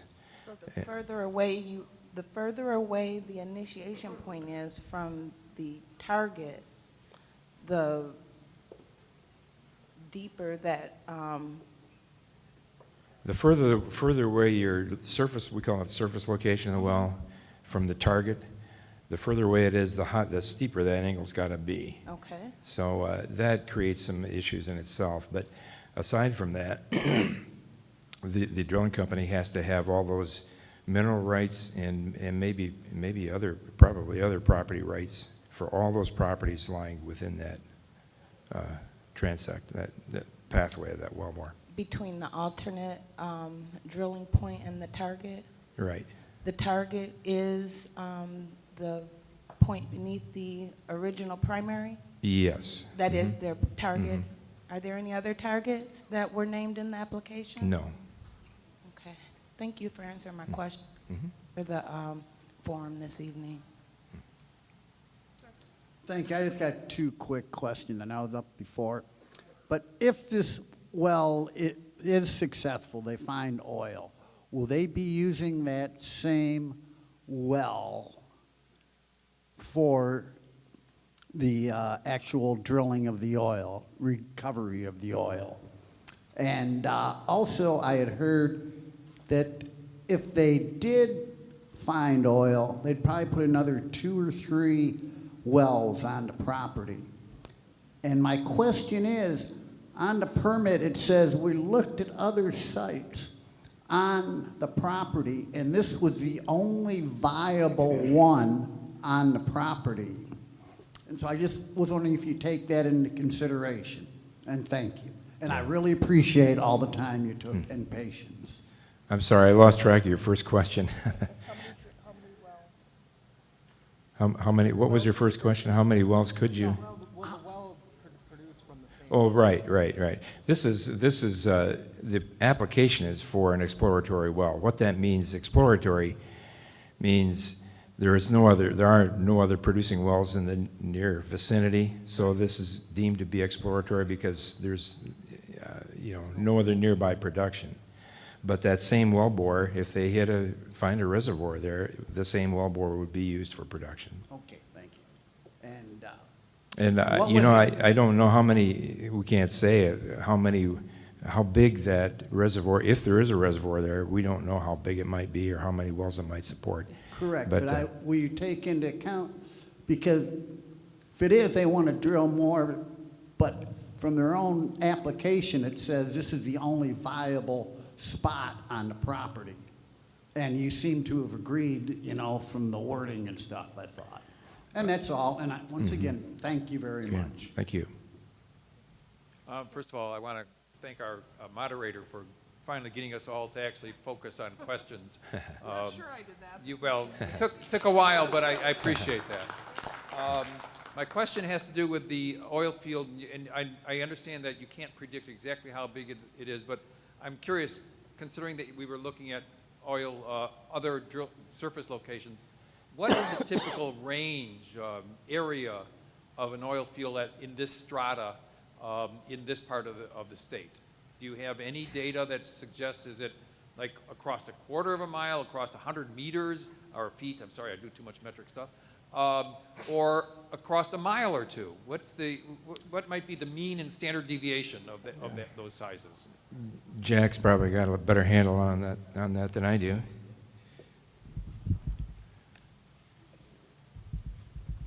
Out of the wells that are producing in the neighborhood, so to speak, Oakland, Wayne, Macomb County, most of the wells are two wells, 3 wells, and again, these are on 40-acre spacing, so they're not real big. There are a couple of fairly large ones over in St. Clair County that have been able to support about 40 or 50 wells in the same structure. So they are covering a couple square miles. But generally, they're smaller features. One of them in Troy, the Michigan State University Business College, I think, or business school. There's a well right behind there. Backs up against Interstate 75. It was drilled in the early 80s. It's still going. But it's well, that particular one, they've only ever drilled the one well. So it's not a very big structure. It may be very, very tall, but in area, it's not very big. Because it's been a very, very successful well. It's paid Michigan State University a lot of money. But since they haven't put another well next to it, it's probably a very, very small feature. And that's what's typical for this particular area, 1, 2 wells, maybe 3, until you get way over into St. Clair, then they get some bigger structures.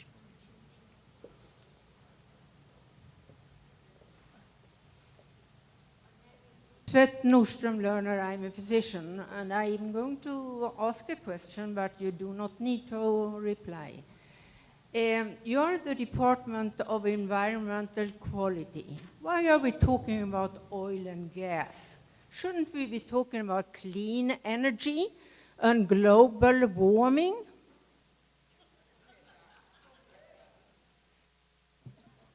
Hi, I have a few questions. First, so it's a 40-acre plot, so there would only be one well on that. Now, if it goes to production, would there only be one well on that 40-acre plot? They'd have to find another 40-acre plot if they wanted to tap more oil? All right.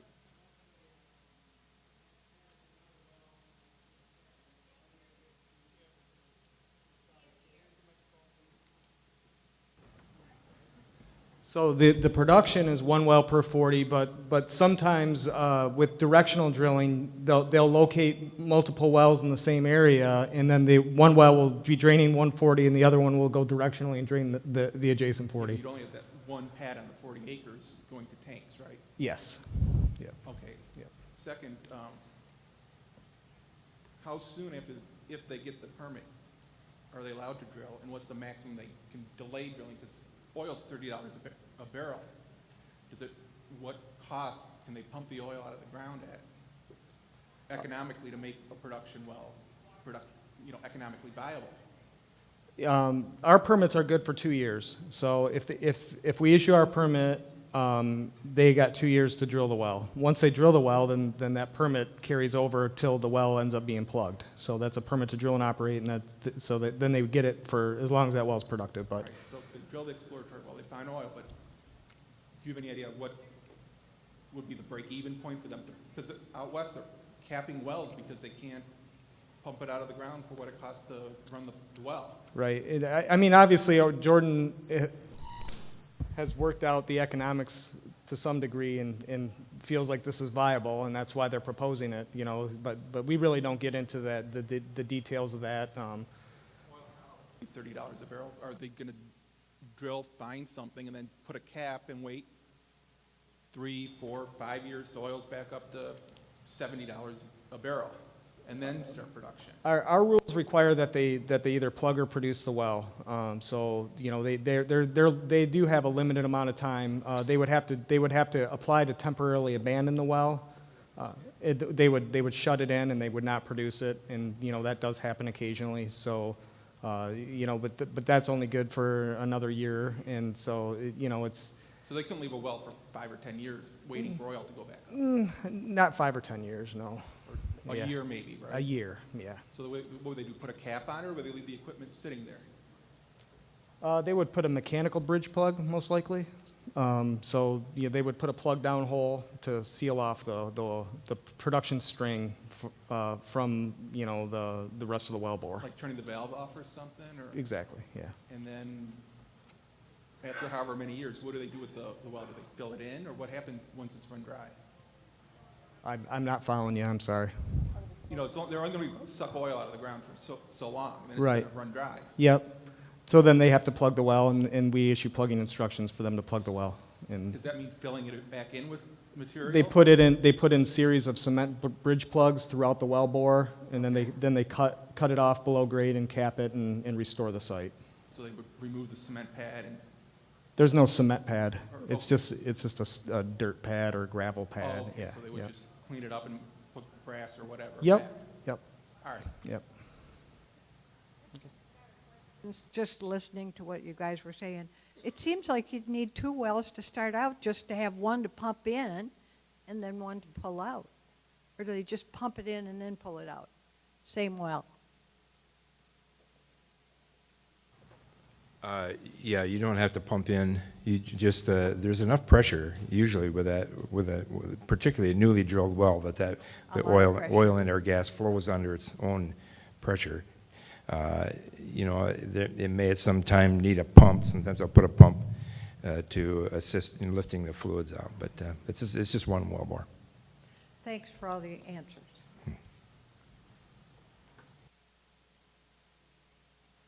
Hi, thank you. I'm hoping that I'm the last one here to speak this evening, but possibly not. So I'd like to thank all of you for coming, your patience with the crowd. I'd like to thank the city of Southfield. I'd also like to thank the school for letting us use their auditorium and all the people we kept here late for that purpose.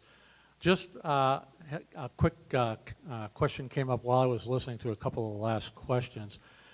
I understand it's a vertical drill, and then that in addition to the vertical drill, you may propose drilling horizontally should you find an oil field on the 40-acre property. If you can do that horizontally, is there a limitation into how far horizontally you can go? So can I expect if they find a field that they could possibly go horizontally under 9 Mile into the Plum Hollow Golf Course or in any other direction, north, south, east, or west of that 40-acre property? Or are they strictly limited to that 40-acre property?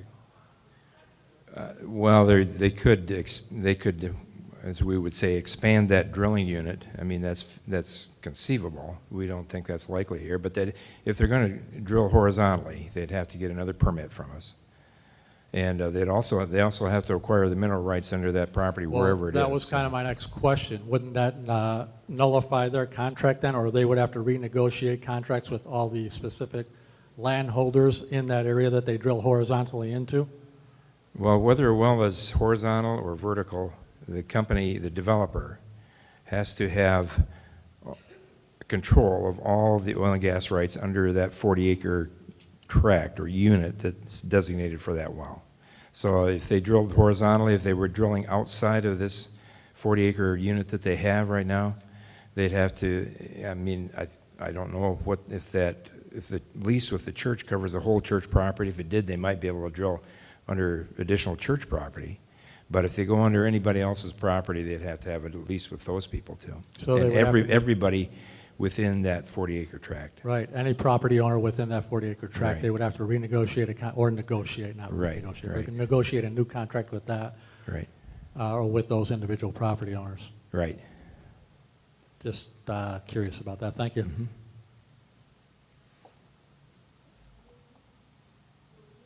Will you answer the questions that our assistant city planner respectfully asked of your organization on behalf of our city? All of those questions? And We will respond to the city's letter, yes. And before you either approve or not approve the permit? We plan to do that, yes. Mhm. Thank you. Cindy Clardy, Vice President of Tamarack Hiawatha Association. I think a lot of the things that I didn't like about this entire operation have already been mentioned. So I'm going to limit myself more to the process from here on out. exactly when will MDEQ be making this decision? Is this like a majority vote or some of those kind of technical issues? When will they and how will they let people know what their decision is? We're going to have to take a little bit of time to kind of consolidate all the comments we've heard tonight and have some discussion on those issues. So I can't give you an actual deadline when we would expect to make a permit decision. But we'd want to compile all our responses to the comments before we came to that point of making a permit decision. So.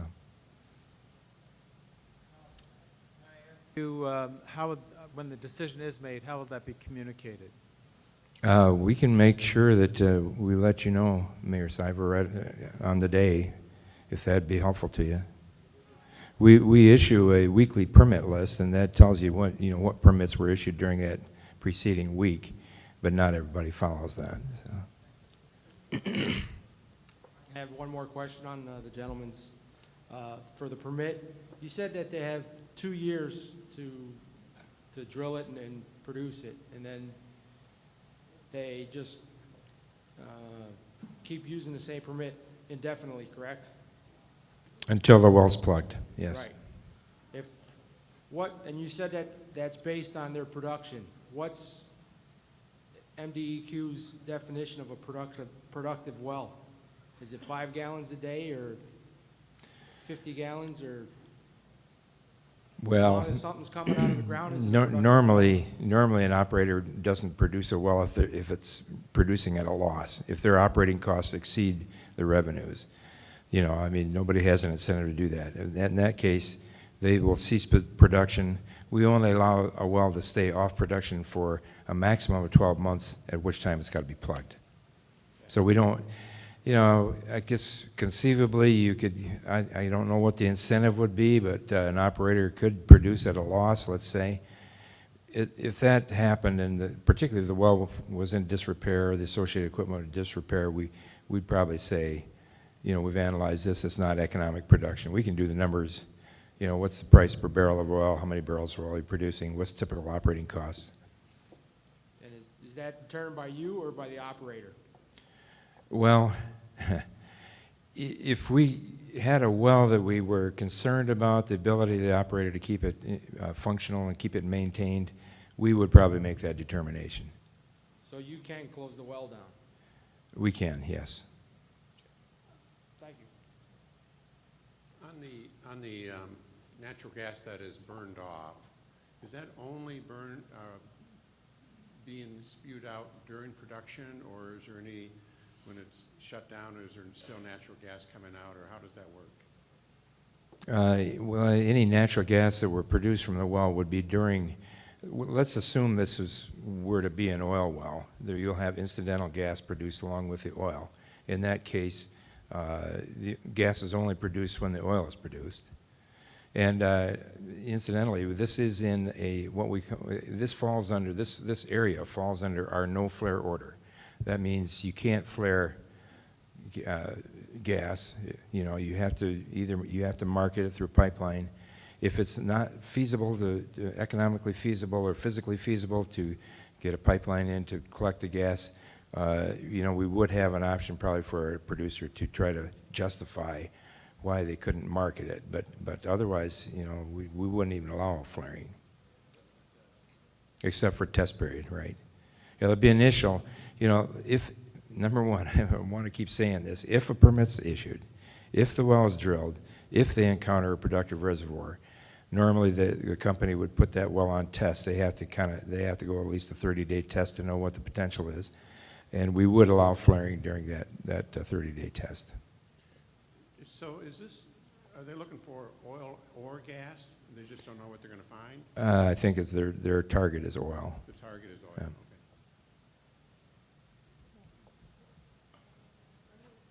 I'm in Antique Woods. We're right next to Plum Hollow, which is right next to Word of Faith. And I was just wondering if some other landowner, I don't know how a landowner goes to an oil company, or does the oil company go to the landowner, but how many landowners, once this begins, will get the idea that this is a very lucrative way to get wealthy, you know, Well, easy way to go. normally, the oil company will, if they think they've got some potential, drillable site there, they will approach the mineral owners within that area and, try to negotiate a lease with them. If 10 landowners wanted to come to you for a permit in conjunction with the oil company, would there be a number that you would get to that you'd say, no, we're not going to permit this? Well, a developer has to have, see if I can explain this. They have to have control of mineral rights where they're going to drill.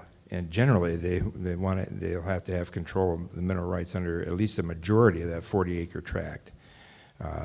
There is provision where they can drill a well if they don't have all the tracts or all the parcels in a 40-acre tract under lease, but they can't put the well on production until they negotiate a lease or make some other kind of arrangement to have those rights. Okay, so if there were multiple arrangements like this, I'm sorry, if there were multiple people or businesses or whatever, we have some vacant properties in Southfield. There's a major one at Lasher, and where was that? We moved to Detroit.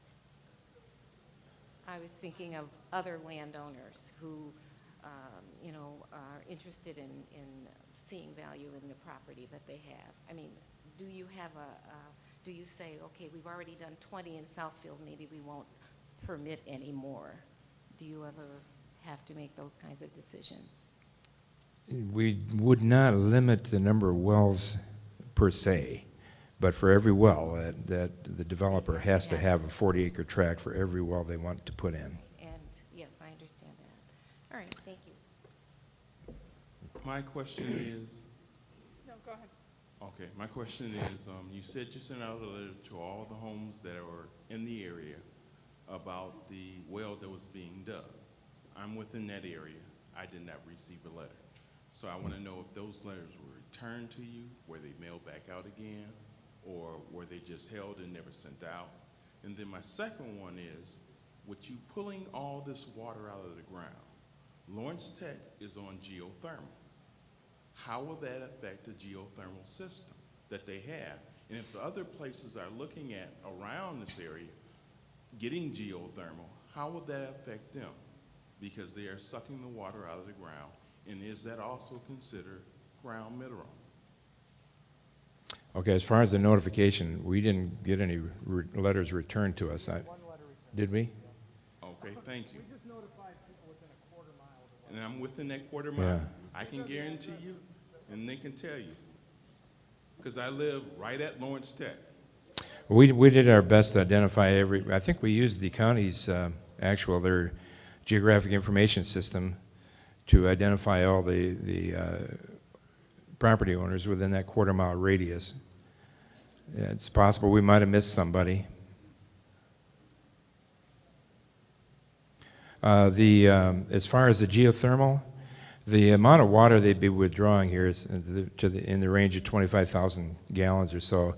Is really not much water if you look at it on a kind of an aerial basis. So it's not enough to not enough to really. Pardon? Yeah. Well, I don't know what kind of geothermal operation you're referring to. No, I was talking about Lawrence Tech because I know they do have geothermal there. They did do some digging 4 years ago, and they built it for the new student center. And I was looking at it as far as in the other areas nearby, as far as geothermal heating, and I think they do it for a couple other places. And I was wondering if it had an effect, because pulling it out of the water, this is a new technology. You pulling the water out of the ground, will that affect it? Well, there's some geothermal systems that use shallow groundwater. They've got limited efficiency. Some go deeper, where the water in the earth is actually warmer. Right, and I think they had to go back the second time, because the first time they did it was shallow. Second time they did it was 300 feet.